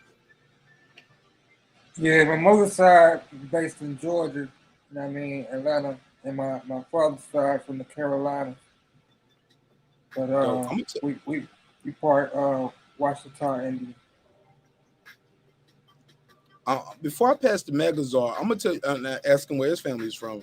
That far as he know, because I think this is dope because we're learning something about the panel and we're learning something about our vantage point and worldview. Look, I'm like I said, man, this is so dope. And to me, it's dope. I don't know if it's dope to y'all, but I think it gives you insight, and from there you know how to have a conversation with somebody, and you can also be more respectful and to other people's opinions and worldviews, even without us just saying, "Well, I'm gonna give you a pass, nigga, because you from Cali," and but you from Cali, you rep in Vegas, but your family from Arkansas, Reggie Owens, but that explains why your logo look like a bottle of grit. You know what I'm saying? Not no, I ain't gonna roast Reggie. That's my brother. I love him. I respect him. But what I will tell you guys this, and I think this is truly remarkable. I was kicking it with Q to 17. Um, Q, I don't know how many years we knew each other, but Q and I didn't know. I didn't know, and I don't know if I'm Q. I don't know if I'm going too far. Fuck it, I don't want too far, Q, but I'm gonna keep it a buck. That's why they fuck with me on the show, because you can never expose a nigga who tell you the truth, right? So I'll tell my truth and you tell your story. But what I will say is this: Q knows people that I grew up in the church with. Like he knew the pastor, the bishop. He knew Bishop Ralph Downey Graves. I talk about him in my music all the time. He's the reason why I do music. Bishop Downey Graves. He knew Shanita Graves. Shout out Shanita. I used to date the bishop's daughter, but that's my homie now. She my sister, man. It's all love. Shout out to Danielle. Shout out to Norita. She got a dope song out right now. And Norita Graves, just Google her name, Norita Graves. Truly remarkable singer, vocalist. She's overseas touring, doing music. And they love her in Germany and France, and she's touring, bro. She's touring. A gospel vocalist, but she do her own thing. But I will say is this though, that's how small the world is. I met Q in Georgia, in Atlanta, College Park, Southside, Gobby Road, East, you know what I'm saying? Real nigga shit. But he know these people from my church who baptized me, christened me as a baby. Reason why I do music, I joined the army, go all over the world. I end up in Atlanta. I meet Q. He know these people. This guy flies down, marries me and my wife. And I know Q, and he and I do music to this day. So Yeah, that's how small the world is. And that's my family. Absolutely. But And my first cousins and my uncle right there. You know what I'm saying? And he was always like a second father to me. God bless the dead. God bless my brother, my father, my mentor, you know what I'm saying? My spiritual father, Bishop Ralph Downey Grace. But I will say this, man. I will say Mark, this. are you trying to say you related to him? No. We ain't got no me and Q ain't got no blood. Me and Oh. Bishop don't have no blood. But he always been man, he was a mentor for me. He was the church. He was the church daddy. You know how y'all got your YouTube daddies out here? Got your YouTube mama. You go to her and get all your guidance from. She tell y'all what's right and wrong, and you got your YouTube daddy. Yeah, he was my spiritual father. And he gave me a lot of knowledge about life, but more importantly about music. And I think that's what changed my life forever, because music gave me a different type of confidence. And I just used to walk in a room. I knew a secret that you don't know. So I can get on this instrument right here and I can make that shit sing. So yeah, but rest in peace, Bishop Graves. Y'all trying to get me emotional over it. I said all that to say this. That's how small the world is. But look how big the world is. Like, we got people here from different parts of the continent, different parts of the world. You born in different parts of the world. Your family was born here, they moved here, they migrated here, or you was born here. But by the just of chance, we all here tonight. So I just think it's always good to just be respectful. But who knows, man? Maybe I'm high, and that's what weed and wine. Look, when I'm on the tequila, I be up here on some Corey Oakham shit, and I be wild and shit. When I'm on the wine, I'm Donnie Simpson without the green eyes and the waves. You know what I'm saying? I got alopecia, y'all. I'm losing my hair. I'm burning the box. Shout out to Bernie the Boss who did that impromptu interview with me. I'm about to drop that interview. That shit was crazy. And I started the interview off with him cousin saying, fuck Errol Spence. He ain't on no Sprite commercial. So look, I'm babbling, but I appreciate everybody's time and energy. I love you all. I just want you guys to know, man, we ain't gonna always see eye to eye, but we always gotta agree to disagree. And the world is so small. But Megazord, tell me real quick, where are your grandparents and your great grandparents from? Do you know? Well, my great grandparents on both sides, I had the privilege to meet both. Uh, my great grandparent, Arlie and Valentine Sneed, both from Houston, Houston, Texas, Homestead, North Side. Um, my my great grandma Valentine was 50% Cherokee Indian and some other percent Blackfoot. So she was black, but she had that smooth, milky black with hair like a Somalian. You know what I'm saying? That hair like your eyebrows and shit on her head, but her skin was beautifully black. Um, Hester and Odessa, they are actually from Odessa, Texas. Um, my grandparents are from those places, but they both migrated to East Dallas. So my journey, I'm still within my journey. I live in East Dallas today. So uh, my roots as far as my great grandparents and their mothers and fathers, they all in Texas, Odessa and Houston, respectively.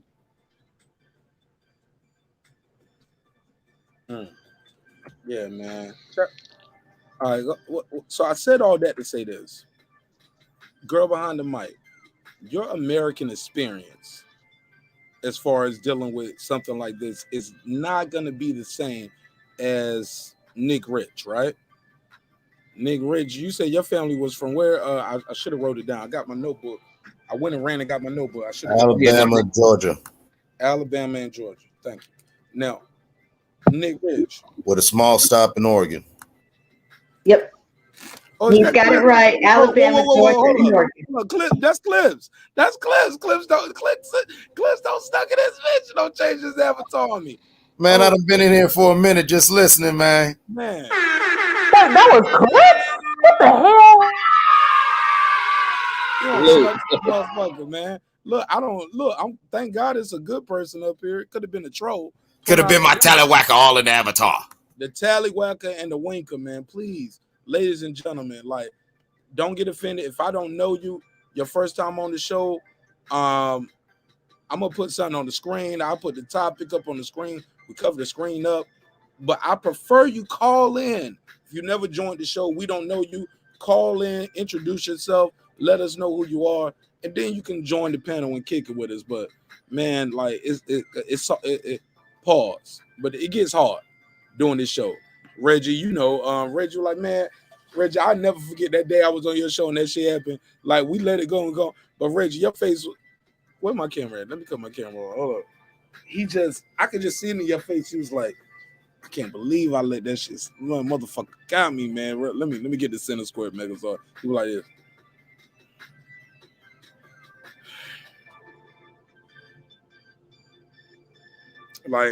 Like Reggie, if you could, you would. You'd be like, man, I'll take this little assault charge right now. I'll slap your ass in a crowded room right now.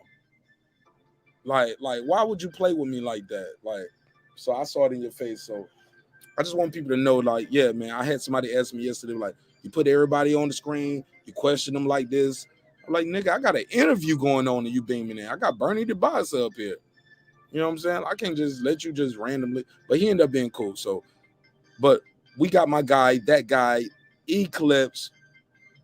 Look at, okay, he don't change the avatar. Megazord, you see him? Yeah, he Look cut at our the he boy. yeah, No, he cut leave him the alone, leave him alone. guess who's going to jail tonight?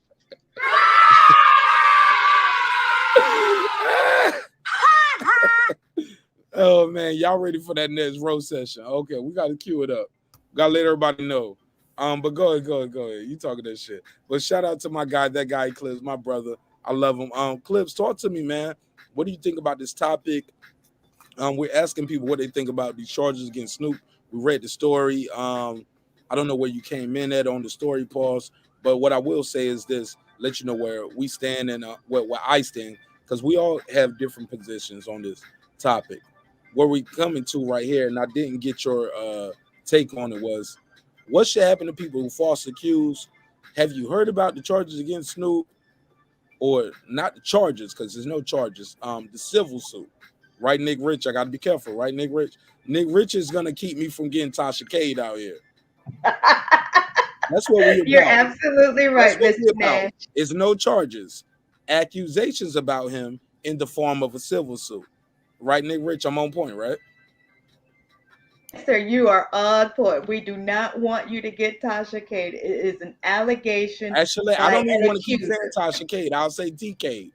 Matter of fact, because I don't want that kind of trouble. You don't even want that Because name in there. she I hear need you. money now. She'll come around sue you because she need money. Right, and she lost. So I don't even want to say that. I'll say I don't want to get TK'd out here. I gotta respect her brand, her audience, because she do got an army out here. I'll look up one day. I'm gonna have. Hey, look. Matter of fact, I can't even get 3,000 dislikes no more. YouTube won't even let y'all just dislike me repeatedly. They be like, "Hey, you fucking up our money." YouTube be hiding dislikes. I be like, I like the dislikes. Me and Reggie used to play the dislike game. Remember that, Reggie? We be like, yo, you get more views with dislikes. Because people be like, why is everybody disliking this video? And the algorithm, like, remember we used to play the game, Reggie? Reggie be like, yo, everybody click dislike. Let's see what happened. Like, we used to toy around with the algorithms. Pause. But Reggie, you know they lying. You leave me out. Don't leave me hanging, Reggie. You know we did this. Okay, he left me hanging. All right. Yeah, I don't actually I woke up a little bit ago and saw you was still live and I saw what you was on. I'm like, so what they said, I even asked in the chat, what are the specific allegations before I really try to form an opinion? Oh my God, bro. You gotta rewind this shit 4 hours, but fuck it. In the short run. Damn, man. I don't lost Megazord.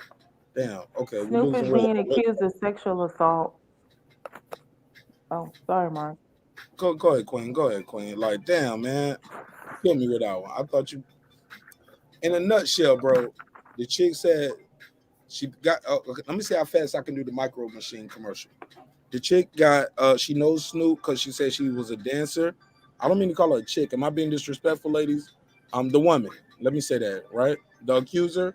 Nick Rich saved me. Nick Rich saved me. Oh, bro, I am the The most woman, the accuser. I am the most politically incorrect person. I say chick Get your all good. day, every day. Don't fuck me up. Nick Rich, you came with all the Terrence Crawford info. Like you was gonna be my CNN correspondent over here. I say Like, chick all the he's like, time, and I probably offend so many women, but that's my favorite go-to word. This chick. yeah, man. It's all good, man. Queen P girl behind the mic. What can I say if not this chick or this? I just need to say this woman or the accuser. This woman. This woman. The woman. The accuser, right? Can we say the accuser? The woman, the accuser. But this chick is definitely disrespectful. But if I say Snoop, and I say this nigga, nobody has a problem with it. Long as it's equivalent, right? So if I say chick, I gotta say this nigga or this rapper or this motherfucker. Okay. So it's just it's let me go through it, clips. Let me give it to you because you say pause, but you say you didn't know. So she basically said, okay, she was a dancer, a stage dancer. She used to get paid in gifts, according to the reports. If you don't know, rewind the video. We posted it up. This is one of the videos I'm probably gonna have to do a timestamp for when we get the facts and from where everything else is opinionated. She gives the report. It's on People. That was our source. Our other source that we referenced was what was damn man. Okay, fuck it. Just do your rewind. Rolling Stone. It's everywhere. TMZ. Kavanaugh or something. I don't know. What you mean? The reference to this story? Yeah, it's everywhere. I'm just trying to go through the story that we referenced in this video. Man, I look, that Tasha K shit got me like, oh boy was right the other day. He was like, Marnez, you had him paranoid. I was like, I am paranoid. You up here telling me Michelle Obama, man, nigga. Like, you can't say that on my show.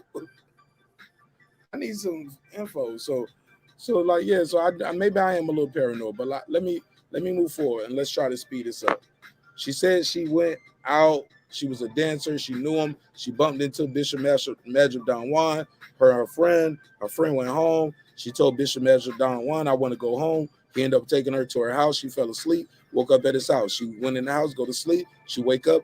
He's forcing his penis in her face, forcing his penis in her mouth.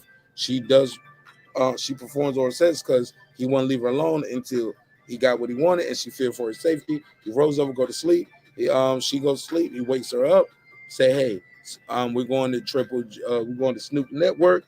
Take Snoop. Snoop gonna put you in the video probably." She goes there, still out of fear for her safety, but also in fear of her job, right? Because she do know them from being a stage dancer, so she still goes. She's feeling sick. She goes in the bathroom. Snoop comes in the bathroom, forces his penis in her face and in her mouth, basically, and out of fear for her safety, fear for life, she performs oral copulation on Snoop Dogg. Um, After that, Don Juan tells her to take a picture. Take the picture. Still fear for her safety and her health. Like that's what we had with it. That was in 2013. Whoa. That's what we had with it. And the allegations and she did earn a right to sue in California because California is one of those people, I guess, states where you got to get a right to sue. She got a right to sue. They went to basically trying to settle. I didn't want to say arbitration. See what I'm saying? Yeah. But I'm saying, like, you know what I'm saying? They had a conversation about the money. I'm not speaking in legalese. I'm speaking very loosely. Please don't sue me if I'm using the wrong legal jargon. They have a conversation about the money. That was on Tuesday. They met again on Wednesday. Now it's over. Now it's moving on to a jury trial. That's what we had with it. We're asking the audience. She performed oral sex on two men that night. At what point should she have called the police? Do you believe the story? Do you believe her? Do you believe them? Do you believe, hey, look, you know what Snoop and Magic Juan, a 60-year-old pimp, is about? You should have known what you was getting into. You put yourself in that position. Some people say, no, it's never you put yourself in that position. Some people taking advantage of you, and you got to do what you got to do to get ahead. And but you shouldn't be forced to do that. You should be able to get ahead at your job just because off your own merit and skill. It's a lot going on here. So many layers to this right here. We're talking about the Me Too movement. Snoop Dogg is now involved in this. And it's also at the same time where he just bought Death Row Records. But more importantly than him buying Death Row, Super Bowl. He's performing at the Super Bowl on Sunday. So the question is, will Snoop Dogg get pulled from the Super Bowl? That's how we got here. For educational purposes, if you ever want to sue me, the reason why we're talking about this from either side is the question in the chat is, will Snoop Dogg get pulled from the Super Bowl due to these allegations? Okay. All right. I voted no because I mean the Super Bowl is in 2 days. I don't know if they would risk of losing the money on whatever. Yeah, they got whole routines dancing. They got whole routines to this shit right now, probably, right? Exactly. The whole everything's all the pack. Pause. The package is already rolled out, and we're just waiting for Sunday.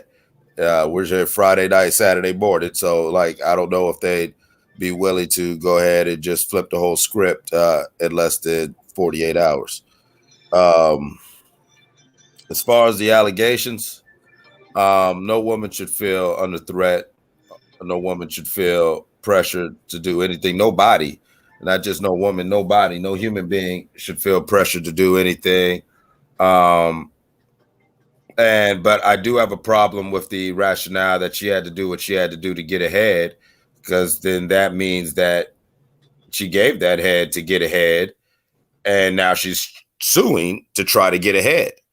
So if that is her mens rea or her mental state in this legal action, well, then she's already taken a shot at credibility there. And I've said it 1,000 times on situations like this. I'm really not a fan of. We've got to build a society where people, men and women, feel safe enough to say what's going on, because it just, I'll never want to disbelieve an accuser, but you can't keep saying that something happened and I didn't say nothing. I didn't go to the police. I didn't whatever. And I just held on to this in my back pocket until I felt mentally strong enough or I felt whatever. I understand all that pain. But the more we do that, the more I'm with, I'm with what Reggie was saying on certain lines. Like, yeah, these suckers do need to get weeded out. But at the same time, we've got to weed out these false accusers to where we could actually deal with the predators. Because what we're really talking about is a predatory nature within our society. Okay. And it cuts both ways because it takes a woman of a predatory nature to make a false allegation, as well as it takes a piece of shit predatory man to do these things to a woman. Okay. And so we've got to have, I don't know how this is going to play out. Snoop's definitely going to still be performing Sunday, in my opinion. Who knows? The timing of it seems sketchy.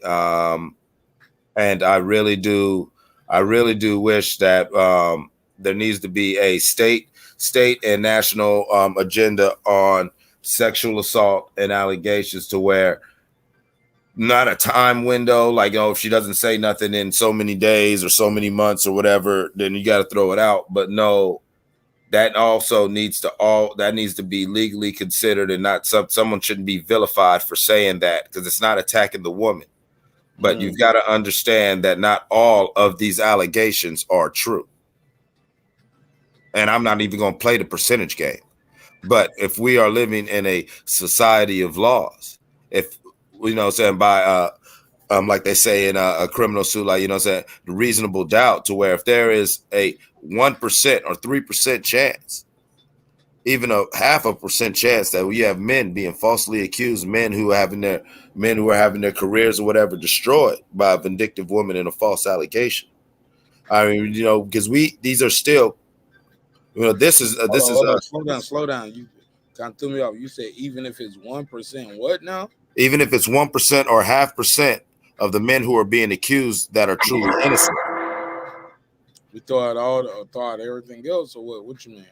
That's what I mean. Like, we're in a country of laws, to where we can't keep saying, okay, we give this blanket of, okay, he's been accused, so we believe the victim. Make that like I'm trying to. The 1% on which way is the 1% win? I said even if there's only 1% or even 0.5% of men who are being accused of these allegations that are innocent. So let's say most of this shit is all true. None of these women are lying except for that 1%. We can't still give that blanket, oh, well, he's been accused, cancel him, he's done, blah, blah, blah. Because you know what? That's still that 1% of innocent men whose lives and families you are ruining and allowing that predatory woman to once again manipulate the laws. And what women don't sometimes understand in the larger sense, because I've met a lot of women who do get this. I want to take you out of it though. I don't want to. I'm not personalizing. I'm just saying I'm not personalizing it. I'm saying what people don't get is when you allow people to abuse this new culture and this affirmation of women's rights, to abuse it with false allegations, you cheapen the suffering of women who are really being raped.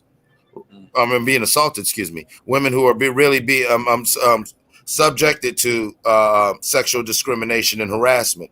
And so I just really wish, not only in this case, in all cases, that we had more clarity and more honesty, and we had a clear threshold, not just an allegation. It should be done with evidence and a preponderance of evidence. Because right now, an allegation alone, all somebody's got to do is say it. I think Megazar or somebody alluded to it earlier. You can just send a little casual tweet and put it out in the air. And it's over. Absolutely. That's what happened with Rolly. And his whole fight was taken away just because of somebody putting something out there on social media. So, hey, King, Queen, I'm about to call you King Nick Rich or whatever, because it's the Nick. The Nick throw me off. I be wanting to call you Nikki, but it say Nick, so I respect what they handle with. Actually, it is Nikki. Yeah, right, but I respect the handle though. The handle say Nick Rich, which is 2 boy names. to some people, right? But so just off of reflex, I was about to say king, but look, that's just me trying to be humble and give everybody their respect. But speak on that for people who don't know what the fuck were you talking about when you say that, because we talked about it before, but I tell people every segment is an episode of its own potentially. So give people some backstory on that. With regards to on the boxing side, Rolly Romero had a fight scheduled with Tank Davis. They did the press conference and the whole nine. And within like 48 or 72 hours, all of a sudden, there was some allegation that came through that he had done something inappropriately with a woman. And his entire fight was taken away from him. No criminal allegations. I don't even think that there was even a civil lawsuit in that regard. It was just something that was just put out there Tweets. Through the media. Through tweets, And my sister. Let's be clear. through Somebody tweets. put a tweet out there similar to Somebody Trey put a Songz. tweet out there, and there was this complete downward spiral. And then here we are, February 12th, 2022, and it's crickets after that tweet in terms of who the accusers or who the alleged victims are. You haven't heard anything else about it. They're just silent. So we live in a day and age where all you got to do is just accuse somebody of something, and that person is immediately viewed in the court of public opinion as a criminal, as a rapist, as an abuser, as all of these vile things immediately, and it's just based on somebody's words. Fair enough. Anybody want to jump in off of that one? Girl behind the mic, Queen P, Reggie, Clips. No, I agree with her. Anybody want to jump in, ladies? Reggie. No, I'm sitting listening. I will say this. Since I got three queens on the panel, ladies, what do you feel would be a fair legal protection for men from false allegations that wouldn't be a deterrent or wouldn't be somehow, say, another imposing obstacle for a woman speaking up and telling her truth? What do you, from a woman's perspective, where do you find that happy middle?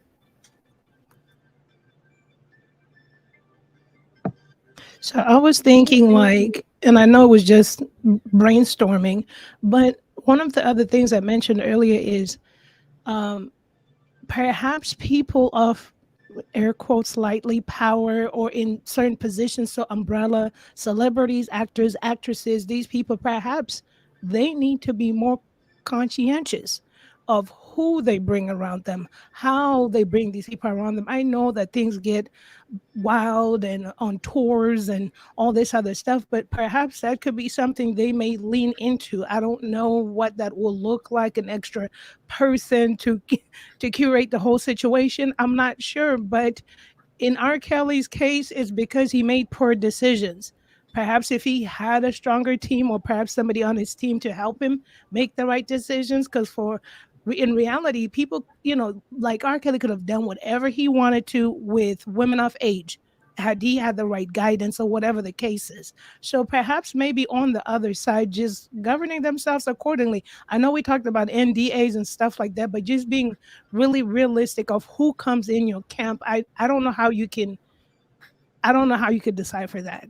I don't, I thank you for that honesty, and I want to get the other two women's opinion, but I just want to say now you notice that your answer put all the onus on the man again, to where you can be as careful as you want to who you have around you, but once that person's around you, now if there's a person with some larceny and deception in their heart, all they're going to do is sit around and take notes and try to just bide their time, and if need be, create a situation. So you still, what I said, what that happy middle is, what could be a legal protection for? Go ahead. Yeah, I had mentioned earlier that we're hearing now more and more about NDA agreements because there are a lot of people that live a certain lifestyle that is not your typical um, husband and wife type lifestyle. They have chicks flowing to and fro, back and forth. That's just how they move. And so what a lot of these people that want to have that lifestyle are now doing, and I think their legal people are counseling them to do that, is to protect themselves through non-disclosure agreements. And those things can be as broad as you want them to be, or they can be as specific as you want them to be. But I think a lot of these celebrities are now trying to protect themselves to say, hey, this is my lifestyle. And when you are entering into my circle, you are agreeing or you are consenting to X, Y, and Z. And if you agree to that and you sign off to it, it's some sort or some layer of protection um, for you in the future so that you don't have to deal with a civil lawsuit 15 years down the road. I do. I'm very aware of NDAs, and I believe in them. But as you know, there's been some high profile cases in the past 10, 15 years where the NDA was superseded. Absolutely. It's not a I wouldn't say that it's a complete safety net, but at the end of the day, you can see that people are trying to protect themselves in some capacity. One Oh of the yes. other things, yeah, and one of the other things that I had mentioned too is that I just kind of wish that statutes of limitations were looked at a whole lot more closely for states, particularly for situations where there are allegations of abuse and rape and sexual assault, um, and that the system would steer and direct victims, true victims, to go through the criminal system rather than going through the civil system. Because in order to root out the problem, I think the better approach would be through the criminal justice system and not through the civil route. Oh, I agree 100%. I believe anytime you go along these lines, it should be criminal, never civil. Civil should be taken out of it because that allows, okay, I'll pay you some hush money, and then there's the incentive. Now back to your NDAs and everything, and what Philip's saying in the comments about people having to record. Now you're seeing from what Mark was saying in his synopsis of the Snoop thing that there's even pictures of her. Orally copulating, allegedly, that she's saying, oh, she took under duress. In the Mystical in the first time the Mystical went to prison, remember, he had videotaped the act that he was doing because, saying he as proof that this was consensual. And what did she do? She went to the court and said, well, she did this because she felt scared. And so here's my thing is this is nothing against what I'm trying to, as humanly as possible, find that middle. Because at what point is a man safe or to interact? Because I've been in situations where the woman is being very aggressive and I'm not even interested. And then now my means of trying to deflect or reject can get perceived some way. And then any attempt of me just trying to humor her and be sociable, say we're in a social setting, now it can be perceived as, oh, well, I was flirting back and I was talking, I was giving her energy too. But see, a man can't be in that way, just like how a woman, oh, well, you shouldn't have been wearing that skirt. I agree with when women say, well, I can wear whatever I want to wear. I mean, she could run around half naked. That doesn't mean that you get a chance to go Donald Trump, go up and grab her. You feel what I'm saying? I agree with that. And so at what point, as we are in such a loose, what I'm saying, we're in such a very free flowing society, if you will. So as we free flow, where is the true personal freedoms? Because right now I feel like we're in a time where all a woman has to do is she doesn't even have to say she was assaulted. She can say she was just uncomfortable. Absolutely. Or they can just say, I was pressured into doing it. And then where's the burden of proof of what pressure looks like?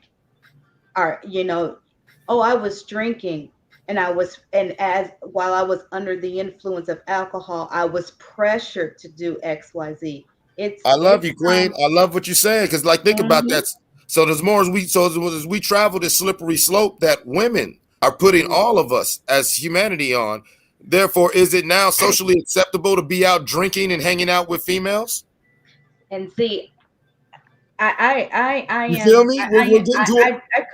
I completely feel you. And I think earlier, if you went back and you rewind what some of the earlier conversations, I may have even ticked a lot of the people off in the chat and on the panel, because I'm not naive. You know what I'm saying? And I'm just only going to speak from my personal experience, and I'm not projecting But I got it. my I got to personal interject. I got to real Why you quick. got to interject? No, no. I'm gonna tell. I'm gonna be. I'm gonna tell her why I interject, right? And I'll tell you too. When you put that in vocal inflection, when you say, "I'm not naive," it almost infers or implies that you're saying other people are, especially when you preface it referencing the other women on the panel. It might be implying or inferring you're that you're trying to say they are. It's the vocal inflection in it. Like nobody's stupid, Reggie. She ain't got to say girl behind the mic, Queen P, but it's only other two of the women. And when she does that vocal inflection, some might assume, and I'm not assuming she is, but when you do it a certain way, like some people might take it a certain way. And I'll be like, yeah, so Reggie, yeah. So that's why I said, like, Absolutely. yeah, so Absolutely. I'm Great point, applying Mark. to things that Absolutely. you said.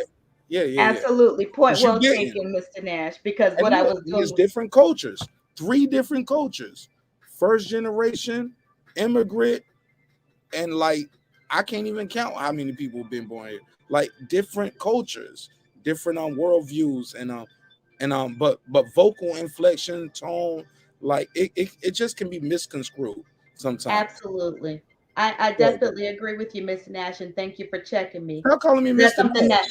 because that's something that my husband would probably have done as well. Don't But call what I me was Mr. Nash unless you put it on the check.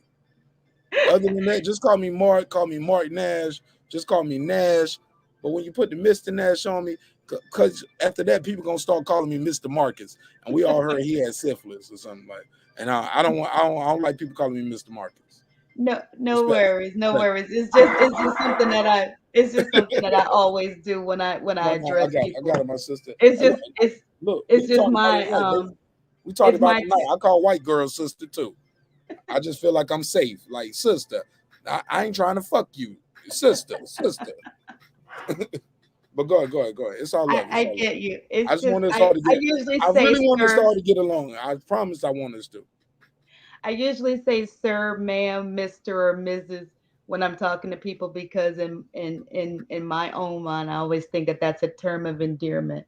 But with regards to Absolutely. the voice inflection, I appreciate you for bringing that to my attention because I was laying down and I got up and I really definitely started my to elevate my voice. So I want to make sure that I keep it cool, calm, and collected so that people understand that I'm not trying to project here.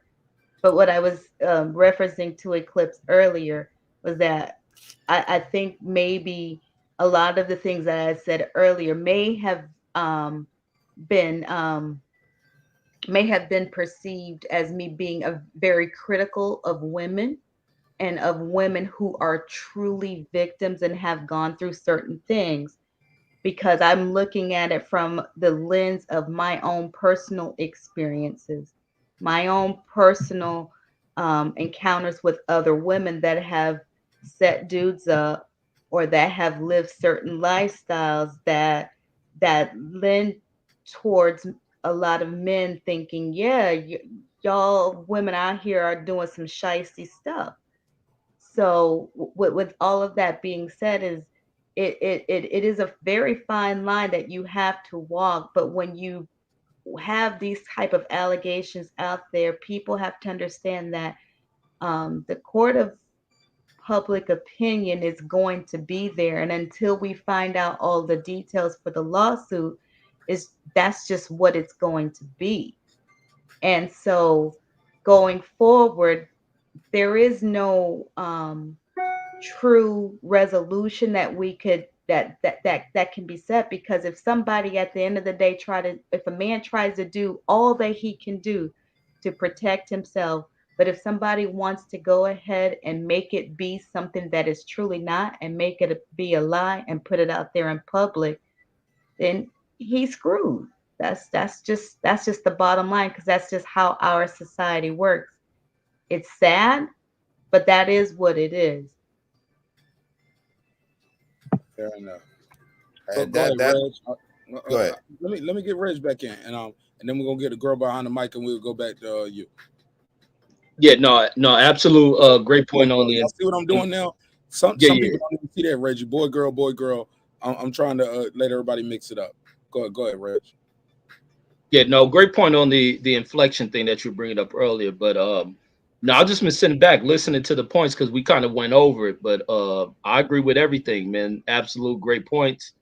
And on this one, I stand on the side of Snoop. I think I stand on this one of the accusers and their approach to justice. Their approach to justice is just wrong to me, and it's not even seeking justice.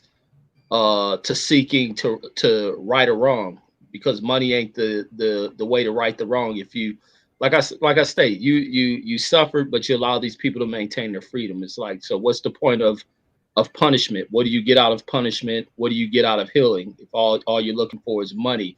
Your whole purpose of being around these folks was for money. So are you trying to recoup what you missed out on just because you weren't afforded the financial opportunities in which you seek to being around them? Is that what the pursuit is? So that's the thing that's bugged out with in these situations for me, and dealing with these type of people who want to claim to be victims, but in my eyes, I can never label them as victims.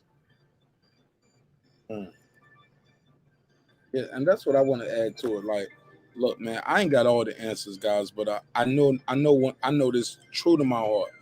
If we do not communicate clear, concisely, and give everybody a chance to speak, and if we're not talking to each other in respectful tones, not being condescending, not trying to act like I'm here for the smoke and all that shit, yo, we ain't gonna never make it, yo. As a people, damn sure as a little podcast on YouTube, like, we all black folks here, and we arguing, like, and we talking to each other sometimes in certain tones. We can't even give each other the benefit of a doubt on a podcast.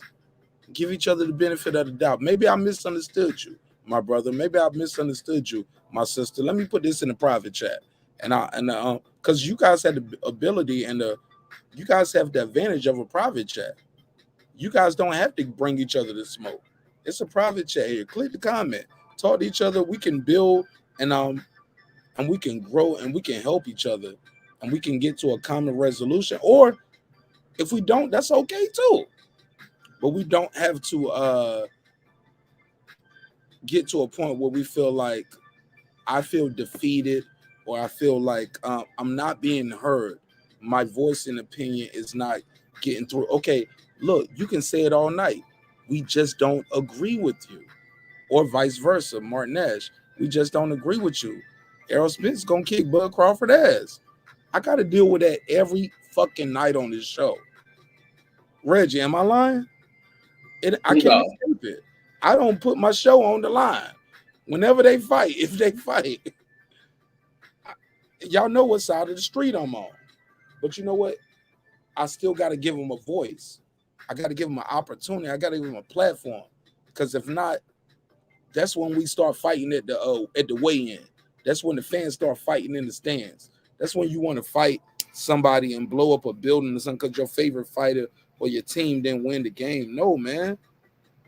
We always tell the children, look, a lot of the shit I be saying on the show, Reggie, I feel like a parrot. I'm like, man, I be repeating the same mantras. Some of these mantras I repeat at the end of every episode. I repeat it mid-episode. Cause I need people to know this. I'm not your enemy. And you are not my enemy. Even if you want to be, I won't let you be my enemy. I'm gonna kill you with blindness, my brother. I just won't see you no more. And we just gonna move forward. Cause the work we doing right now, whether y'all like it or not, this show and this episode will live on past your lifespan. That's just the way the world works now. The new age technology. So while we here, man, we here for a purpose. Every day is a good day until you miss one. Let's do God's work. Yeah, I talk a little crazy. I be cussing sometimes. Yeah, I might have a little smoke. I have a little drink. But in the words of every great philosopher, God knows my heart. Right? And so I'm a living down on that one. Man, I love y'all. I hope y'all love yourself. If you don't, guess what? God loves you and the neighborhood loves you too. I feel like I'm missing a couple things that I didn't get to touch on right here, but damn, man, I'm looking at the clock and I feel like I'm holding everybody up. Like it's like marqnash, if you here, we still gonna be here. So I feel like I'm holding y'all up. But it's the weekend for me. I ain't going out. Like normally I would be just coming back home from the Waffle House or some shit. But I just want to make sure I'm giving everybody an opportunity to speak. When I see Latavia in here, that means I'm past 11:11. So it's time to end the show. Shout out to my sister, Latavia. Latavia, one day you got to join the other ladies on the panel and give me your take. This was a great topic that I wish you would have called in on. Phone line is still open if you would like to call in. I would love to hear your take. Did you hear the allegations about Snoop? How do you feel about allegations when people should make them? Should they make them? Are we victim blaming? Girl behind the mic. Because I ain't gonna lie, girl behind the mic, that's what I'm walking away from here. And that's what hurts me. And that's why I'm trying to make sure Clips, Reggie, Nick, Queen P, that we going above and yet beyond to make sure. Look, I stood on my square. I don't believe Shorty right here. But in general, though, I believe women are abused. Black women aren't protected. I don't even know if she's black or white. Like Dude said, I thought she was white. You keep calling her sister. I was like, she my sister. I don't care if she black, white, whatever. If somebody took advantage of her, she's my daughter. She's my sister. She's my mother. She's my aunt. She needs my help. And I just don't want people. And Reggie, I know it's your cousin. And I shout out to Deuce. I want Deuce to make it seem, yeah, man. I want Deuce to be like, man, this supposed to be a Snoop Appreciation Week. We got to do it on the next episode. We'll do it on we'll make sure we continue to give the brother his flowers. But if it's proven in a court of law he's guilty, what do we go from here? Do we still say, nah, man, he innocent? That bitch knew what she was on because she went to the rap video. Look, a stripper deserves respect. Girl behind the mic, Queen P. Nick Rich, just your first time on my panel. Me and Brandon, we argued about the Cardi B shit all the time because I still stand on this. I don't care how your label promotes you. I don't care what you do for a living. You deserve respect. And I ain't saying, and he ain't saying he don't think she deserves respect. I don't want to mischaracterize him, but my G, you can't just. Okay, I'll change it. I'll take it off of Brandon Washington Carter B. If I'm a garbage man, and I'll bring it like that, I'm a garbage man. Nick Rich, you with me, right? Girl behind the mic, you still there? Mm-hmm. Reggie? I'm still here. Yeah. Everybody with me. Yo, you can't just be walking up to me in the street like and just throw your trash down in front of me like, pick it up, nigga. You're a garbage man, right? That's what you do, nigga. Pick up my trash, nigga. My nigga, I'm with my wife at a restaurant. I'm gonna slap shit out you right now. You know what I'm saying? Like what I do for a living, don't think I don't deserve to be disrespected. It goes back to that Jalen Rose, Skip Bayless. That's why you ain't seen Jalen Rose besides Skip Bayless on any show since that. Because that's what that bottom line came down to. He said, well, you call him Kwame Brown, Stephen A. And he was like, and Skip Bayless, he was like, you say these guys are beefing, they different. He was like, man, he gets paid for this, gets paid millions of dollars. I never forgot what Jalen Rose said it because his voice quivered. and he's Jalen Rose, a little point guard, but he's a big dude when you meet him. He's like 6'5", 6'6", 220, 260, especially when he out of basketball shape. And he's just a big ass nigga. You know what I'm saying? 6'7", 6. You know what I'm saying? Whatever. I digress. What I'm saying is this. He said, and I'll never forget it. What my job pays me and what I do for a living determines the amount of respect you give me. And they had to cut a commercial. ESPN had to cut a commercial. And he's right. I don't care if she's a stripper. She ain't stripping right now. You can't just grab her by the pussy. I don't care. She came there to do topless dancing. You can't just force your dick in her mouth. I ain't saying Snoop did. Let's be clear. Snoop might have got some head. Fuck it. I don't think he forced himself. But I don't think. But if he said he didn't have sex with her, I got to take the man for his word. She said he forced himself. Matter of fact, that's the biggest thing right there, Nick Rich. She's saying he forced himself on her. Let's put a statement back on the screen to be clear. Mr. Broder said he never had any sexual encounter with the woman. That's where we at with it. Now she's lying about everything. So all of that, where she's a video girl, she knew she was getting into.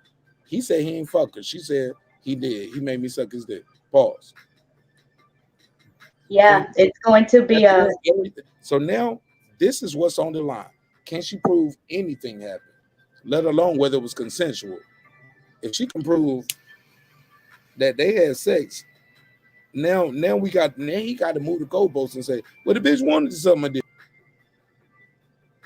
If she doesn't have that Lewinsky dress, as you mentioned earlier, yeah, it's going to be his word versus her word. And that's why I'm at with it, sis. I think we need to have the Lewinsky standard with any of this. We got to always have the Lewinsky standard where years later, like, okay, I said I didn't want her. He said, but even still, was it consensual or not? But you at least got to be able to prove some kind of interaction other than a photo, especially when the person is a public figure who take pictures with thousands of people every year. I just don't see no protection. I don't see no end game. It's almost like the story that'll never end. That's why I'm like, I'm gonna let everybody get their final thoughts on this one, and we're gonna end this one. Reggie, give me your Reggie, hold what you got real quick. I'm gonna let you close this out. I'm gonna let you get a final thought because you do got a channel. You and Girl Behind the Mic. So Nick Rich, give me your final thoughts, clips, Girl Behind the Mic, then Reggie, and we're gonna land this plane.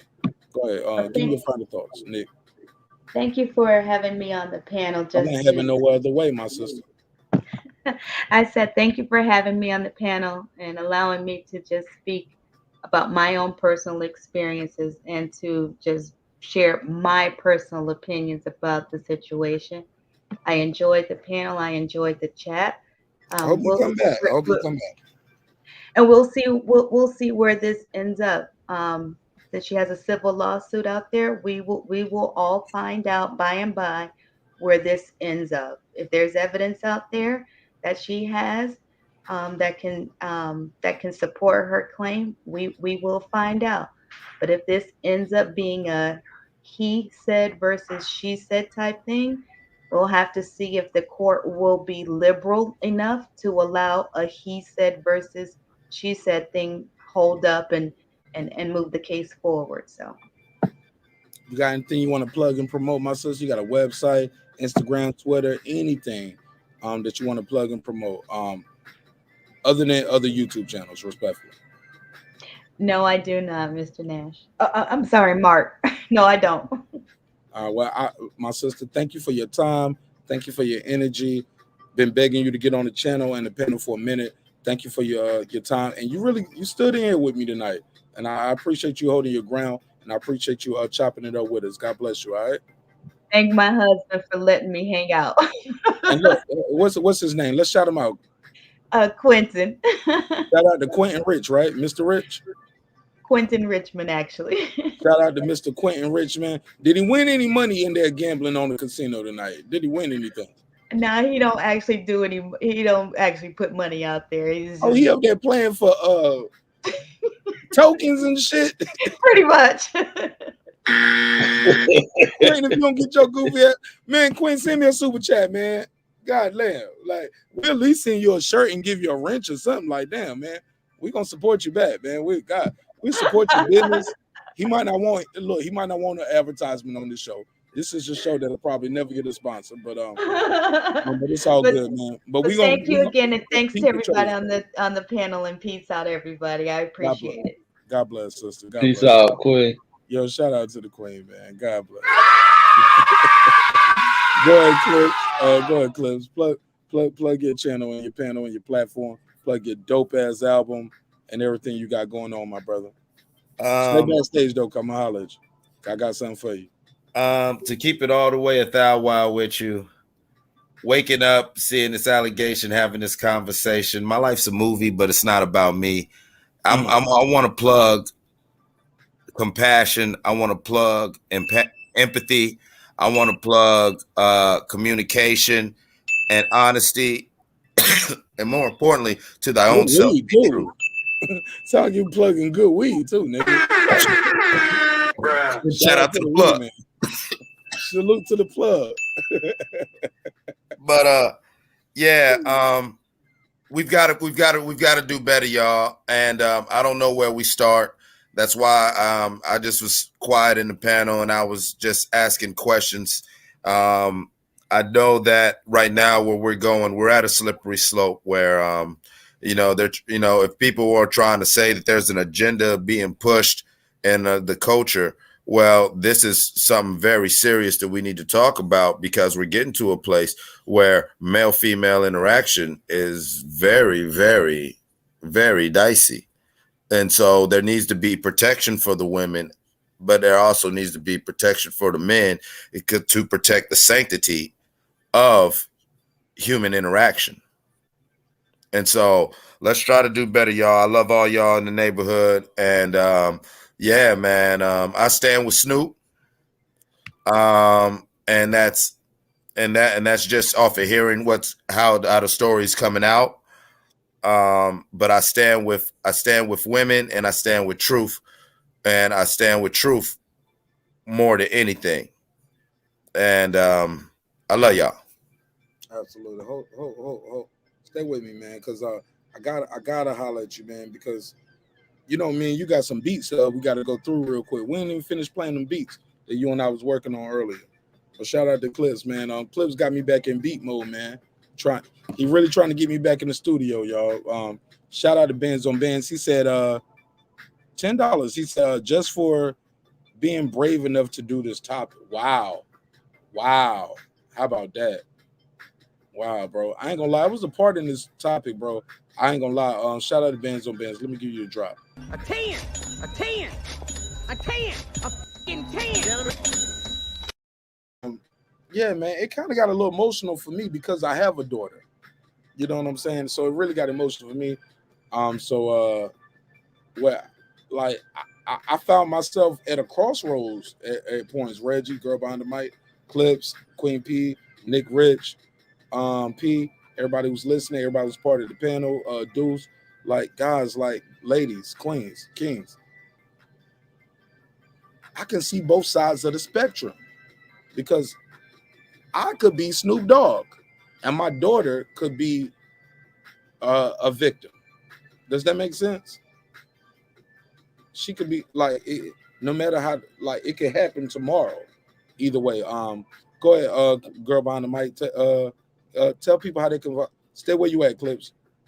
Go ahead, girl behind the mic. Talk to me. Tell people, give people your final thoughts on this topic, and thank you, Bands on Bands. God knows we need it. Absolutely. All right. Well, thank you. Thank you for having me on the panel. And plug your stuff in the chat too. While you saying that, I'm gonna be trying to find it and unplug it. If Okay, Queen cool. is still there, she got it. Okay, thank you. And so here's my final thought on this whole Snoop Dogg and lady situation. Yes, ma'am. My opinion still stands, right? Both sides deserve to be heard. I'm not one to.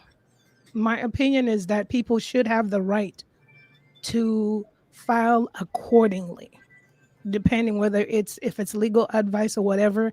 And I mean, if she wanted to go for a civil suit because a certain I don't know the backstory why she chose a civil suit versus a criminal, but I don't believe that, because the systems are there. If the systems offer you the chance to file a civil suit or to file a criminal suit, then I think that you should take it. Both people deserve to be heard. I don't know who's telling the truth, who's telling a lie. I never said I was riding or dying with this girl or with Snoop.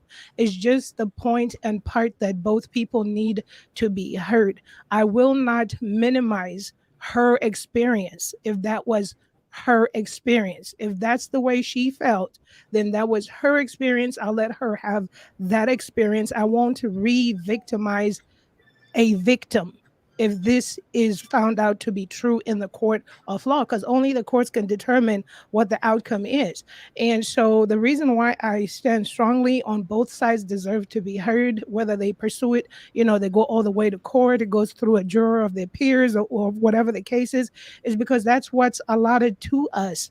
And then secondly, it doesn't matter if a person that has been or that feels that they've been victimized, if they come out there, as long as your state allows you to go file civil or criminal charges on a matter that happened 20, 30, 40 years ago, then if that's when you have received your courage, if that's when you feel you have healed from it, and if you feel that's when you want to pursue it, then you can pursue it. Once again, this part is from my experience. I'm still working on those two people. Forgiveness is deep. So it doesn't, I might be 45 or 50 by the time I get there. And if I'm 50 and one of the guys is a prominent diplomat, and if he rises up to the ranks, becomes the world's most richest person, and I've paid for traumas, for what do you call it, therapy, all this whole entire time, whatever I have put into the healing process. And if I feel that I want to pursue civil suit, then that's my choice as a victim. But once again, it falls into the courts on what they think is a case and what they think is not a case, and what evidence you bring, and what is, because I don't believe the system. Okay, well, I kind of don't believe the system is just going to take my word for it with this person without staunch documentation or something to really back up that claim. I don't know. I don't think so. I know that there were other stories of football players and some girls, but okay, I digress. But everybody has a voice. Everybody should voice out. If you feel you've been victimized, it doesn't matter how many years you wait. I understand that society is trying to break away from the mold of the woman being over sexualized, because long time ago it could have been easily, what was she wearing? Why did you wear that? You deserve that. So it kind of feels like a opening of, well, you know who Snoop is, so why were you over there? The same thing could be said with Harvey Weinstein and his victims. You know who he is, why were you going to his hotel room? So we can't really get in the heads of people on how they're thinking, how they're processing things.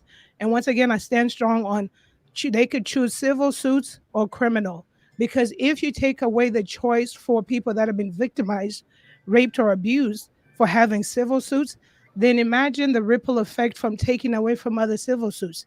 People like Breonna Taylor's parents won't be able to get the $12 million because now Say that again. Why is that? Well, I'm saying it because if we open a window to start picking the hairs, to cherry pick and say, well, abused and rape victims that have over 5 years should never collect civil suits. They should never be entitled to that. Okay, every state is different in statutes of limits. So what if your statute is 8 years or 7 years or 6 years? So now that means I could never pursue any any court justification or anything like that. And if you allow that to happen as law, then you're also opening up doors for other cases, non-related, to say, well, you don't need a civil suit in the case of a wrongful death at the hands of a police officer. So now the people, and that's why I need people to understand that. That's why I kept asking, why did she pursue? She will only know, we could dig deeper into the case, but why did she pursue a civil suit? Snoop didn't become a billionaire today. He's been having money this whole entire time. So there has to be something behind it. But point at the end of the day, let the courts take it. Both sides deserve to be heard. Good point. Hell yeah. Go ahead, Reggie. Right on, Queen.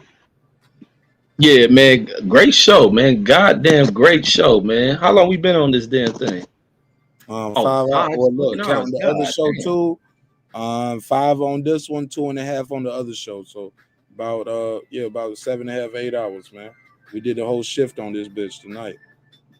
Damn, man. Great show, man. Great topic, man. Hopefully we Great did point. building though, Reggie. Hopefully we was building and not destroying our space. You know what I'm saying, girl behind the mic? You feel me? Like I don't want to Right. destroy our space.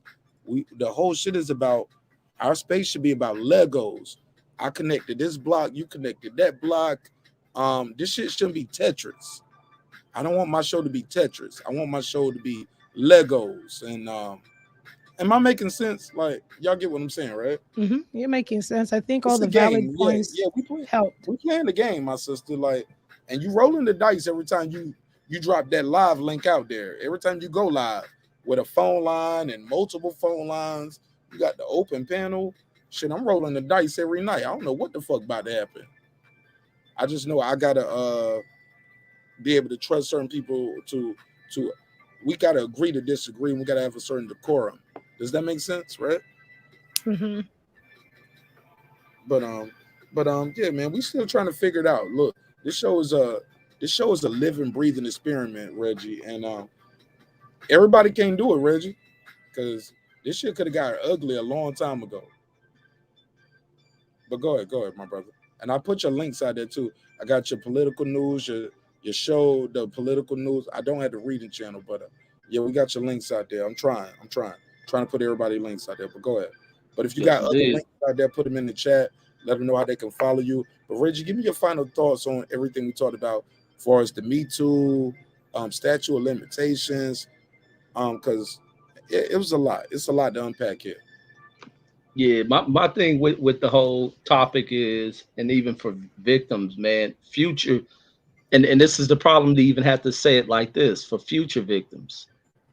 And that's a sad thing to even think about that because a continuation of this type of shit happening to people every day, probably every minute, every hour, this shit is happening. And for victims to have courage, to have people behind them to support them to where they don't not sit there and let this action linger, that they go out there and they move forward with processing a case. And matter of fact, and it's crazy that we speak on this because I think it was the beginning of this week. I think it might have been Monday where I had where I work at one of the elder lady come to me. She ain't too old, but she's older, and she was speaking about because it was a certain date that comes up and it reminds her of something. And this is back to where she was raped by somebody who she knew, Wow. and how this person, she was matter of fact, I think she said she was married, and her husband might have been away taking care of his elder parent or something. So he's out of state. So this guy who she knew ends up following her because she was somebody that people came to kind of get they can talk to and get words of wisdom.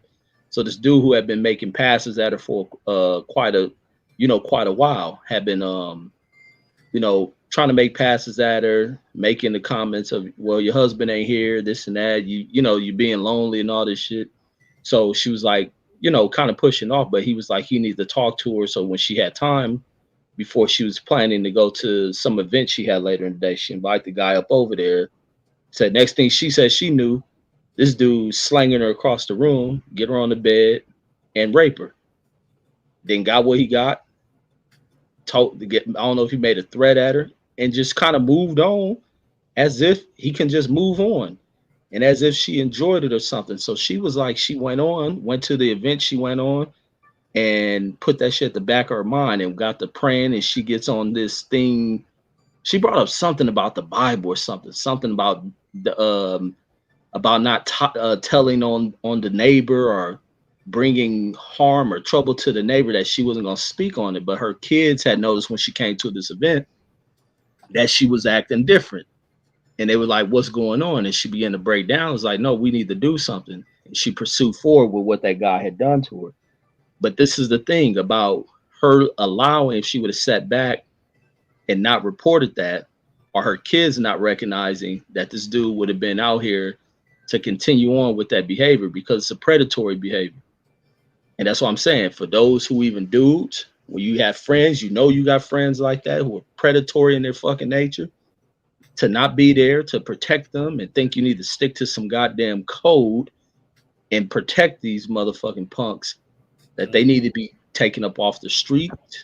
And for victims who this shit happened to not sit there and allow that shit to go on for it to happen to someone else. These type of people need to be up off the streets. And even if people bring it hard to them, beating the shit out of these type of people, that's okay with me. That shit is cool. But this Nah, world man, needs to no be. violence is cool outside of a boxing ring, Reggie, or Yeah. octagon. Now the people I like gotta that say shit that. I needs gotta to say be. that for my sponsors and for YouTube guidelines. Oh yeah, I No got you on violence that. is okay outside of a boxing ring or an octagon. But go ahead, sir. Yeah, but that these type of people have to be taken up out of society. Society really needs to be cleansed of that, and these people need to recognize when they have problems, and they need to suppress that because it won't be tolerated. And victims can't be out here worrying about shaming, worrying about fears, letting things linger and hidden away for 10, 20, 30 plus years. You got to get it out, save the next person. But that's my view on that, man. Hold And on, hold on. How you save the next person? I know it was your final thoughts, but I gotta ask you that. How can they save the next person? by reporting, go out there, you make reports. If you were if the women were raped and penetrated, go get your test. Let them test you, find DNA of this person up on you. You didn't consent to it, and you can begin the criminal case from there. Prove your But day in court. but what about people like Girl Behind the Mic? She was a victim, but it wasn't penetration. It wasn't no semen. It's just people groping her. And I don't mean to say that loosely, Girl Behind the Mic, and I apologize. Not just. So pardon. Allow me to retort. But it's no. It's hearsay. It's my word against yours. Yeah, I don't have semen, but you did pull your dick out in front of her. You did grab her titties, you grabbed her ass, you grabbed her because Reggie, like you said earlier, like shit, she let me pull the dick out, she ain't do nothing.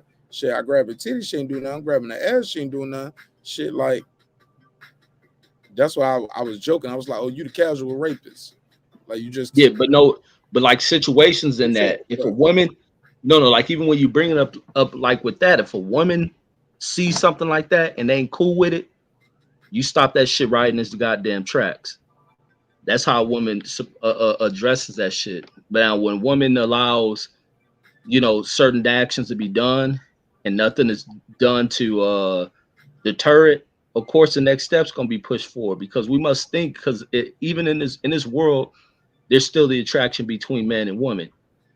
And what a man is looking for, this is why fathers are critical. Because a father gonna stand in the way of fucking boys coming around his daughter because they know he only around for one fucking thing. And with these hiding these hormones that are in hiding and they incite shit for what a man wants from a woman. And if that certain shit ain't being stopped, they continue to move forward. Now, when a woman gives that thing, because this always been my thing, I can't do what a woman doesn't allow me. Being I don't push it any further than what a woman lets me do or whatnot. Now, the minute a woman gives me a no, I stop that shit from there. And that's how it should be. You gotta put an end to a lot of that shit. And the dude has to respect what a woman wants. Now, any dude going beyond that shit is the cats that you gotta watch out for. And even it sometimes it come down to our own friends because these rapist type motherfuckers ain't just loners and shit, lone wolves and shit. Some of them are within certain groups of people. They cool with other people. So you just got to be mindful. And I think we turn too much of a blind eye to shit. Like we too desensitized for shit. We cover up too much shit. You get families who cover up shit. They know a damn a mother know her brother up here touching her kids and shit. She hiding that shit for the sake of a family. A mother knowing her damn son doing this shit to other kids in the family, but hiding it for the sake of the family's image. Or that's this something totally different. That's something totally different though. no, it's still going in the same thing because it's still predatory shit. People have to Absolutely. report Still what they predatory. know. Yes, Yeah. People gotta report with what they know from predatory people, regardless if they breadwinners or not. Get Hey, these look, motherfuckers up off here. Hey, look, man, I was trying to end it, but Clip said something in here, and I saw Nick Rich said she agreed. We got to end it, but golly, man, I got to address this shit, man. Bro's like, silence is complicity. And I replied, no, sometimes that silence is fear. Go ahead, Clips. Because I didn't want to disrespect you by just replying to your comment in the chat, and you right here on the panel where you can clarify, you can stand on your square. But after this though, we do got to end it though, because I do understand. I respect everybody's time, and shit, man. I know it's too late to say I respect y'all time if I had y'all here for 5 hours, but golly, man, this been a hell of a conversation, and I ain't had no guns to your head. That what shit? Did I audio rape anybody? Patrice O'Neal got this Audio crazy. assault. Yeah. Patrice O'Neal got it. Man, they don't say rape so many times today. You know, YouTube gonna take this down. Oh, No yeah. matter how much I try to do my educational shit, no matter how much I try to moderate and keep it respectful, YouTube they because I'm black and I'm a small channel, they probably won't monetize this, but you'll be surprised some of the shit they don't monetize that we don't did on this show. I'm like, oh, y'all want that ghetto shit though, huh? Yeah, of course. But my bro, like, yeah. please elaborate on this comment. The silence is complicity, and after that we can end this one. No. Before you do that, Reggie, plug your channel, plug your YouTube, plug your book reading, politics, and I think I'm doing it now. But go ahead, because you got a dope thing going on over there. And girl behind the mic, did you plug your book? Because I still got to buy a couple of your books. I think that's something I told you I wanted to do, and I still haven't done it yet. So put that in the private chat. I'm gonna buy a couple of your books, and I'm gonna do some giveaways. And part of my giveaways is like that's how we're gonna do it. We'll buy people albums. We're gonna buy people books. We're gonna buy people merch, and we're also gonna do giveaways with it. So I might buy it. I might buy two. I'll buy one for me, and we'll do a giveaway with the other one.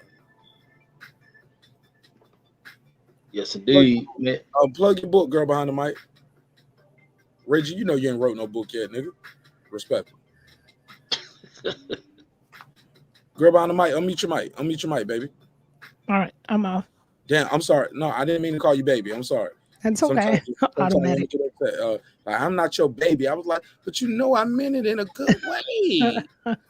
I'm sorry. I'm being loose.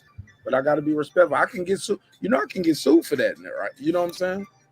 Like, he called me baby. I'm not your baby. I'm a guest host tonight, or I'm a guest, or I'm a member of the panel. So I get it, but you know my heart is in a good place. So this is For the Culture Books Webley, right? Mm-hmm. Did I say Weebly or is it Webley? How do I say I don't even know how you really pronounce it. I say Webley, but I think either way. But when you click on that take us straight to your book, right? Mm-hmm. To my landing page, yeah. And tell us the books, because you have written several books, correct?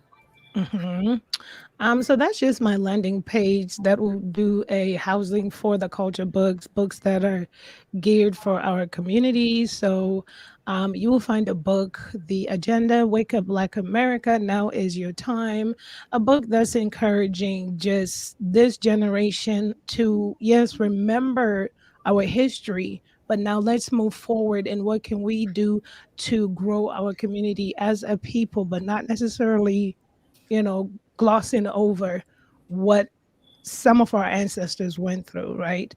So it talks about a history of the elites, and it talks about a history of the war on it. The war in America really is about the rich and the poor. So, in focusing on the things that could help us as a community. And then Black and Misunderstood Race is more so of like a memoir, just highlighting my experiences in Black skin in the West. The Sameness Life of Nandi is a novel based on a married woman's addiction struggles. She's trying to juggle. Man, we need to do a whole episode on this shit, girl behind the mic. Why you bullshitting? Yeah. Respect. So she's just trying to juggle her marriage. She's trying to juggle her career. She's trying to juggle societal pressures of being married. She in the chat right now. Hmm? She in the chat right now. Oh. Like Uh, that's how it works. They need to hear this. Yeah, so she's going through a lot, and it's just really highlighting her struggles as a minority, as a wife, as being barren, not being able to have children, a lot of things that have gone through her life, and then her battling with addiction and the whole pressures of marriage and so forth. So it follows her journey. And then, of course, on the landing page, you have a section where I have the coming soon. You're able to see. I wanted people that read my books to see the projects that I was working on, and when I started, and some of the concluded projects, which are called manuscripts, right before they get edited and so forth, and go through either the second draft and so forth. I just wanted to be transparent with that page. For the culture books is once again I said, like, it's targeting the culture, global Black culture. So I'm a buff, a history buff, and so my brand is highlighting specific events as it pertains to the West, historical events, and putting them into story formats that could pull at the heartstrings of people's emotions, and also to keep the hidden history um, on fire. And then I take some of the historical events globally that pertain to the Black community, write fantasy books and books about kings and queens of ancient times, but it's being written in a very creative way to hook an audience and for people to have an understanding of our history. Mm. So that's what that landing page is about. So have at it. So that's it. And the Thank you so Decoding much. Dreams podcast. And when you drop those new episodes, So the podcasts are being dropped this February. We are working on some amazing sessions. I'm so happy about the podcast. The analytics are rising. People want more. We Decoding Dreams podcast is all things spiritual. We talk about spiritual messages that come from the dream realm as it pertains to your waking realm. And we're also now diving the second year. This will be our second year in August, but we're also now no. diving into the deep. I call them my students. So we're diving now really into the deep part of some spiritual levels. So this February, we're talking about astral projection. We are talking about, and then we have a relationship episodes as it pertains to energies. So y'all don't want to miss that out. And that's that. When is it? When is it? Mondays, right? So I do have episodes starting this Wednesday and Saturday, and What then time? What time on Wednesday and Saturday? they're uploaded first thing in the morning. Tomorrow is Saturday, so you got Yes, an so episode tomorrow there's dropping. one. Yeah, there's Is it one coming. live or is it pre-recorded? Pre-recorded so far. How can somebody Pre-recorded. be a part of the live for the pre-recorded if they want to be a Um, part of it? I have not yet dabbled in lives, All so right, so holler at far, me, email me. Let's talk about it. so far Let's y'all build. get pre-recorded and Let's just build. Let's build, search. my sister. Yeah, I want to be a Decoding part of that Dreams. Absolutely. because sky's the limit for you, and I wish you nothing but health, wealth, and prosperity. And I appreciate your time and energy. It's super valuable to me, and I just know the neighborhood really enjoys your presence. They enjoy your energy. You have a very calm and soothing tone, even when you get upset. I tell people, yo, go to her YouTube channel, scroll through, cause you'll get to see how she get when she get upset, and she be going in. She go in and out of French and English, like it's dope. It's dope, and I don't even understand all of it, but it's entertaining for me. It's all love, right? Yes. You know we love you, sister. Thank you so much. I Love see you on y'all the too. next episode if God wills it, right? Absolutely. God bless you. You too. Thank you guys. All right. All right. And then there were three. All right, fellas. Man, fuck all them hoes. No, I'm joking. I'm joking. No, but seriously, fellas, thank you for your time and energy, Reggie. I think I need to let Eclipse now verify the last thing he was saying, and then we gonna land this plane. But man, shout out to all the queens, the kings, the sisters, man. God bless y'all. Y'all know I be talking shit, man. But I wouldn't be nothing if it wasn't for the audience. You guys are super dope, and the fact that we have this open dialogue, let the sisters tell their stories, man. Like God damn, man. Like, you and I, Reggie, we ain't got to worry about nobody just grabbing us by the ass at the job, bro. If anything, the worst thing gonna happen to us, Clips, Reggie, they gonna call us nigga, and we gonna be like, all right, whatever. Yeah, Not necessarily so. Okay, not necessarily. I stopped working in restaurants and kitchens because I got tired of getting groped, or you know what I'm saying, Whoa, having some chick like corner me when I'm in the cooler or the closet on some old freaky stuff, and it's like, I got a policy about not dipping my pen in company ink, and especially on company time. Fair enough, but Clips, what I'm trying to say is though, like, are these girls built like The Rock? Dwayne The Rock Johnson, like they're tiny, very petite little women who are being very aggressive. And if you say no, then they'll go to the manager and say you did that to them. It's happened. Fair enough. See, I'm mad that I'm older, that I don't approach women the way I used to, because I got some girls I work with who I wish would let me know they want to fuck. But it's I'm sorry to say that shit like that, but in this Me Too movement world, look, I got a trick. Reggie, I had chicks tell me now that I'm older, they told me, like, now that I'm in my 30s, I found out when I was in my early 20s, they thought I was scared of the box. They was like, oh, nigga, you were just scary. I was like, shit, I didn't know. It was like, Man, nigga, I was all up on you. Hey, But that's then, the way I then be she- feeling, then she man, got the streets, though. with this Me Too shit. I be like, I can't approach them how I used to. Like, damn. You better not. You better not. And you But should yeah, be, well, Reggie. We in a new day and age. Like, it's a brave new world. Consent. We Well, need no, it's always been about consent, but it's more no. important. But then you gotta get reconsent. What you gotta do is you gotta let her order her breakfast at IHOP. Like, I'm paraphrasing. And look, like I said, we had all this sensitive talk, and I don't want people to think I'm just trying to make it a jokey thing now. But my G, I've always heard that joke where people say you take the picture with them, or you take them home. You send the text. You know, niggas be always talking about you send the text while you still there. Be like, yep. You know what I'm saying? Man, these companies be having these trainings to where flirtation is even viewed as a motherfucking offense. That's what I'm getting. That's what I'm getting. That's where I'm getting at. Hold up. But flirtation can be an offense, Reggie. We at work. I'm here to get paid. I'm not here for your this ain't The Bachelor, my nigga. I'm not here to find a date.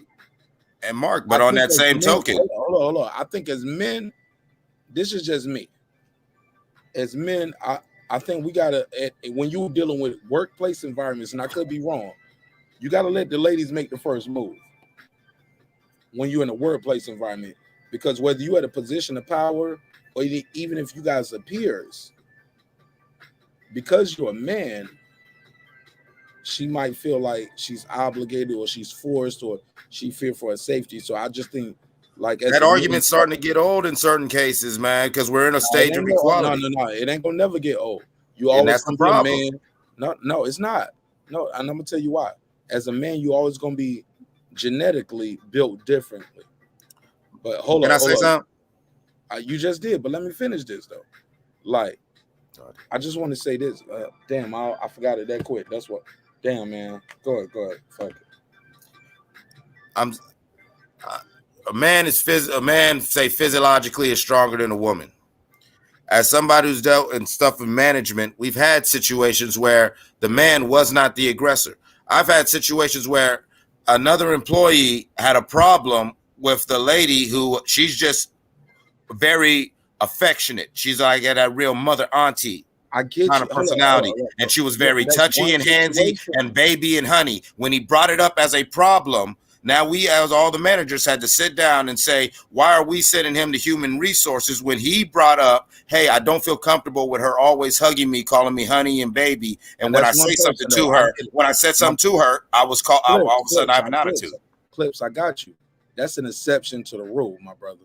It's always going to be an exception to the rule. I get you, my brother. It's always going to be an exception to the rule. That's what I'm getting at. We can't speak in generalizations, especially about stuff like this. No, and here's the thing. And some things, that's what we talked about earlier. I don't know if you missed that. And some things we got to speak in generalizations about.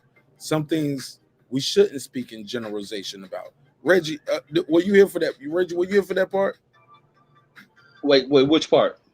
When I was talking about in certain situations, I think it's fair to speak in generals is that generalizing. We gotta generalize when we're talking about certain things.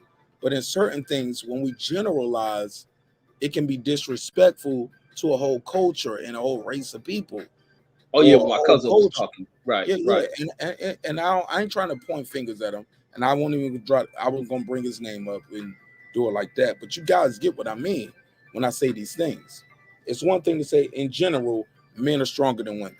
Men are more might be more aggressive. The man can overpower the woman sexually, physically, in general.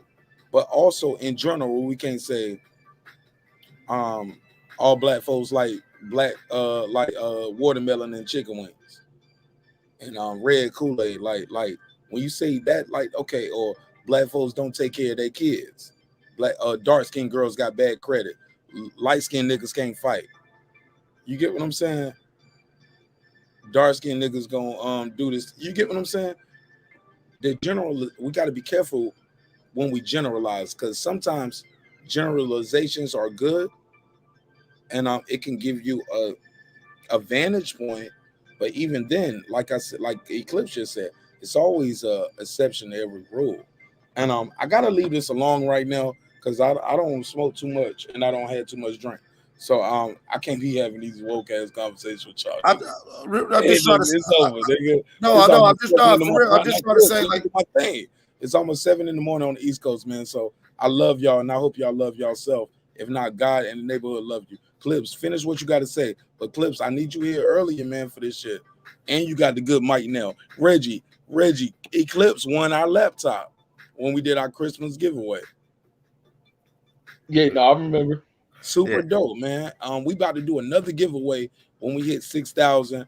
But I promise y'all, it's not gonna when we do money giveaways, laptop giveaways, that shit ain't about to be for eat lottie dottie everybody. It's gonna be members only. It's gonna be moderators only. Like we moving forward. We're not just gonna be giving people laptops, tablets, and cash, and they don't even fuck with us. You know what I'm saying? Those days are over. But I love you all. And let me do this $10 drop if I didn't do it already. Bands on Bands. He said, just for being brave enough to have this topic. Thank you, my brother. Or my sister. Bands on Bands is another person. Sometimes Reggie people donate and they'll never join your panel. They'll never call in. That don't mean they ain't real. The money be real. Shout out to Taylor Bell. Shout out to Uncle Kenny. Uncle Kenny ain't got to join the panel every night, but he always donate. Love y'all. Love you all. A 10, a 10, a 10, a fucking 10. Yeah, man. Thank you all. Go ahead, Clips. I didn't mean to cut you off, but I had to land my plane, and I got it. I got to end though. So even if we Oh yeah, disagree, no, I'm just. I was you just know it's simply love, say. bro. I was just simply saying that when I understand that at certain things you got to deal in generalizations, but now let's deal with the reality that we're in this world today. So when you talk about power dynamics and everything like that, are you saying in certain work and social settings that a woman isn't in a power dynamic over the man? When we We are got in a a lot of bad day judges. where retrospectively years later, like Queen Nick Rich was alluding to, all she has to say is she was uncomfortable and it's done. I didn't want it. I didn't want it back then. That's what I was talking about too, bro. That's what I was saying. But I guess look, this is not a topic that we should look. I didn't know this topic was going to garner this much attention and go on this way. But maybe I did. Fuck it, guilty, right? But maybe this deserves its own day, and we'll revisit this. But all good things must come to an end, even this show. Excuse me. I remember doing the show, Reggie, and I used to dream for having at least 5 people up here, let alone 10, 20, 30, 40. Who would think that I'd be ending the show and people are still coming in the room and I'd be like, hey man, we got to end it. But all good things must come to an end, even this show. But the work that we putting in, is gonna be here years when we dead, Reggie. Whether some people thought it was good, it was bad, it was funny, wasn't funny. That's why I tell you guys, man, give your best performance when you click that panel. Don't just be up here just trying to troll and be cool and like, yeah, I'm just up here just trying to get hot. My G, your name is your name, in the words of Marlo Stansfield, right? My name is my name. You feel me, Reg? Yeah. No, absolutely. Yeah, man. We ain't up here on no goofy shit, man. Sometimes we gonna crack jokes. We trying to be funny, and but it's all love. It's all for entertainment. It's YouTube. It's social media. But at the end of the day, ain't nobody on this panel up here trying to tell you, I'm gonna bring the AK to where you stay, and when it's on, nigga. I'm gonna kill you. And no, man. Look, we can agree, we can disagree, but at the end of the day, if we keep it respectful, we can come back and do it again tomorrow. Hopefully, we can do this again tomorrow if my wife allows me. Because my show's supposed to be Monday, Wednesday, Friday, but Friday shows go to Saturday morning, and I ain't worth shit. Like, y'all know I ain't about, look, it's 7 in the morning on the East Coast. Y'all know I ain't about to cook no breakfast tonight. I mean, this morning. I don't even want her to cook no breakfast. I'm asleep. But I appreciate her allowing me to and my wife sharing me with the world. Because she allows me to do this. Because we are a team, we're a unit, but man, I sacrifice and she sacrifices to share me with you guys, man. Because I know I share a lot with y'all, but hopefully y'all are sharing with us. We all been honest, we've been authentic, and we ain't gotta always agree. Look, man, we got some merch going on right here. You can go to marqnash.com and get some of this merch, man. Go to marqnash.com, marqnash.com, promo on the screen. Type in the promo code NASH27. Guys, remember, this is a hip-hop political sports show with a comedy twist. Let me say that again. We're gonna keep it hip-hop. We're gonna get political sometimes, but we always gonna bring it back to sports too. We're gonna do a lot of sports, and we're gonna let the jokes fly. You know why? Because life is serious enough. I love you. I hope you love yourself. If not, guess what? God love you, and so does Marq Nash in the neighborhood. Dreams require sleep. Goals require effort. Go out and get your goals, man. I'm about to go out here and get mine, and I'm gonna get something to eat. I'm gonna get something to sleep. I'm gonna get some sleep, and shit. I might do a pop up tomorrow. Who knows? Man, I love y'all, man. I can't express it enough. Respect is free. Disrespect, it can cost you everything. Disrespect can cost you everything, man. Show everybody respect. I don't care if it's man, woman, child, dog.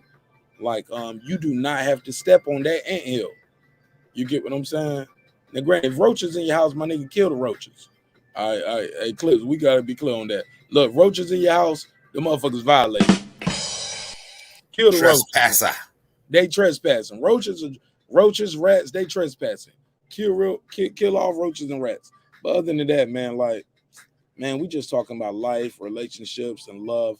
Man, this has been a great episode. And I hope this episode let y'all know I ain't all in it for the money, because shit, I could have just did boxing all night, and we could have just did boxing talk all night. I feel like we gotta have these conversations, Clips. We gotta find common ground. I thought it was interesting, even the ladies more than the guys. The ladies. Watch this playback, ladies and gentlemen. The ladies, more than anything, found discourse, found disagreement in tone, inflection, delivery. What do you mean when you say that? Did I hear that right? With my sister, let me say this. And even still, I hope I did a good job of trying to moderate. I got to be the ultimate moderator, because I'm the focal point of and y'all don't know each other, but everybody know me, right? You feel me, Clips? Yeah, I It's the feel you. neighborhood. It's the neighborhood, but I'm throwing the block party tonight. But when you guys throw y'all block party, trust me, I'm gonna be there, and I'm gonna try to bring the whole neighborhood with me. Hopefully, we all can agree, disagree, and man, just love each other, man. Love your neighbor, man. Love your family, love your friends. Um, Stop all this bullshit, man, on this YouTube, and let's let the victims have a voice. But also, if you don't believe the victim or the accuser, like Nick Rich said, you shouldn't be ostracized. You shouldn't say you hate women. And no, I just don't like this story. This could be some Jussie Smollett, whatever. Exactly. You know what I'm saying? So I think it's fair, man. We just gotta keep the channels of communication open. I'm sorry I didn't take any more calls. Sorry I didn't let nobody else on the panel. But we had up to 8-9 people on the. We had 8 people on the panel, and we had like people calling in on 2 lines. It's only one marqnash, right? It's only one marqnash. So I can't do it all. But hopefully I did my best, and I hope you guys understand I did my best. Hopefully nobody feels disrespected. Not Snoop, not Bishop Don Juan, not any of the callers, not anybody on the panel, not anybody in the chat. If y'all got beef in the chat, yo, leave that shit in the chat. When y'all join the panel, that shit over. Don't join the panel just to argue with people in the chat. You on the panel, you talk to me. You talk to the panel.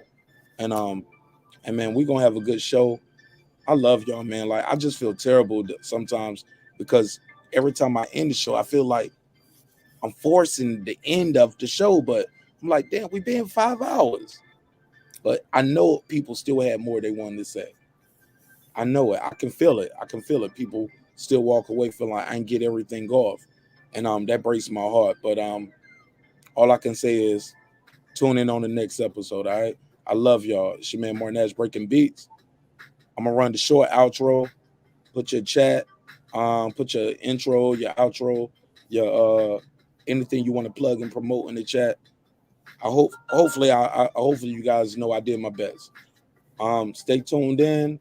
Make sure you're a new subscriber. If you're a new subscriber, stay subscribed. Because when we do that giveaway, you're gonna have to be a subscriber for X amount of time.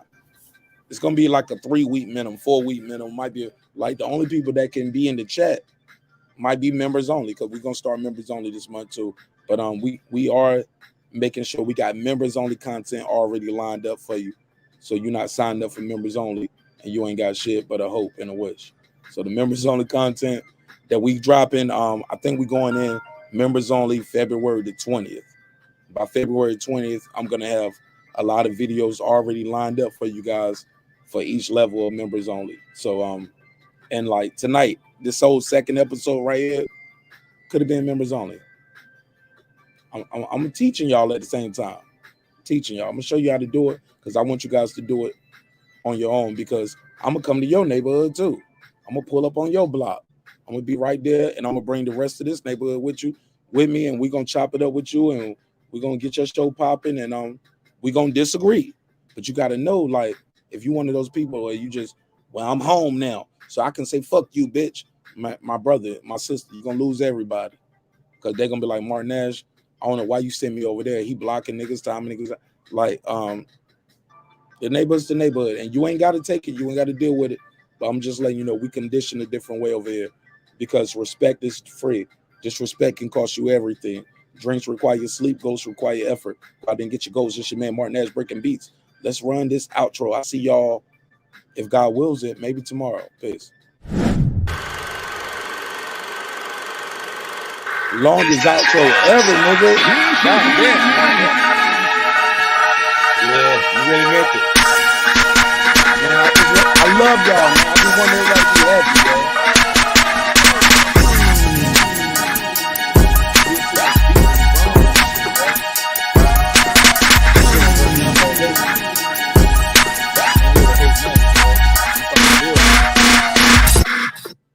Feel me, niggas always saying the story, bro.